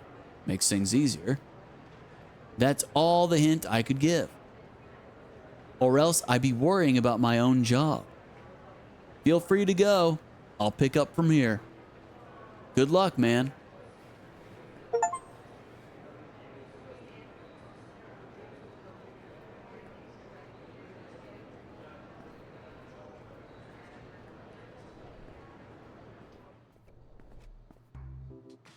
Ah, Jason.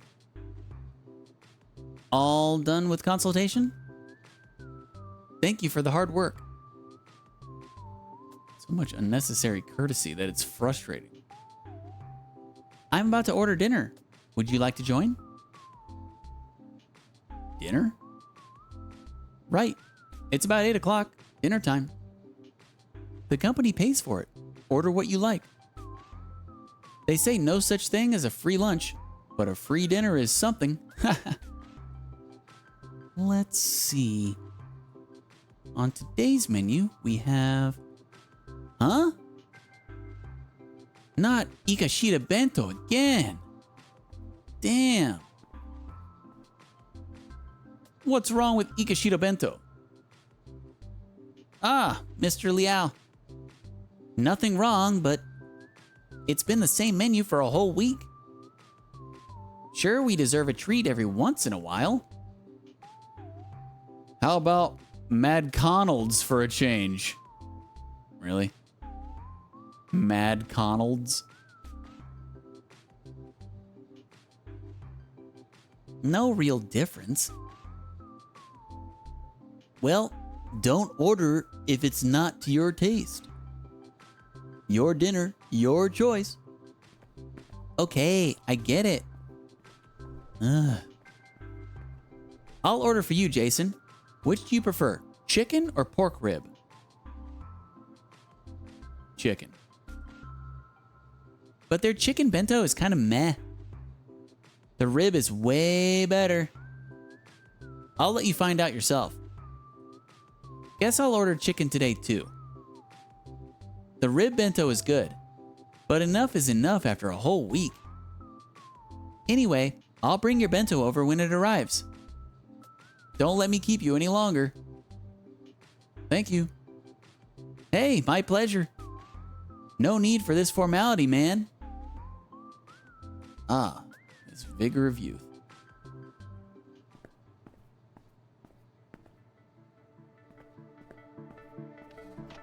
So we can go back and talk to everybody about... Before we go and talk to... Here we go.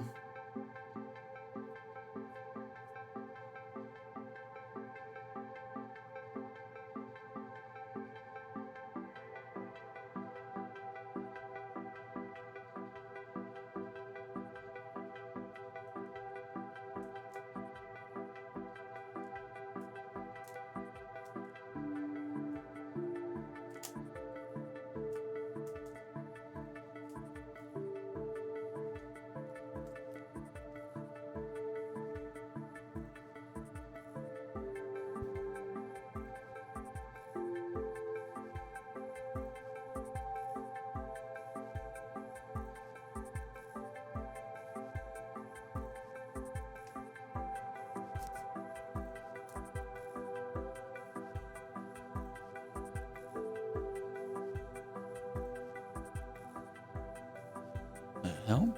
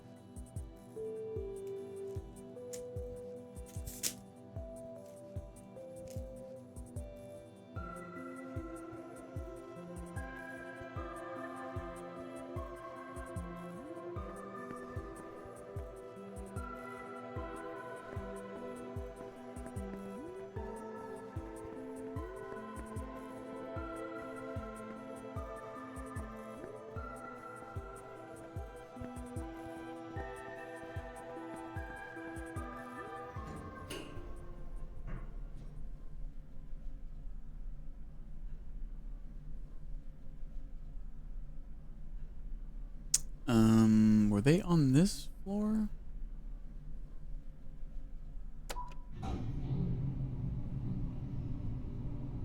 I know the supervisor lady was on this floor, but... Oh, watch TV.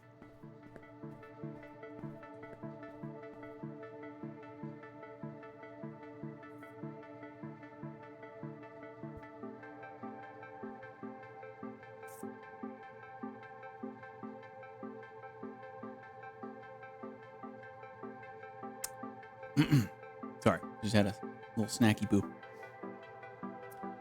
As the government rolls out the Transit 2.0 initiative, we're seeing one term over the news increasingly often, which is hosted coordination. So, what exactly does it mean? Simply put, hosted coordination means entrusting complicated systems to AI algorithms hosted in the cloud for optimized efficiency. The term itself is a mouthful, but we in fact see its applications every day. Hosted coordination is widely used in flight planning, power grid, so on and so forth. While it solves many problems, the innovation introduces a new dimension of concern. Scholars and researchers across many industries have been warning us for a long time. They believe that the over-reliance on hosted coordination may not be a good thing. What do you think, Professor Liu? Yes, of course, it's a problem. Although the problem is not with host coordination itself. When we talk about hosted coordination, we're talking about many separate ecosystems, each controlled by a different service provider. That is in fact quite fine. Oh wait, that's him. That is in fact quite fine. If one service suffers an outage, any outage, the rest of them are not affected. The real risk is when you look closer, all these services are kept afloat by flops generated by the same entity, which is Vision Corporation. Imagine what happens when, hypothetically, Vision's flop generation network goes offline for one single hour for whatever reason. Within this hour, the world as we know it will plummet into total chaos.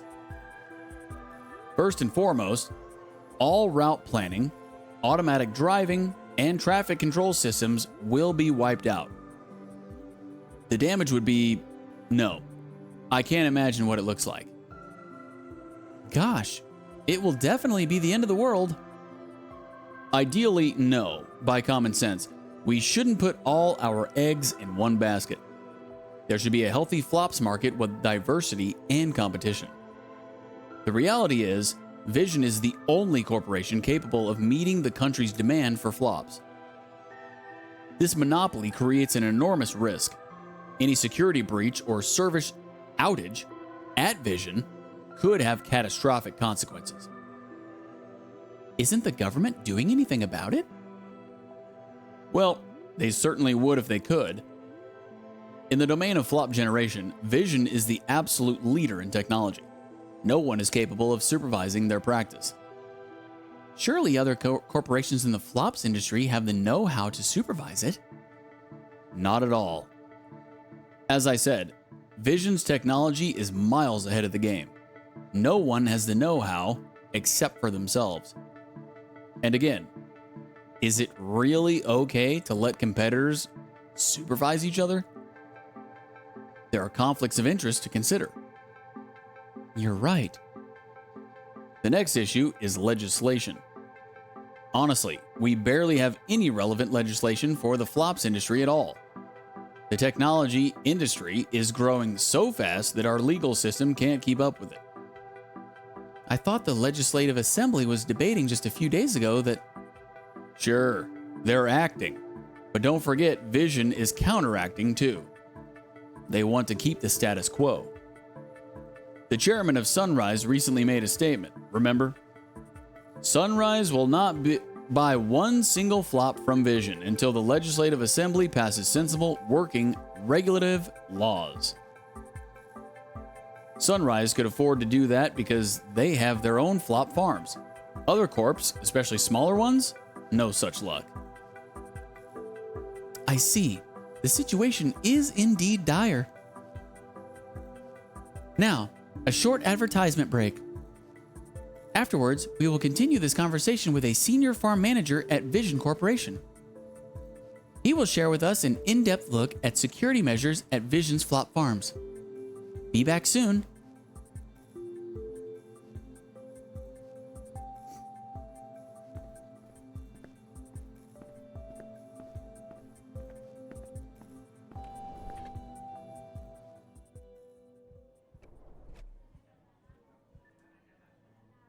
How was it?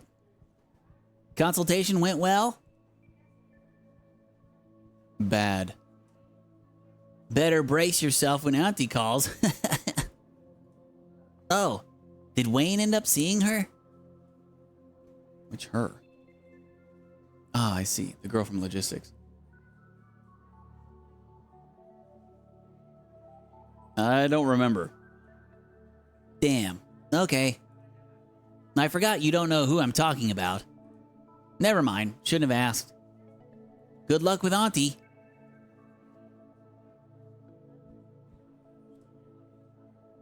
Wait. You want to ask about consultation? May I? Sorry, too busy, no time. It's like he's in a real frenzy. Look who's about to miss the deadline. As if you're any better? At least no one's on my ass. Oh yeah. You need to name the best candidate, right, Jason? Don't let me slow you down. No biggie. I have the time for a quick tip. Man, see how busy you are. Selling brain juice has side effects that last for a month or two. Don't choose anyone with upcoming big plans. That's it. Okay, now I really need to focus. Sorry. Can I help you somehow? He's totally absorbed now.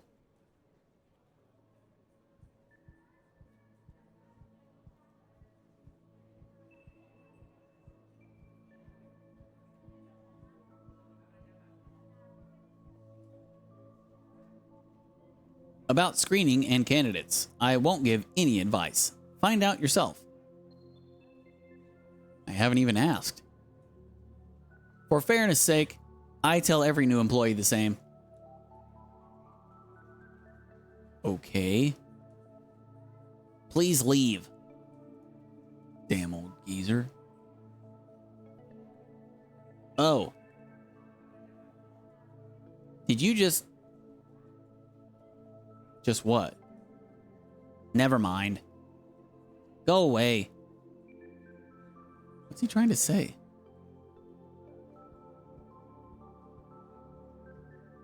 Is he reading my mind with his friggin' Star Trek, what's his face, eye shield thing? What was it? Geordi LaForge? Wasn't that his name? Been a long time since I've watched Star Trek.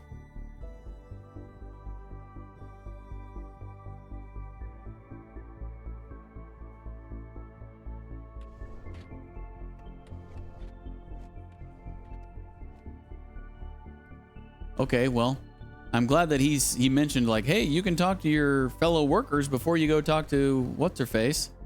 They weren't really much help at all.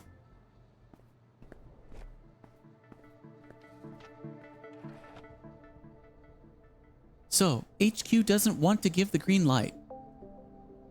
You're back. Oh, hi, Jason. The atmosphere is depressing. What's the problem with Silencio? Why does it keep letting uninvited people in? Madam, about shutting down the farm. Okay. Give us a moment, Edith. Okay. Good luck.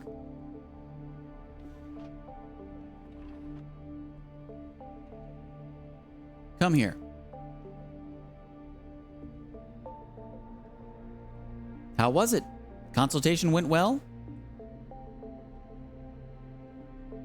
Not very well. Is that so? What's that supposed to mean? And why does she keep checking the screen? You know, the entire process was conducted under camera surveillance. I was watching. What? I heard every word. As I said, I make sure every purchase I make is worthy.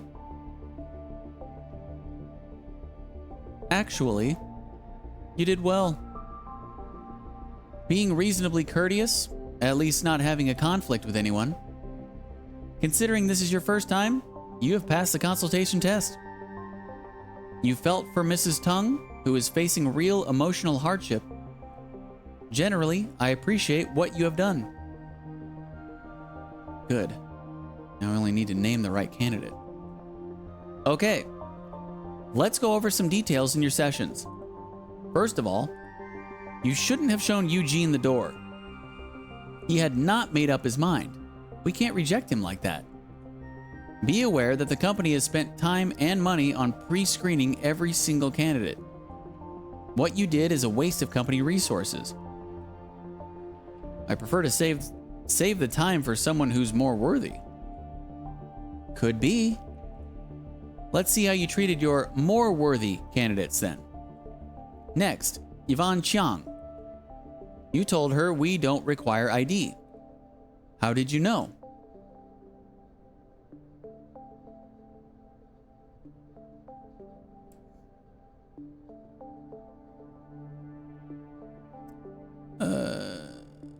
I asked Tyler about how consultation usually goes. The ability to proactively look for pitfalls and make preparation. Good. This is one of the purposes why we have field practice, and you have passed the test. You did truly well.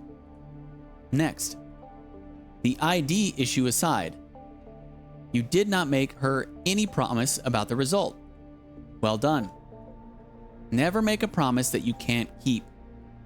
Many consultants make things up on the fly when the candidates repeatedly ask. At least you are not one of them. Next, Sydney Tung. You should have rejected her on the spot. Instead, you gave her false hope, knowing she had no chance at all. Hearing her personal story will only hinder your decision process. Now that she decided to stay, you could have tried to find out how she slipped through the screening process. Last, Mr. Hank Liu. You met an acquaintance. What a surprise. I can tell that you were not on friendly terms. Luckily, you kept personal grudge aside and continued with the session. Yet I do notice hostility on your side throughout the session. Mr. Liu was nice enough to tolerate it all. In a way, we can tell how hard he wants this opportunity.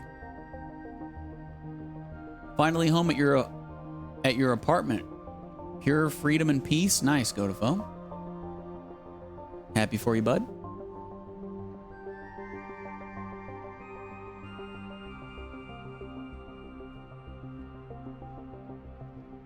Time for some bong rips, dude.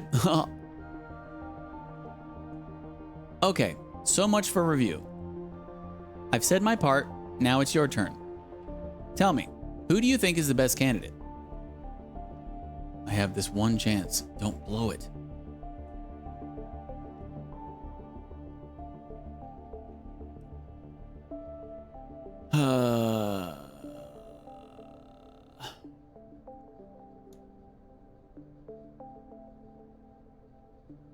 I'm gonna say Eugene.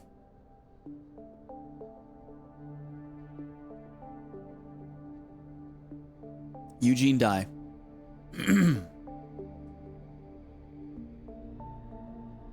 This is a truly peculiar decision. You are selecting someone you hardly talk to? What's he talking about? Oh shit, I picked the wrong guy. I thought, oh fuck.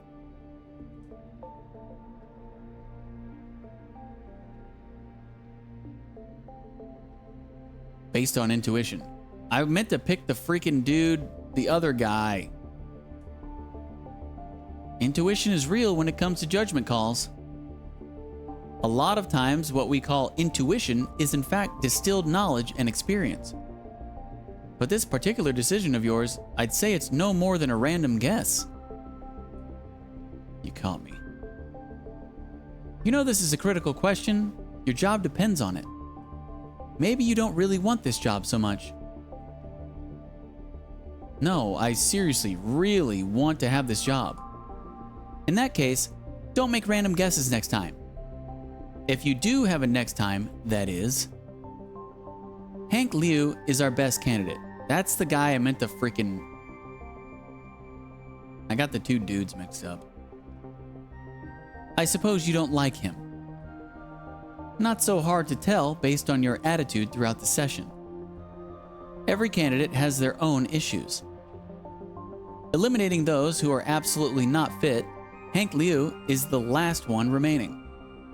Good health, mentally stable, predictable life, and he has a legitimate need for this opportunity to ease the financial stress from unemployment. Thought she said we should prioritize those the most in need. But Hank is not the most desperate. You're correct that he is not. But he is desperate enough. Am I wrong? The bottom line is, we are running a business, not a charity organization. You and I too must answer to a boss. We find the middle ground as best we can. This is different from that lecture she gave Sky Q. Come to think of it, she is sort of a hypocrite. I agree with Sky Q. You don't really care about candidates. Do I have to say that out loud? Questioning me. A commendable show of courage. I do care about them. Mrs. Tung is too fragile for flop contribution. Ms. Chiang can't afford the side effects if her upcoming exam is critical. Mr. Dai, Eugene, is not sure about what he wants. He could be a waste of time. Mr. Liu is the best common ground, with everyone's best interest in mind. Now, allow me to make my statement again. Hopefully, you will have a better understanding. I, Ava Ye, care about every single candidate. Care for them. She looks kind of wavering. Despite your personal preference, it is what it is. I guess someone in the office must have told you making the right decision is the key to your field practice. And that this someone, I suppose, might very well be Tyler. Yep. In fact, the entire process is a test, from consultation sessions to the final decision. Now I have everything I need to know. Based on her reaction, I should be doing pretty well. Your next step is to sign the contract with Hank Liu. Like last time, Wayne will walk you through the process. Unlike last time, however, he will sit through the signing process. We can't afford to fully entrust this final step to new employees. I don't mind. Having a friendly senior by my side is a big plus. Oh, on top of Hank, there's someone else I need you to sign contract with. She has been pre-screened and verified by myself. You must sign her on. Understand? What kind of person are we talking about? That is not important. Bear this in mind, Mr. Dai. Sign her on, or you will be in big trouble. Come back when all is done. I will give the final verdict. This is my last chance for screening. Don't screw it up. Go. Meet Wayne in the office. See you later, Mr. Dai. Edith, show Lawrence in.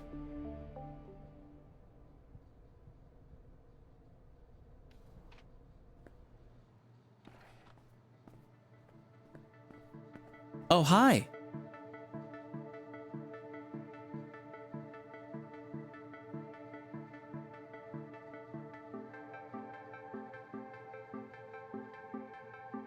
Jason, done with the manager? How did it go? Not bad.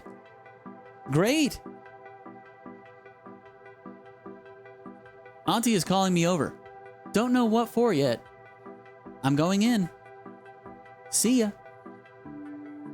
Bye.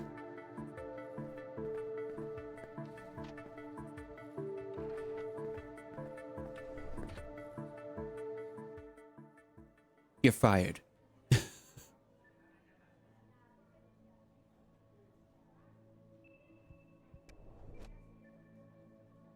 Looking for the team lead? Monsieur told me to come here. He's outside running errands for someone. You can wait in the corridor outside the signing room. I'll keep him informed. Could you also tell him to hurry up? Is it appropriate to say so? Sure, I'll make sure he knows. So where's the signing room?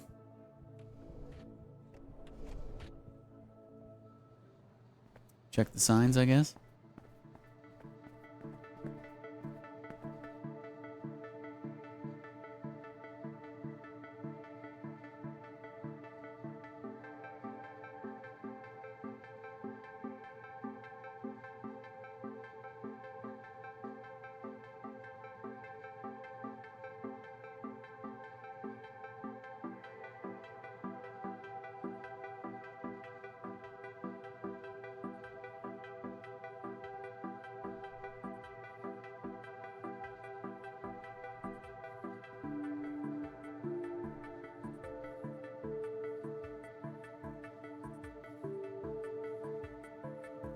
Hey, Jason!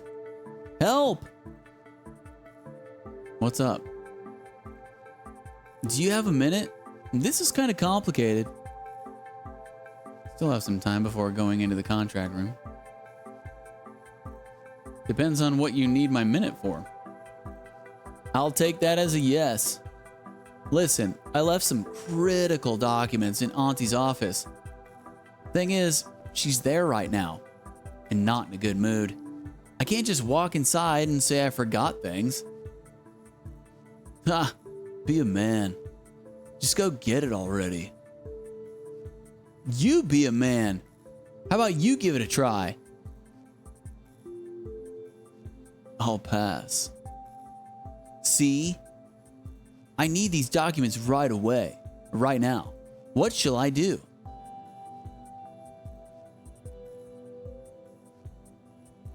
Beats me. Hey! Jason doesn't even want to bother. Hey, what are you losers babbling about? Jeff left something in Auntie's office. And I need it now. What if I told you I can open her office door for you? Q-Man, the superhero. Not for me. It's Jeff's problem. And how are you planning to do it? I have special clearance for maintenance work. That could open the door. Of course, only when Auntie isn't there. Yo, who's not there? What's the latest gossip? Auntie. Hey, weren't you in her office just now? She's letting you go? Yeah, it didn't take long. She left. Not sure where to. Now is the time. Let's move. Be careful. Auntie is in her killer mode. Doesn't matter. It's now or never. Yeehaw! Is this an organized operation now? This is fun. I'll get my stuff while QQ opens the door. We need someone to keep watch. Station at the elevator and keep Auntie occupied if she's back. Not me.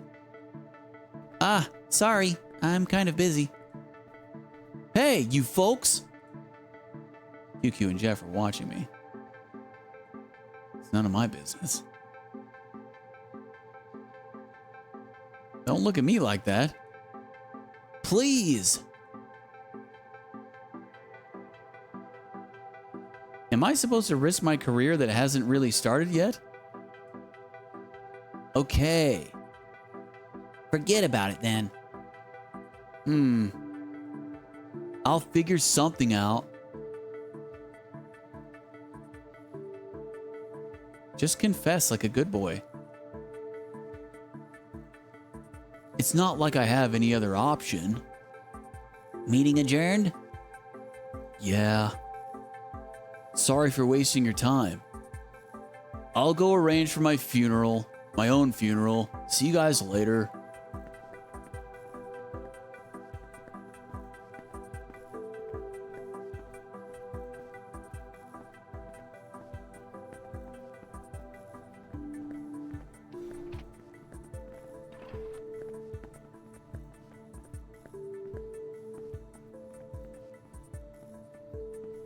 I don't know where the signing room is. I guess it's not on this floor.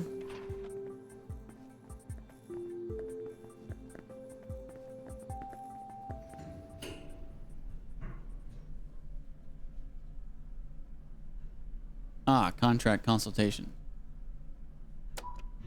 That's the floor.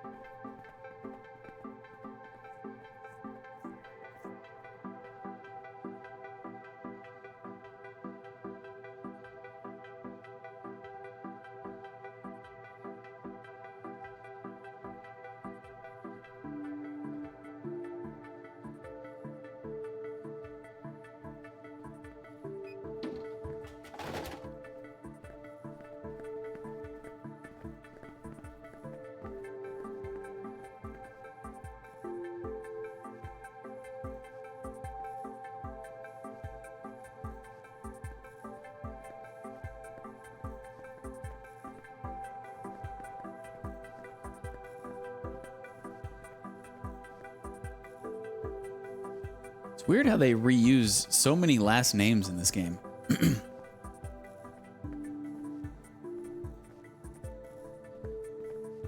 Is there really only like 20 last names in all of China?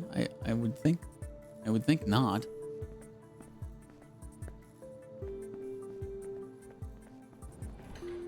Oh, this must be it.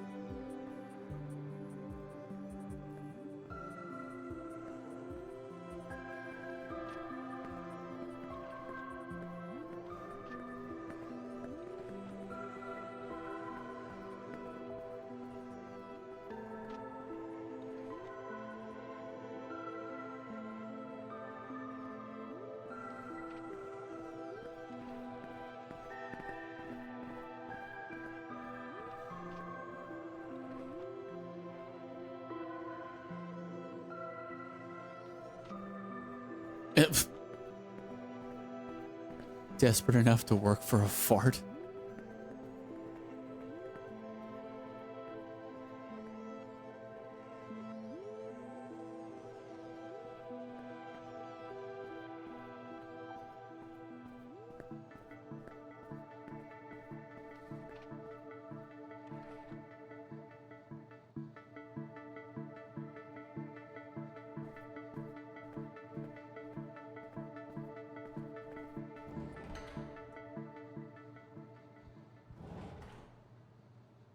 Free electricity as a basic right.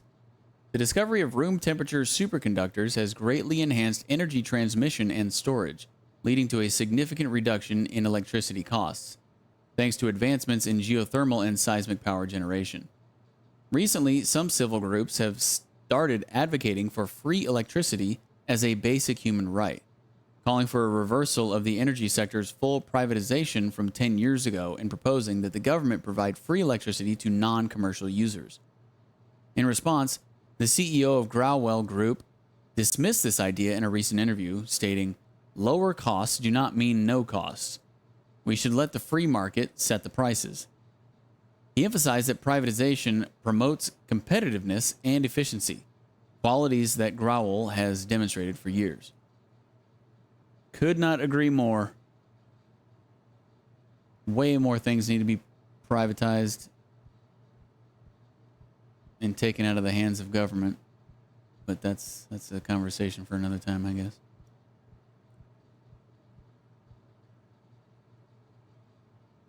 Moonflower in the eyes of a new generation. The Moonflower riot, an event that shook the country 18 years ago, has once again become a heated topic online. This resurgence of interest was sparked by a frustrated post from a job-seeking university graduate named Huang. He blames the current economic downturn on the lingering effects of the incident, criticizing the radicals of that time for their actions and lamenting that those same individuals now hold senior positions in the workforce. Huang's post ignited fierce debates across the web, particularly over whether to call the event a justified social movement or a riot.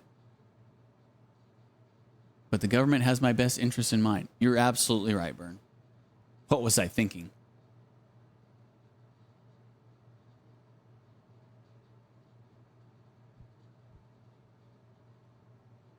Hollow recorders. In response to increasing public demand for personal safety measures, Viatech, a subsidiary, God, I can't talk. A subsidiary of Sunrise Group, has introduced a much more compact hollow recorder. Originally deployed by law enforcement agencies to supplement traditional surveillance systems, hollow recorders document the entire scene down to minute details, making them invaluable for revisiting crime scenes during investigations. Designed to fit comfortably in a pocket or a purse, Viatech's hollow recorder has proved particularly popular among women who often travel alone at night or visit busy entertainment venues, providing them with a new layer of security.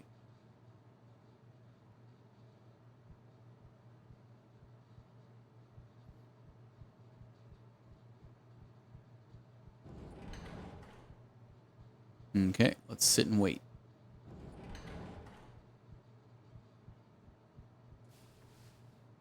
Man, I'm exhausted. Looks like my internal clock's not used to night shifts yet. Must stay awake.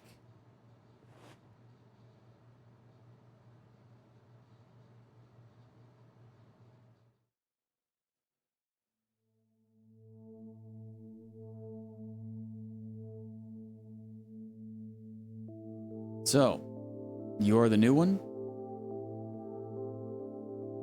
Jason? The very same. Did you? You were not like the others somehow.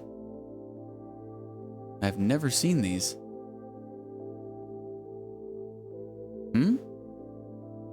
Ah. Time's up.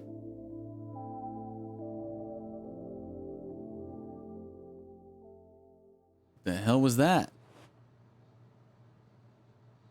Jason? Here you are. Sorry, didn't know you were taking a nap. Hopefully I didn't ruin it. Yeah, you did, Wayne. Can I go back to sleep now? No way. Rise and shine, sleepyhead. We have contracts to sign. You're not used to night shifts, are you? Otherwise, you shouldn't feel drowsy this early. That I'm not used to, yeah. Yo, Wayne, Jason, how's it going? Lawrence? What are you doing here? To cover Tyler's shift. He got the time wrong. Went out, but couldn't make it back before signing starts. I'll wait here with you guys for a while. You said Tyler got the time wrong, Lawrence? He has got this procrastination problem, but never missed a deadline. Did he say exactly why he's late? Nope. Just that he got the time wrong. Okay. By the way, did you do it? Do what? That question was for Wayne. I haven't asked yet. Don't tell me you got cold feet again. Tell you what, Wayne's been wanting to ask a girl out for like forever. To help him out, we chipped in and bought him tickets to this super popular movie. And what now? He's too chicken to tell her. Actually, I gave him a push too. Huh? And? Guess? For real, Wayne? Real what? Dude, you chickened out? Sort of. Jeez. Okay, enough about that. Now I need to go over the contract signing process with Jason. Sure, I'll go tell everyone about Sir Wayne's courageous deed. Do whatever you want. The face of a man quietly accepting his fate. I need to check a few things with you, Jason. There was a stack of brochures mailed out together with your interview notice. Have you read them? And the notice explicitly said no preparation needed. I did read through everything in the package, though. Good for me. It was some sort of contract. Pain in the butt to read. Why did the notice say no preparation needed, if you don't mind me asking? Ah, A guilty laugh. honestly, it's imposed by Ms. Ye. In her own words, we don't consider anyone who doesn't bother to read the brochures. She's going out of her way to challenge people. I guess you wouldn't be too surprised after everything you've seen. Gotta say, she's unfair. A lot of job seekers would agree with you. I'll trust you on your words then. So, you have read the brochures? Or else you're already disqualified. That was a close one. What you have read include Vision's contributor contract templates. Again, assuming you really did read them, you must have noticed there are clauses beneficial to the contributors. Where's this conversation going? Now let me add one more thing about these beneficial clauses. If they don't actively ask about them, we have no obligation to inform them. The company does not encourage disclosing unnecessary information. You know what I mean?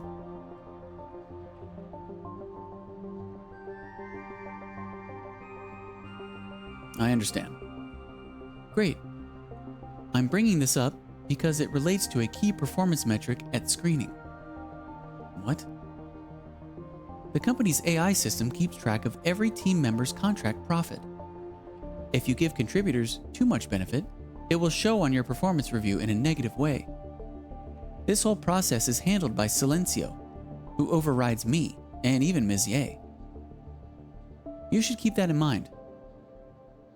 He's effectively telling me not to give any benefit. Lower contract profit probably means reduced chance for this job. Now, the specifics. There are 3 types of benefits, or losses, depending on your perspective. 1. First-timer bonus. If the candidate is contributing flops for the first time, we can increase their pay. 2. Insider bonus. If a candidate is, or was, an employee at Vision, they are entitled to additional pay. These clauses do offer solid benefits, yeah. Last, free insurance. If the candidate does not have any accident insurance policy to cover the duration of flop contribution, we can offer free insurance. Huh? Insurance is extra benefit? I thought insurance should be part of the basic package. In other industries, yes. For flop farming, though, the whole business depends on cost control. If free insurance is made part of the basic package, no farm could last 2 months, not a single one. That makes sense. Hey! Ready to come in? Huh? You guys are next? Your candidate is already inside. I told him about the basics. He's kinda uneasy. Don't know what for. He means Hank Liu? Thank you. We will take over from here. Good luck. You need good luck. How many complaints have you got? 3? I could use some good luck. Put that smiley face away. Come over here. I'll give you a free lesson on contracts. What? But I've got to... You have time. Hurry up. Okay. I'll take this guy elsewhere. Good luck, Jason. Thank you. No problem. Let's go.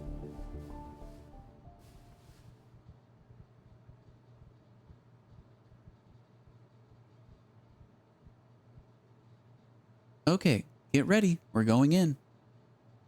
If you have any questions, this is your last chance to ask.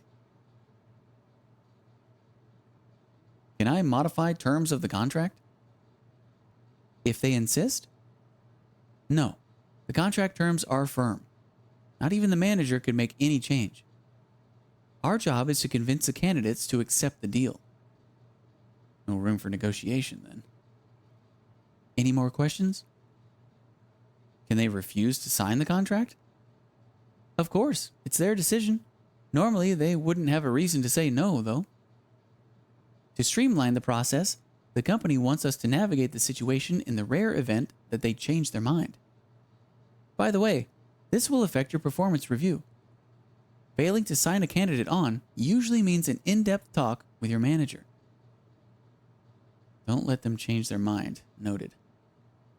Any more questions? I don't have any more questions. Okay, let's begin.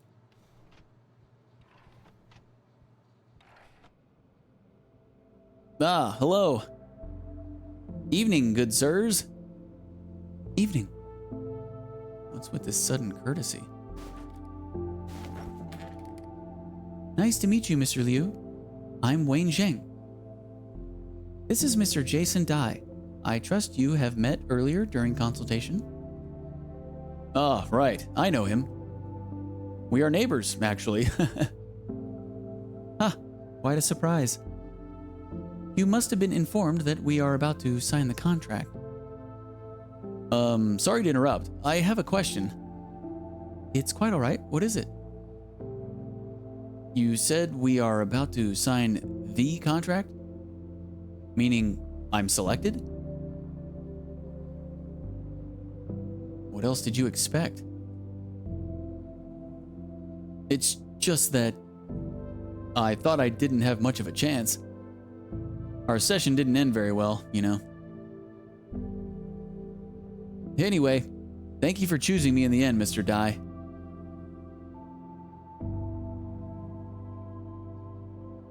Do you think I really want to choose you? I see. He means there are other qualified candidates. You are a hard decision after weighing all factors. Shall we continue if we are all clear? Ah, yes, please. First of all, Mr. Dai here, our new employee, will go over contract terms with you. My role today is to supervise. Please don't mind me. Is it okay, Mr. Liu? He's new? Got a problem? No. I was just wondering. Does that affect my contract in any way? It does not. Rest assured. I'm all good then. I suppose you have already examined conditions and payments listed in the contract? Yes, I did. Looks all good. I agree with everything. We can sign it anytime. He's really eager to get this done. Good. If you have any doubt about anything in this contract, now is the time to ask. Mr. Dai here will answer your questions. Let's begin. How soon can I get the money? Money. He means contributors' compensation, I think. There's a 25% advance once he provides a receiving bank account.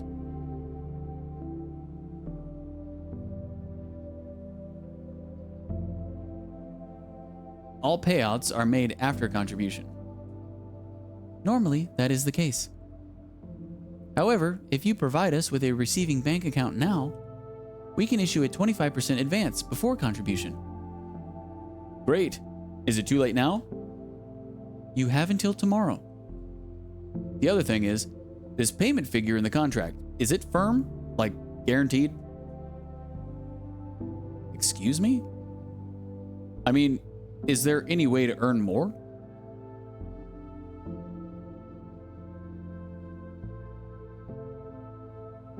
It is negotiable. I'm gonna lie. In that case, Sorry to interrupt, gentlemen. I want to see what Wayne did. The compensation is a firm number. Sorry, company regulation. Every contract must be pre-approved. In other words, the compensation cannot be changed. Right. Wayne did say we can't modify the contract. Mr. Dye is still under training. There could be occasional mistakes. Pardon us. I see. What about the other way around? Will you find excuses to cut my pay? I think the training package did mention something about this. Depending on the contributor's performance, deductions might happen. Although we can't cut the pay down to below 85%. Deduction might happen, depending on the case. What? What do you mean? Damn, gotta calm him down somehow. How the hell can you do that? Calm the hell down, will you? Calm down? How the fuck am I supposed to calm down? I spent 5 damn months on this. And now you're stealing my money? Better bad deal than no deal. What are you suggesting? There must be some misunderstanding, Mr. Liu. He's saying what? I must swallow it when you cut my pay? I really need this money. All the more reason to calm down and listen to me. Thanks. Explain then. What do you mean by deduction? Like, cut whatever you like from my pay?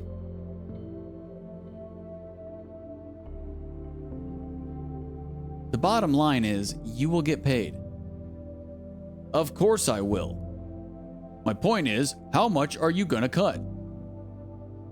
As stipulated in the contract, we can only make deductions up to a limit. You tell me what this limit is, Mr. Dye.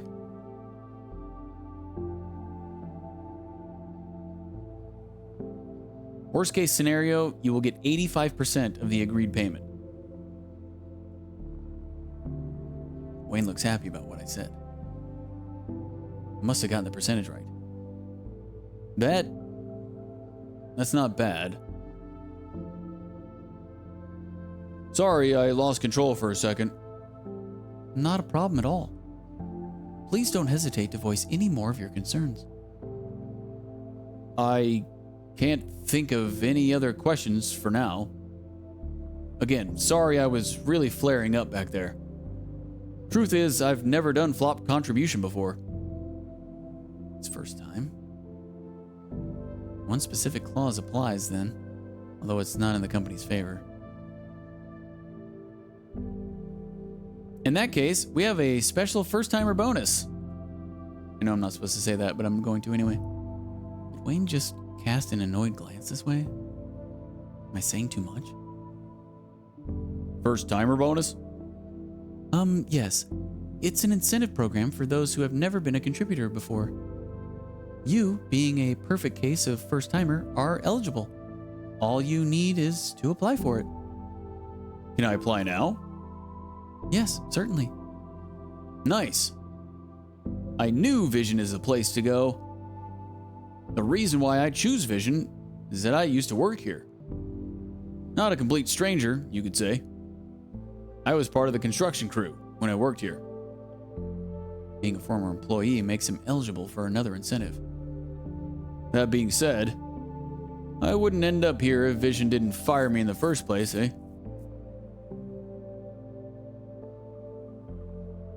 If the company fired you, there must be a reason. They can't fire me like that. My life... Ha! My life doesn't matter to them anyway. But good news is good news. My mom's bills are paid, pretty much. Now the only concern is my own safety. You mean... I heard there's risk in flop contribution, no? They say I reckon there's a chance of injury? What's wrong with Wayne? He looks kind of... nervous? Technically, yes, there is risk. Be assured, though, that the risk is practically negligible. I'll trust you on that. I'm the only breadwinner in the whole family, you know. If I'm down, there's no safety net, no insurance. Having no insurance makes him eligible for yet another benefit. We provide free insurance coverage for uninsured contributors. Tough life, eh?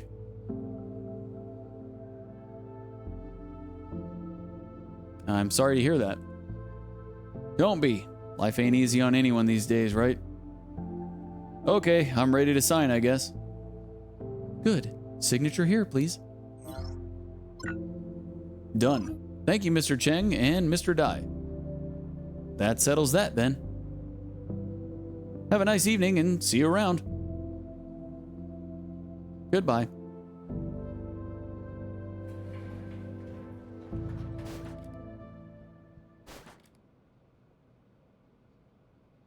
What's Wayne thinking? I must say that you were not nice to him.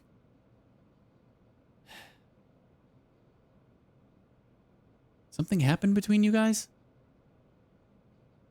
He came to my place earlier today to pick a fight. It's unprofessional, and you know that, right? I don't think it's a problem. My personal opinion is that you are probably not cut out for this line of work. I'll do better. Good. Doesn't sound very convinced. And actually, you had plenty of chances to inform him of incentive packages. I did give him one. But you could have offered more. Giving him too good a deal would ruin my own performance review. I must find a balance. Makes sense. I'd do the same if I were you. I sense there's a but coming. No but. Life is tough. Everyone's out for themselves. Can't blame others for not giving a hand. They have no reason to. I won't judge you when it's your interest that is at stake. Okay, time for the next candidate. You know what? I can't sit through this session. Sorry, I have work to do. After Mr. Liu, you should be able to handle it on your own.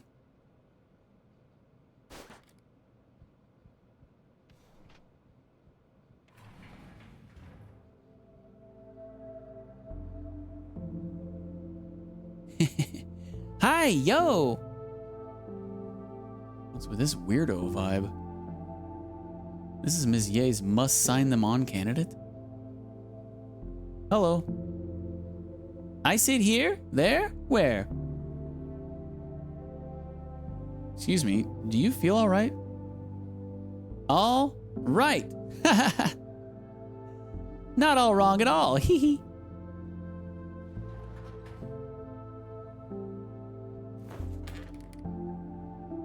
Do I sign? Where?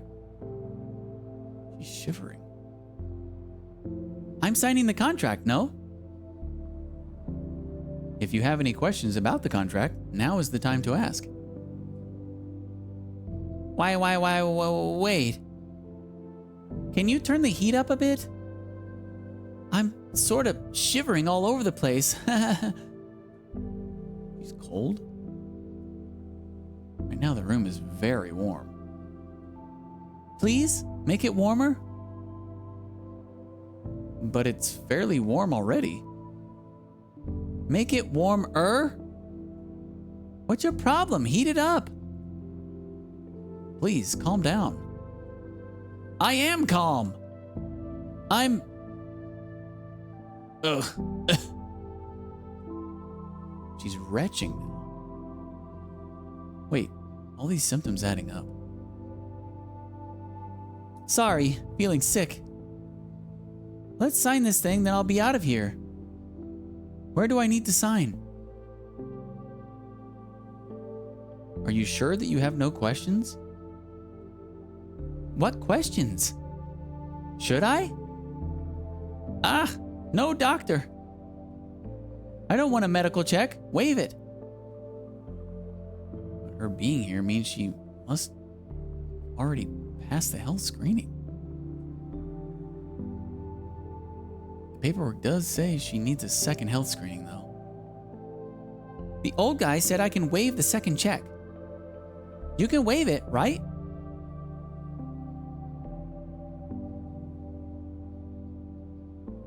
But I believe you do need a second screening. Who? Me? No. She's panicking. What's she trying to hide?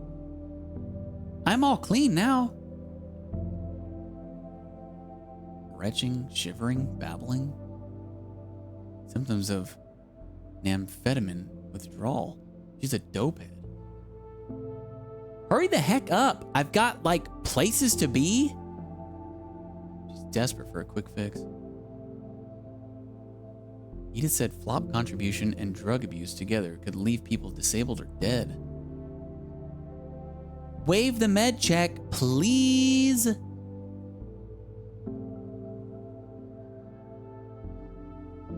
I will not waive it. Huh? Why? Because I can tell you're on drugs. I'm not. You have any idea who my dad is? City rep. He'll kick your ass if you keep saying no.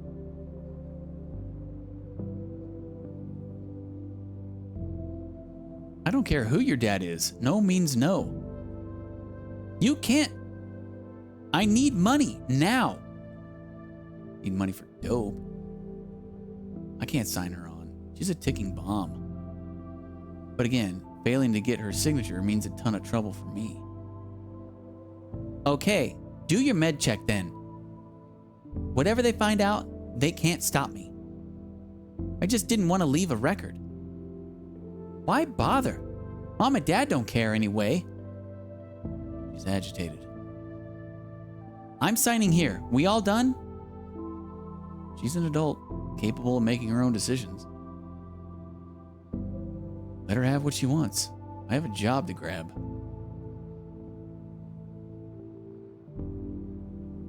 Are you aware of the consequences of this signature? I become a vegetable. Big deal. I did my research. The chance is low. Even if I croak, as if anyone cares. Obviously, she didn't think things through. Still, it's none of my business.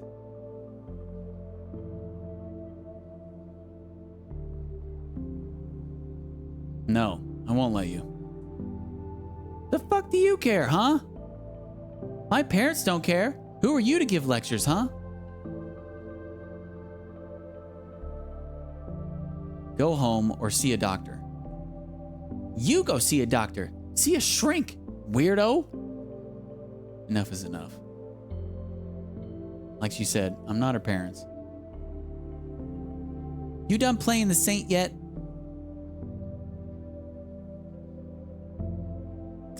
Okay, go on, sign it. You're not trying to stop me anymore? Didn't you specifically ask for this? Is she crying? Right. I asked for this. My signature. Take it. Wait. What now?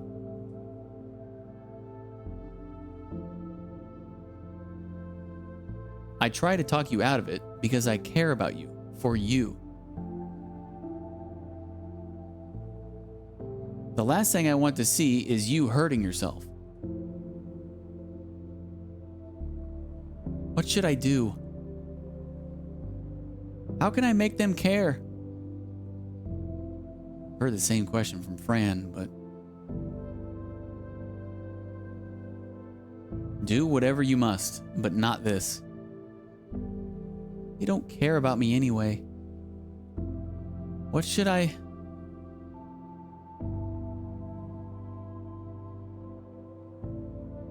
You must stop hurting yourself. I know. Sorry for bringing this on you. I won't sign this contract. You did the right thing.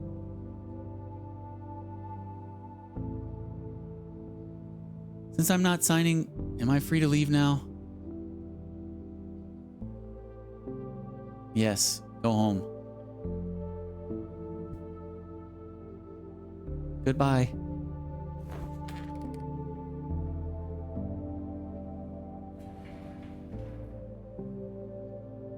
Well, we're in trouble.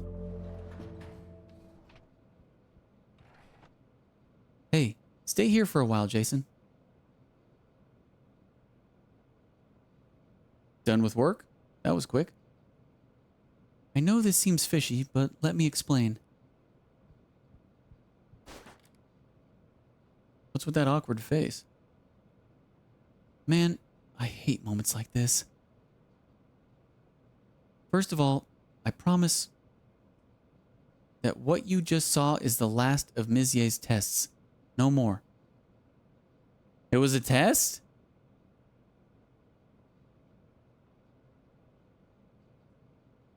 What? It was yet another test? She assigned you Karen Cheng's case to find out how you make moral decisions when there are explicit orders from above. This line of work deals with life and death scenarios. Everyone on the job must be well qualified and prepared. We knew Ms. Cheng was not fit for contribution, and the plan was to reject her during signing. I was watching the entire process through the surveillance camera. Like what Ms. Ye did when you were in consultation sessions. Hello, Cert. Good morning. How are you?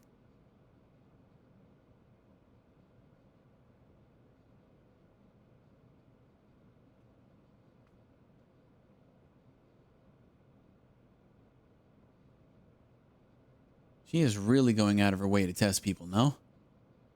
I totally agree with you. For recruitment, she's going too far. You have every reason to feel offended. Anyone would have felt the same. You're right. I apologize. But, Ms. Ye... You're good? How's the game? Lots and lots of reading. My throat is killing me. I told myself I was going to stop playing a while ago, and I just haven't. But the story's pretty good. Pretty freaking good. But I've basically been reading / talking for, well, over 5 hours now. So, yeah. I guess you have a fairly good idea about her personality. She's determined, thorough, never thinking twice about doing the necessary evil.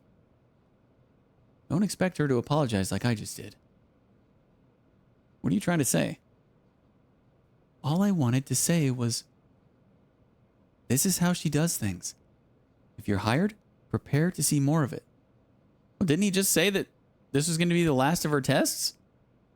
Now he's saying this is the way she does things. Prepare for more? What? Which is it, Wayne?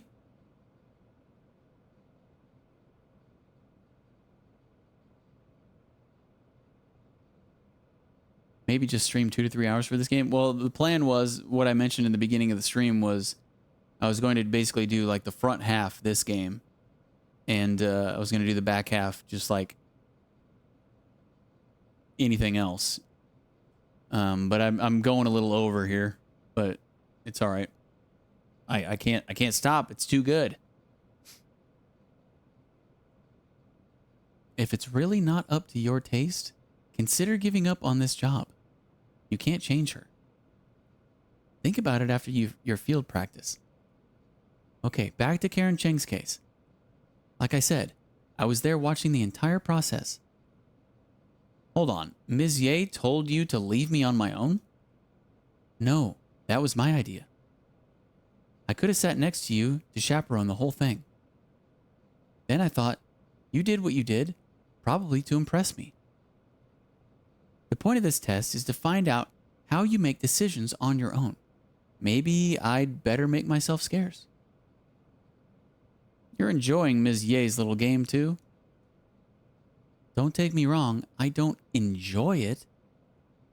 I do agree it's a legitimate method though, or else I wouldn't participate. I must say that.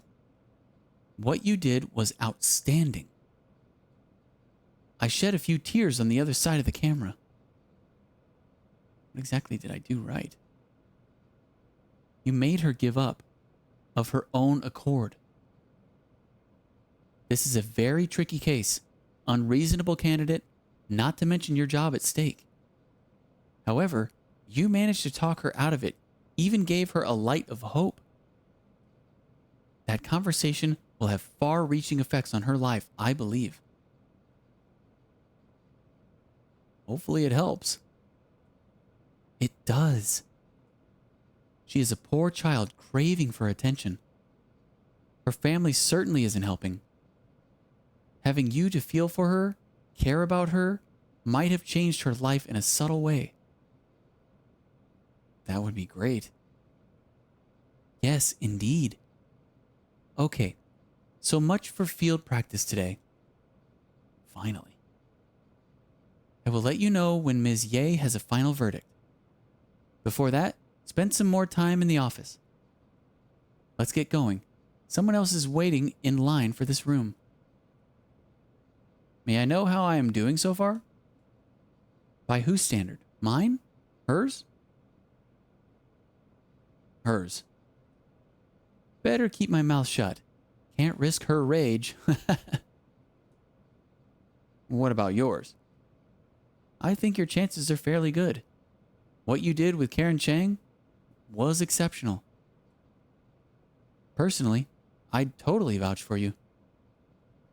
But at the end of the day, it's all up to Ms. Ye, especially the part involving Heng Liu.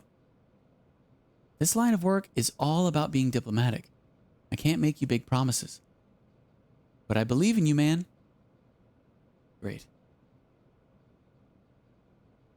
I see your point. Have some confidence. Don't read too much into it. That was it. Let's get going. We only booked this room for so long. Ah! What happened? I don't know. Calm down, Jade. What's going on? There's a man with a knife stabbing everyone. Calm down. Take a deep breath. Stay here. I'm gonna check it out.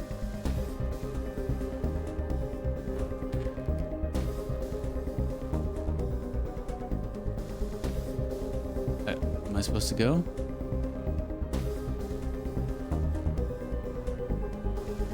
Get your boss here, motherfuckers. I'm gonna kill him for what he did. What's happening?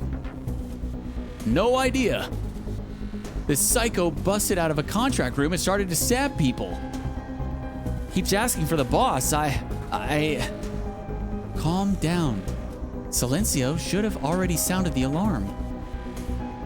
Security officers must be on their way. We just need to buy some more time. But Lawrence, he took a stab for me and is bleeding out. I don't know.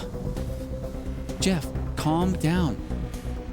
I'll try to keep him occupied. The fuck are you whispering about? You deaf or what? I said I'll keep killing you fuckers until your motherfucking boss shows himself. The boss will be here soon. Very soon. I know you're calling the fucking cops. Die, you motherfuckers! I'm in danger.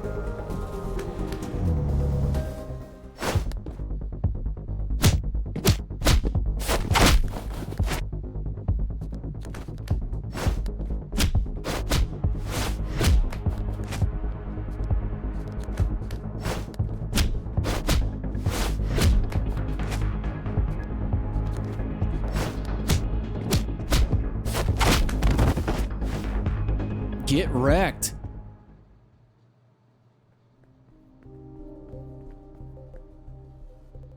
Jason, are you okay? You... what? Knocked him out?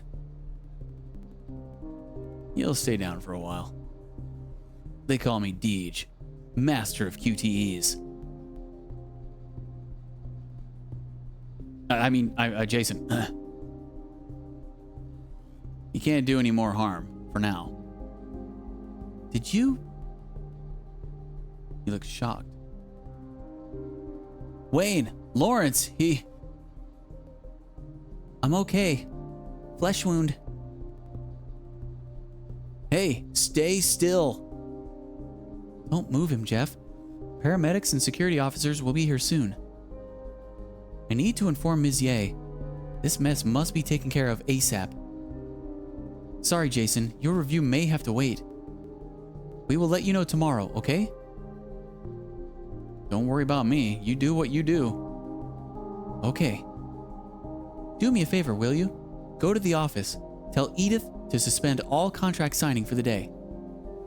Could you do that? Sure. Great. That's it for now. You were like an action hero back there, man. Seriously. Kick ass. Calm down, you're bleeding out. I'll be on my way then. Why is Wayne so surprised? You were in the army before, ain't you, Jason? Super Commando. No shit.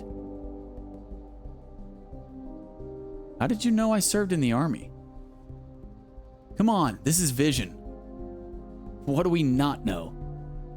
Okay, don't let me keep you. Go inform Edith. Don't worry about us. Help will be here soon.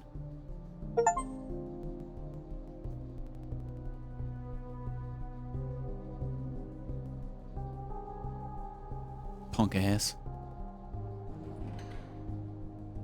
We just walk away like a boss.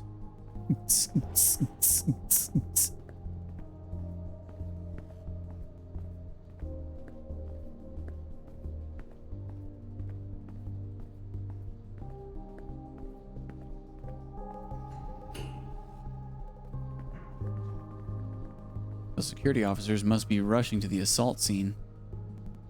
And medics too?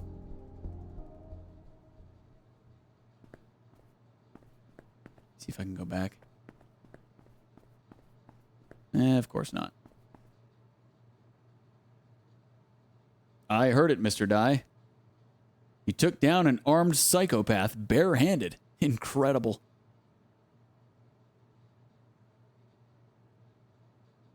Is Lawrence Chong okay? Ah, you mean that injured man? I'm not sure. We only just arrived. But since the medics are here, I trust he will be all right. Injury looked bad. We are setting public barriers around the crime scene. The police will be here soon. There's only so much we can do as security officers. Can I go in? Sorry, I was instructed to keep everyone outside. Meaning I can leave now?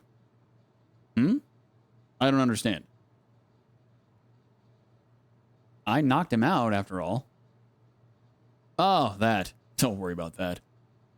You're free to go, since Silencio didn't say otherwise. Great. Ah, enough dilly-dally, or else the head officer will catch me. See you later, Mr. Dye. Bye.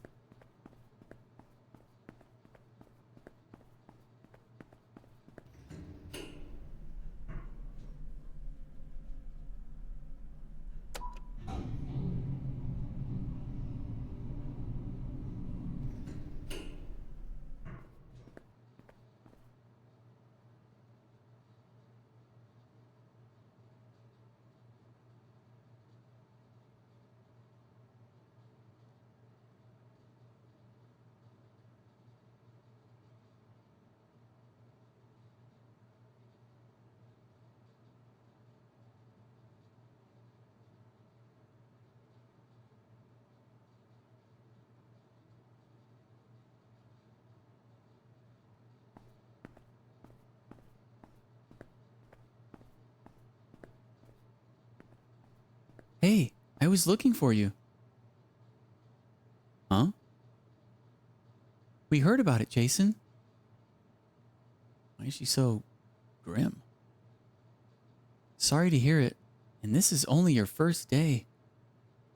Are you all right? Are you hurt? I'm fine. Great. Did Wayne say something before you left?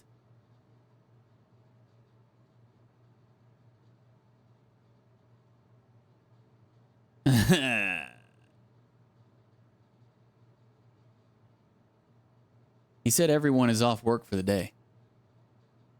Hmm? Sure, that's not what he said.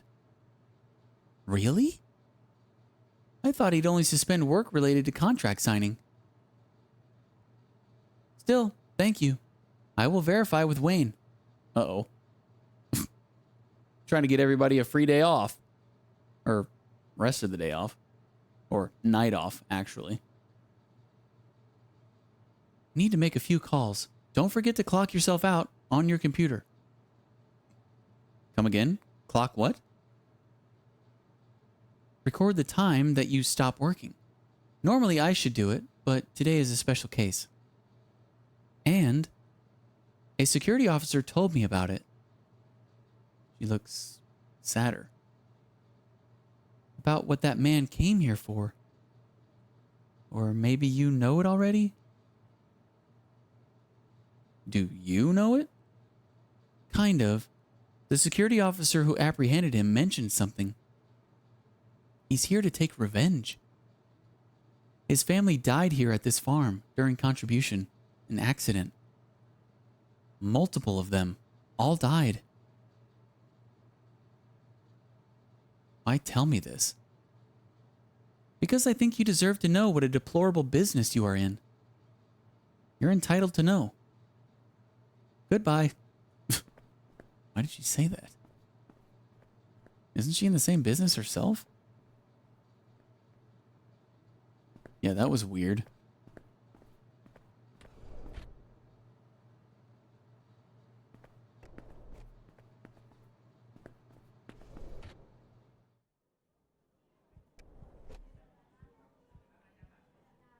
Hey, you're back. Eh? Mr. Dye, are you okay? A little shaken is all.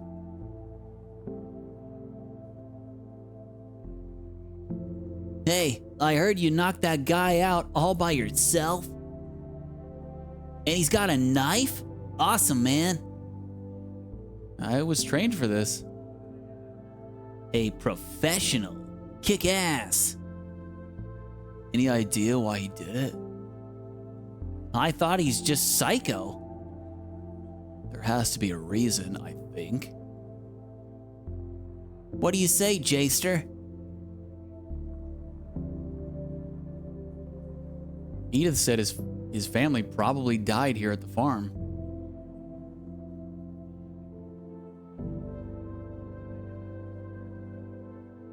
Oh, where's Lawrence? Why so urgent? What's wrong with Lawrence? He should be near the site when it happened. I asked him to cover my shift. What? Is Lawrence okay, Jason? He was stabbed, but nothing too bad. I got him into this. Don't say that, Tyler. You guys are still here? Jeff! Any idea how Lawrence is doing? He was stabbed, almost passed out. Blood loss, although... What? Calm down. The medics are taking care of him. He's in stable condition. Relax. Why is this happening? Did you see what happened, Jeff? Yeah, witnessed the whole thing. That psycho came out of a signing room. No one saw him. Actually, I think I did see him, but didn't pay attention. If only I... Don't blame yourself. You couldn't have known. Then he pulled a knife out of nowhere and stabbed Lawrence in the back. I froze up. I wanted to help Lawrence, but was too afraid to move. Lawrence turned around in a blink and knocked his other knife, yeah, he had two, out of his hand and hollered, "Run!" Everyone froze for a second, then started to run like hell. I was too close to the psycho and didn't dare to turn my back, so I stayed. Then Wayne and Jason came out of another room, and Jason took him down before I knew what was happening. Was anyone else hurt? I heard something from a medic. Said a consultant died from another unit. Don't know his name. Killed on the spot in room A3. The room is sealed off by the police.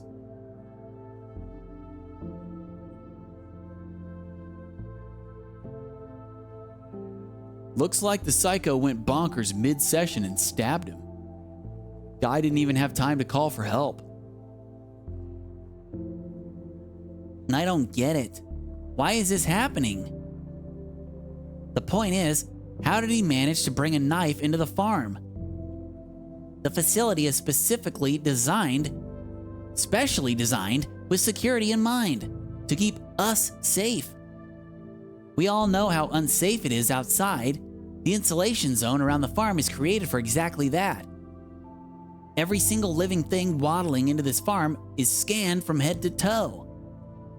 If a knife can slip through, what if next time they sneak in a gun, huh? Not too hard to get a gun in a shithole, you know? What are those surveillance cameras for, huh? Logistics and me spent so much time servicing them. And what's Silencio for? Shouldn't it guard all contract rooms? Let an outsider in just like that, huh? The fuck? Could be a software glitch. Huh? In a vision farm? Maker of the world's cutting-edge AI? Our state-of-the-art system has a stupid glitch? Exactly.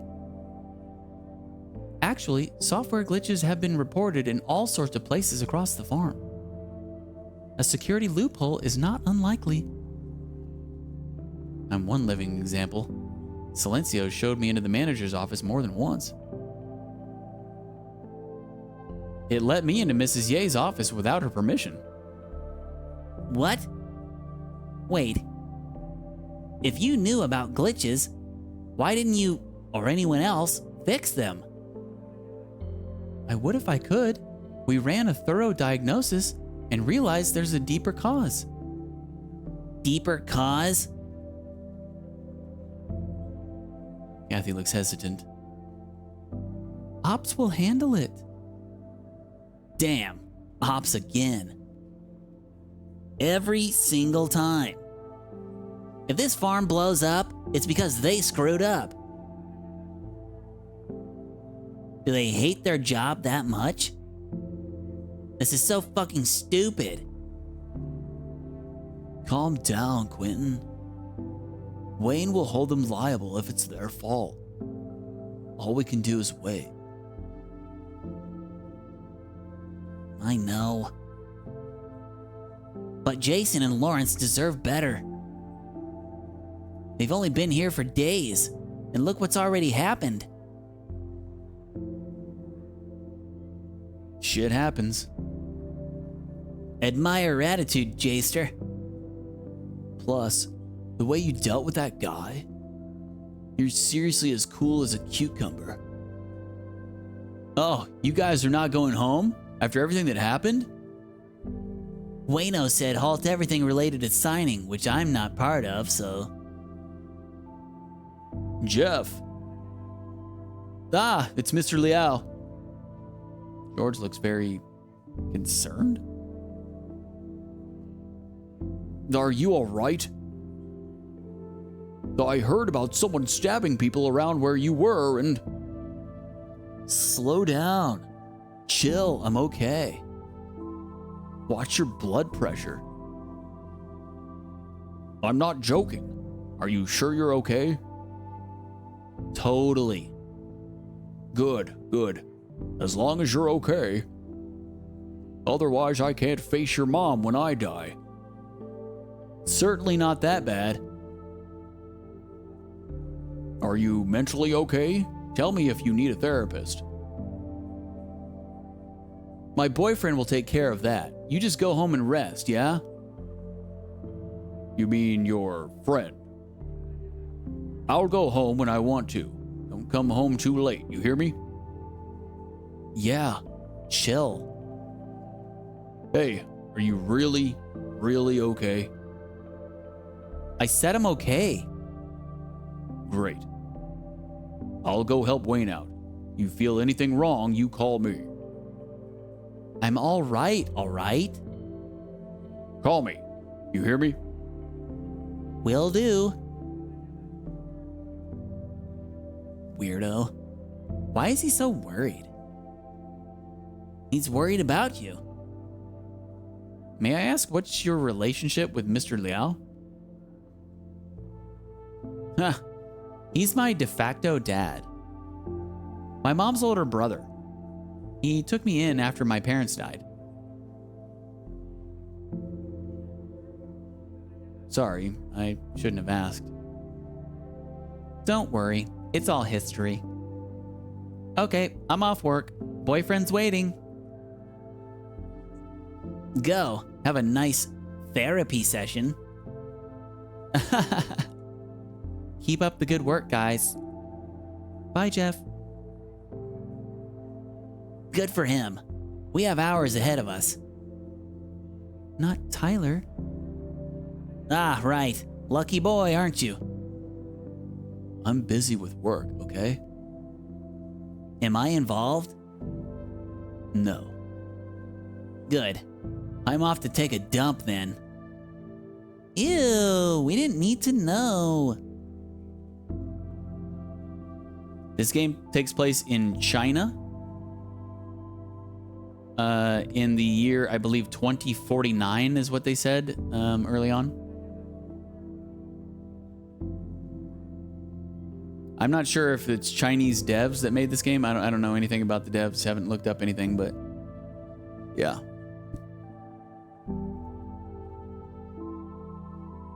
Get lost already.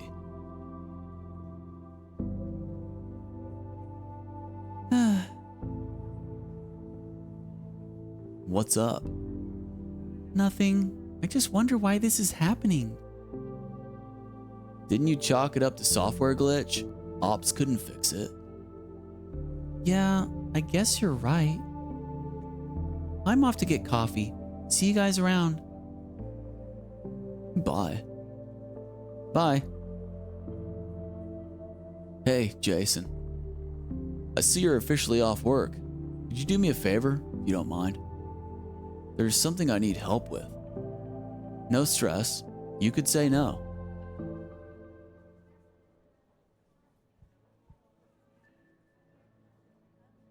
You said you need help? Yes. First, promise me, whatever I'm about to say, you won't tell anyone.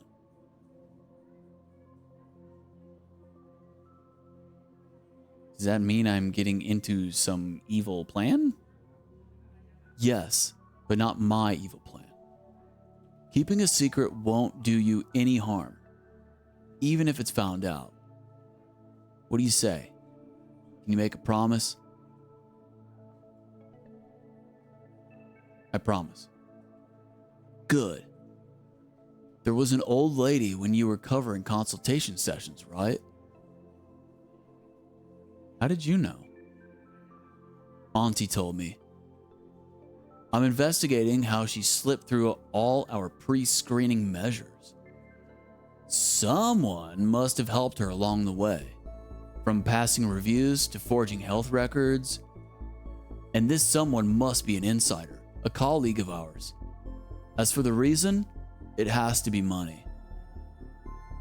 If they had money to bribe farm insiders, would they bother with this contributor gig? Hold on. Candidates can't possibly have money, or else they wouldn't be here.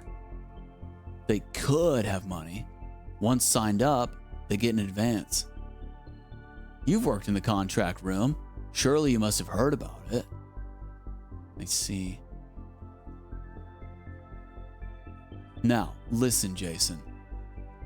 Auntie is taking this very seriously. We have a problem if more people like Sydney Tongue show up at consultation. No matter how hard we try, we can't catch all of them. Eventually, some who aren't physically fit will slip into the cellar and could die. It's even worse if they survive. Chances are they will bring their similarly unfit friends. Has this ever happened before? Not that I'm aware of. Why? A huge farm like this with truckloads of contributors going in and out, no one slipped through? Yeah, it sounds unbelievable, but our automated pre-screening system is quite awesome. Being the #1 supplier of flops, automation and AI is Vision's thing. Plenty of people have tried to cheat the system, but none found any success. I love their names start with Western name and Chinese name at the last. Yeah, it's almost like they're like first generation American immigrants. You see that a lot in the US with like if their parents immigrated to the US and they want them to have, you know, Americanized names. So they'll have names like Jeff Chong and stuff like that. But it's weird because this is, from my understanding, taking place in China. So they've talked about the US in some of the lore. So yeah, pretty sure it's in China. All their last names are Chinese. Deej, I'm playing poker. Did you know? Are you having another home game with your friends? Tongue's case is kind of a big deal. Is it a system glitch, like Kathy said, or what? Anyway, what happened, happened. Our job now is to find out how. My plan is to narrow down the list of suspects first. But honestly, I have no idea where to start. Thought you might have advice to give. Any idea?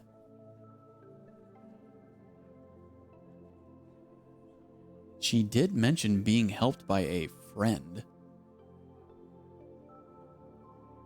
Meaning they are close to each other.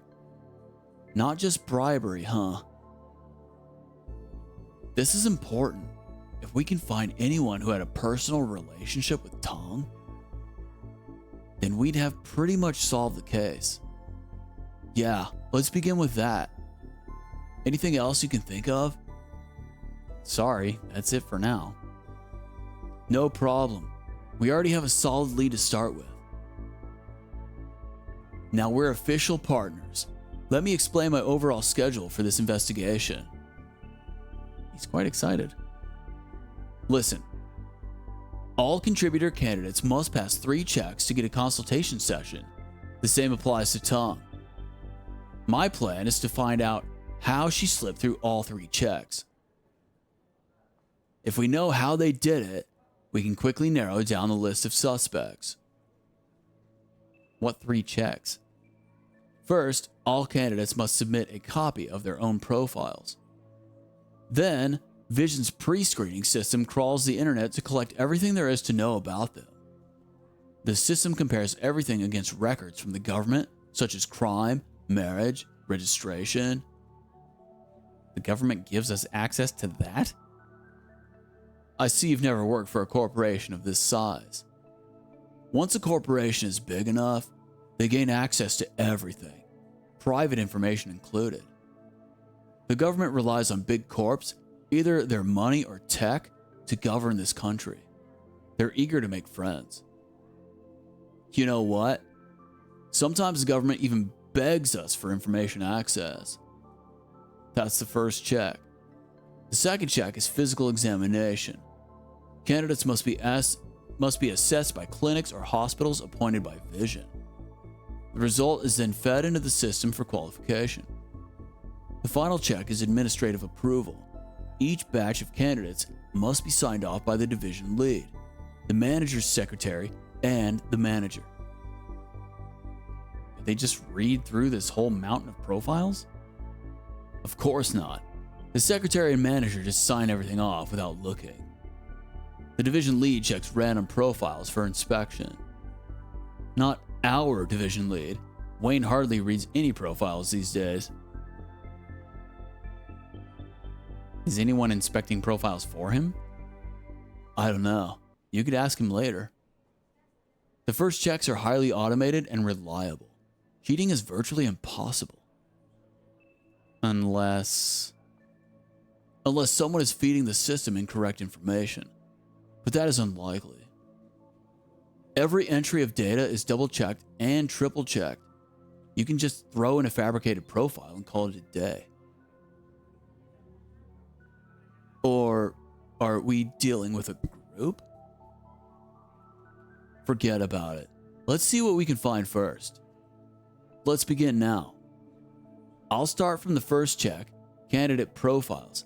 I'm more familiar with the system. You could try physical exam records. Ask Edith for database access. She cares a lot about contributors. Think of something related to contributor well-being, and she'd totally buy it. Don't let her know what we're doing. Can I trust you on this? Maybe I shouldn't do this. Hey, don't be like that. I know you can do it. I trust you. Although, you'd be in big trouble if you drop the ball. I'm under a ton of pressure if you have to put it that way. Sorry. Yo, losers, what are you guys talking about? Having a good time while I'm away, huh? We're having a good time because you're away. Am I supposed to get jealous now? Hey, Jster, you're as cool as a cucumber, alright? But don't you ever steal my BFF.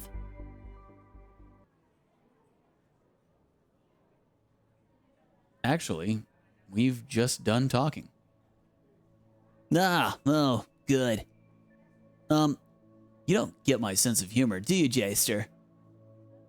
How is he supposed to get something that doesn't exist? None of you get me. Sad face. Come on, dude.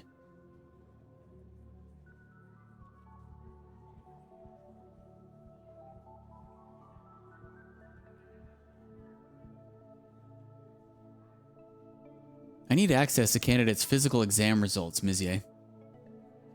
Eh? What for? Can't tell her. I want to know more about the job. Like familiarizing with our exam record forms? I can give you a stash of blank forms for reference. It's easier that way. Can I have a look at the profiles of candidates I interviewed today? What for? I need real-life examples of what information the clinics may provide. But you're not formally hired yet. I can't just grant you access. Sorry.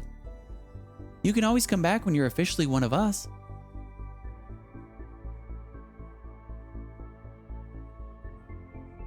Come on. Those are my candidates anyway. You're awfully persistent, huh? Now she's suspicious. Because I'm taking this job very seriously. Is that so? She's not buying it at all. I'm screwed. Okay, I'll grant you access. You can check the records you need on your computer. Thank you. Oh. Are you planning something with Tyler? I saw you guys huddling together over there.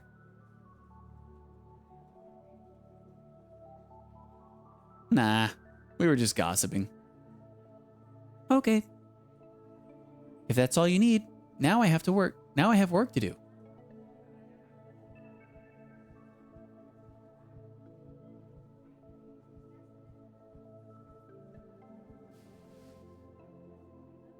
Welcome, current user, Jason Dye. What would you like to do?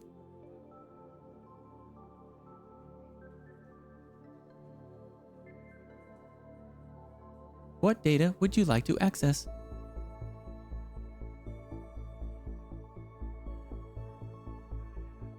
Please provide a candidate name.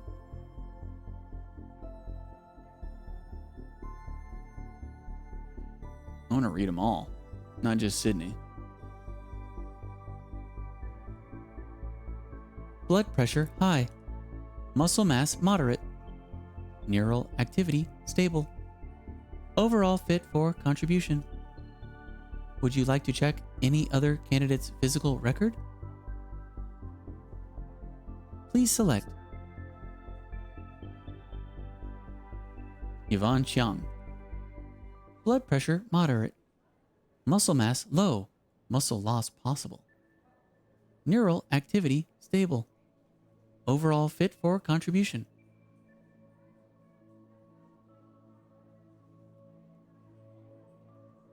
Hank Liu. Blood pressure high. Muscle mass moderate. Neural activity stable. Overall fit for contribution.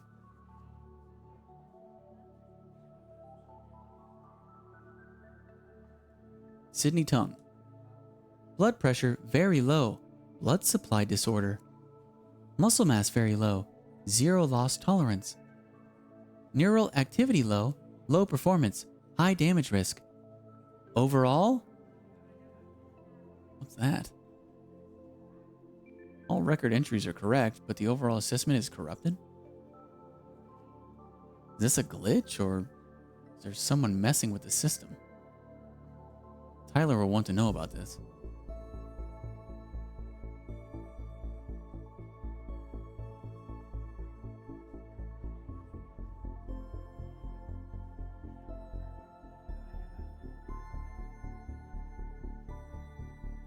Hey, you're done with the records? Any findings? Someone overwrote Tung's overall assessment. Wait, are you sure? I'm positive. We should follow this lead. I need to have a look myself. It is a sensible assumption for sure. Not everyone could do that, though. You need security clearance and a bit of know-how. I think I have an idea or two, although I have to verify a few things first. That's it for today. Thanks to you, we have made some progress. Hey, sorry I have to nag you about it again. This is a secret investigation. Don't tell anyone about it. Auntie specifically asked me to keep it to myself in case we alert the culprit. Wait, why would you enlist me then? Chill. Auntie says I'm the boss of this investigation.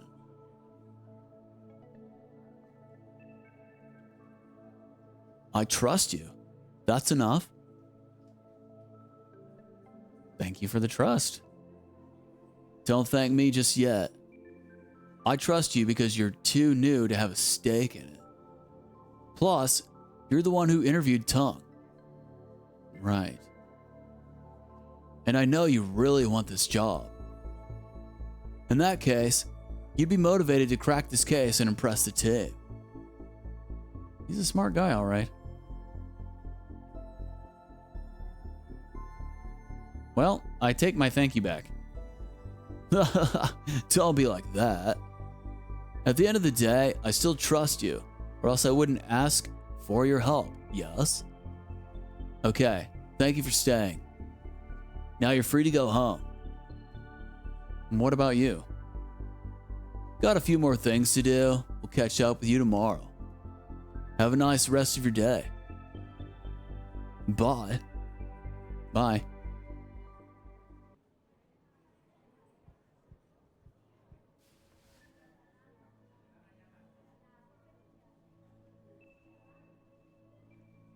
Done.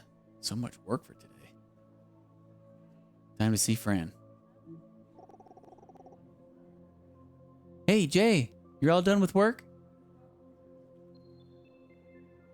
Shall I tell Fran about that encounter in the corridor? I don't want her to have... I don't want to have her worried, though. Hey, Fran, there's something you might want to know. Huh? What is it?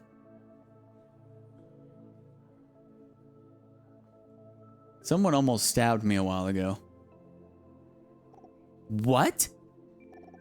What did you say? Hold on, let me check. Check? Check what? Wonder how much she could find out. And how she'd react. Jason, are you hurt? That was quick. Looks like she knows everything now. How much did you find out? Don't try to change the subject. Answer my question. Are you hurt? Not a scratch. Really? Don't try to lie to me. Really, I'm totally fine. Phew. I was worried sick. Why did you fight that psycho? How did you find out? I know everything, okay? Silencio informed all L2 executives. Now the police is involved. For a second, I thought you were... She's on the verge of tears. Please, don't do that again. Okay, I won't do it again. Promise. When you make a promise, you keep it. Sorry, Jay. I shouldn't blame you after everything that happened. Don't worry, Fran. I'm okay. Yeah. I'm so glad that you're okay. After everything that happened, I guess you're done for the day. Here, you have elevator access now. Let's meet in the F1 lobby. Oh, and no hurry if you have more work to do. I'm not going anywhere. I'll wait for you in the lobby. That's it. See you there. Love you. Love you too. I don't think I have any other work to do.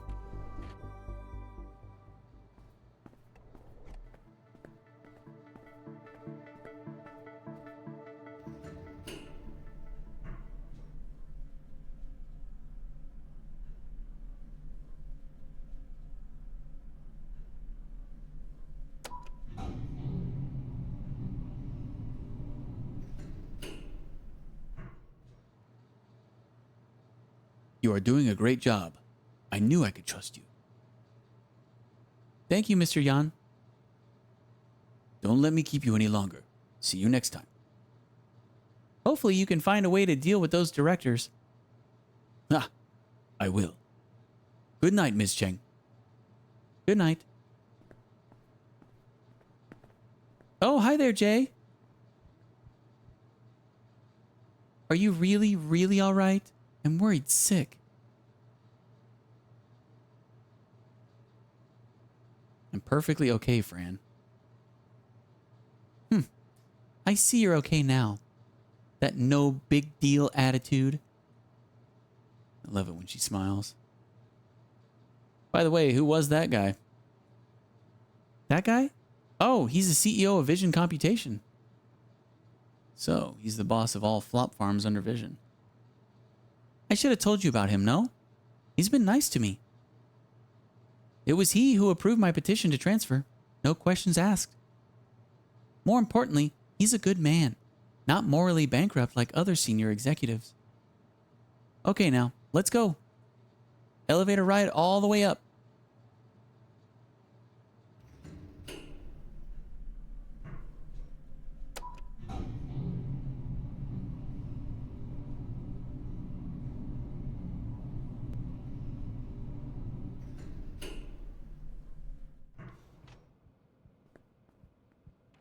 Oh, that's right. She said she was going to show me the view at the end of the workday.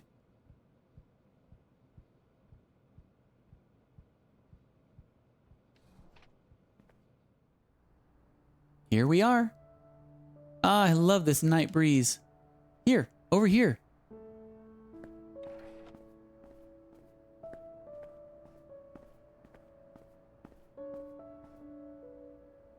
How is it? How's what? How was what? The view, dummy. Brighter than expected. Brighter than expected? What kind of comment is that? I come here every once in a while. From here I can see the HQ tower. The sight of it reminds me of things. Fran used to work there, where she never felt happy. Back then I thought I could see all the way to the end of my life. Work and more work. Until you showed up. I've been thinking lately that you have changed me a lot. Once I was so eager, trying my best to prove my worth. Prove to whom? Funny, I never asked myself that, not even once. Everything I did was to earn myself the peace of mind.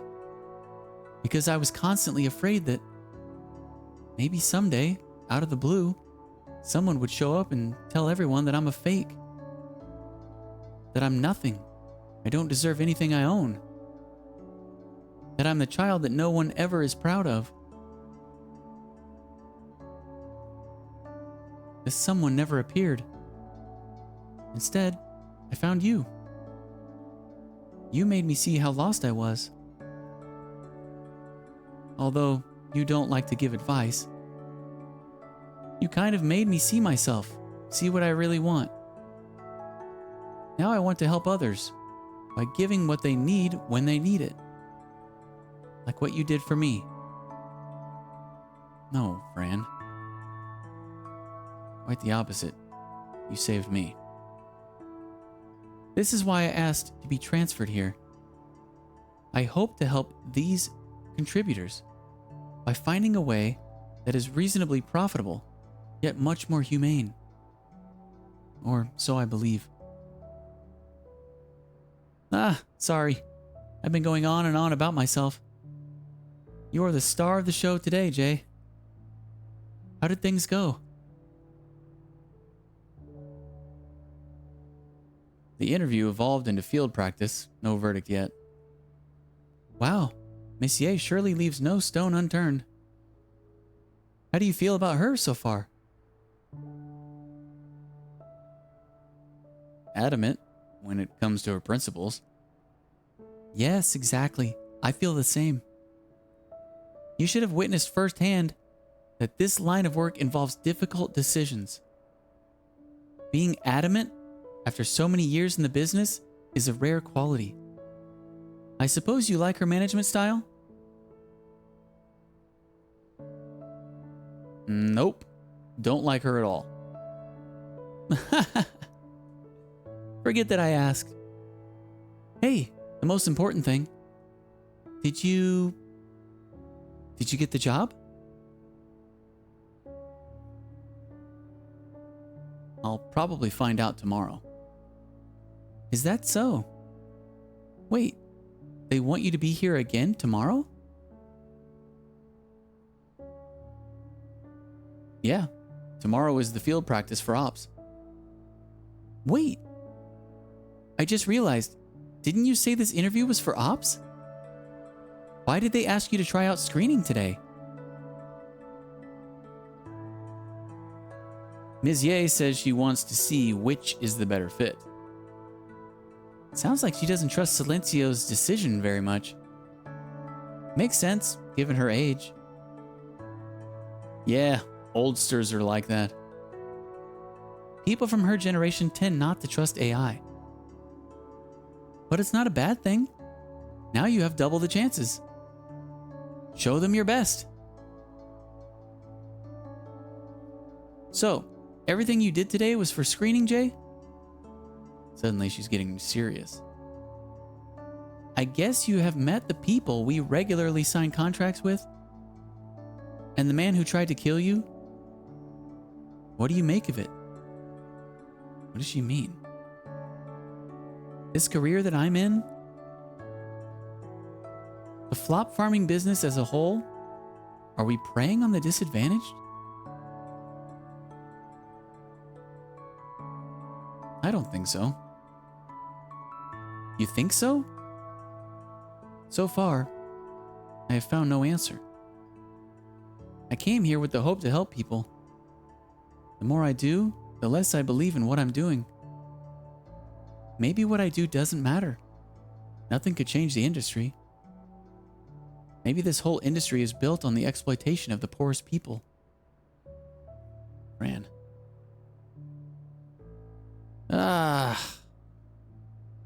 What should I do? Should calm her down. To tell you the truth, Jay, I'm living in constant fear. Fear that what I believe is for the better turns out to be just as bad. I don't want to be a snob who's full of fancy talk. I'll really hate myself for it. Fran, you're overthinking it. What if I told you I want to quit? If someday I do find the answer to my question, and it means I must quit this job. Whatever you decide, I'm always by your side, Fran. I'd say go for it. Don't worry about money. Leave it to me. Thank you.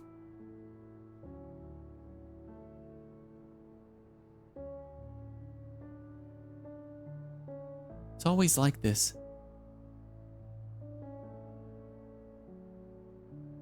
Like what? When I tell you about my trouble, you never give a straight answer. No matter how much we talk, my questions remain unanswered.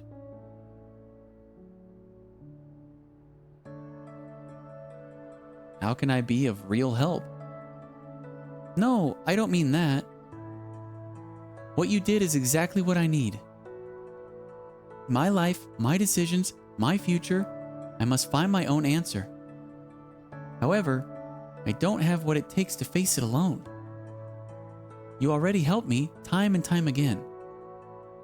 You remind me that no matter what happens, what path I choose, you will always be there for me. Even if I push you aside, even if I try to dig a hole and hide in it, you always find me and tell me that I have you. Thank you for finding me, Jay. How many times? I have lost count. Ever since we first met. Fran, the moon.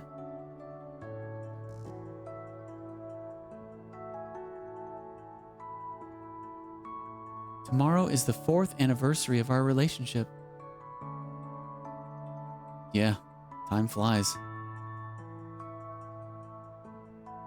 4 years in a blink. It must mean we both enjoy the time together. I love you. I love you.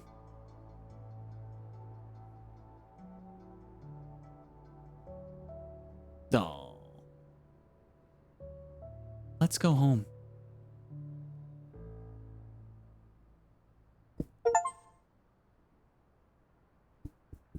Well, I'd say that's about as perfect as a stopping point as I can probably find. Especially considering the fact that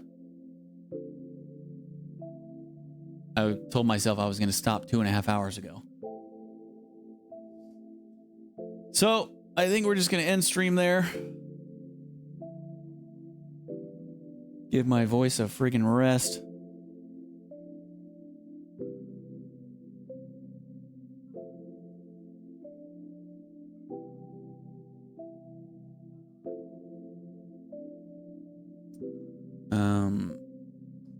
Probably not finishing this tomorrow.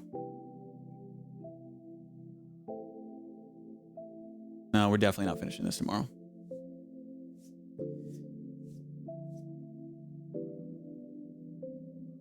So I'm gonna try to like I'm gonna try to hold myself to my 4-hour limit because my throat is killing me, but it's just too good. I didn't want to stop. You know? It's a really good story. I love the I love how I'm always just kind of like not sure what's happening, you know, like a lot of unanswered questions.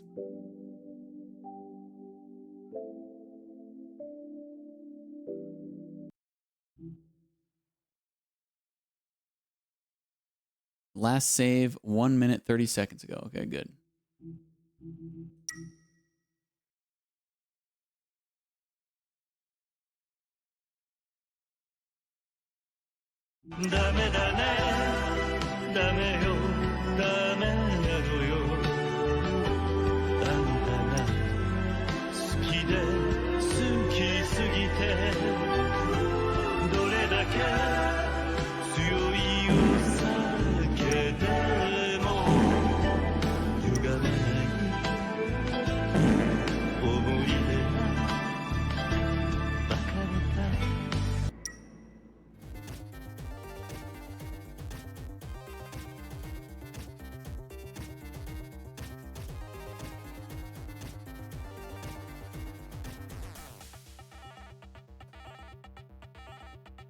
Hatless Deej.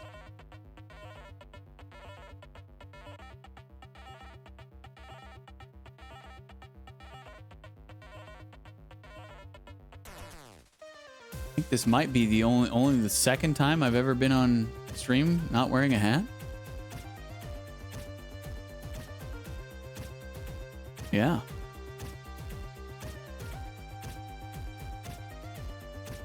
Isn't that neat? And you two were here to see it. I did it on a Christmas stream. I think it was Christmas 2020. Christmas 2020, I wore that Star Wars Christmas sweater, and I didn't have my hat on.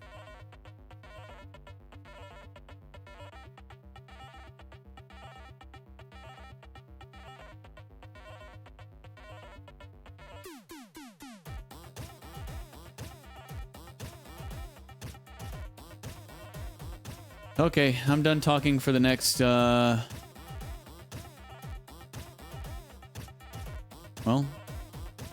right around 12 hours, actually.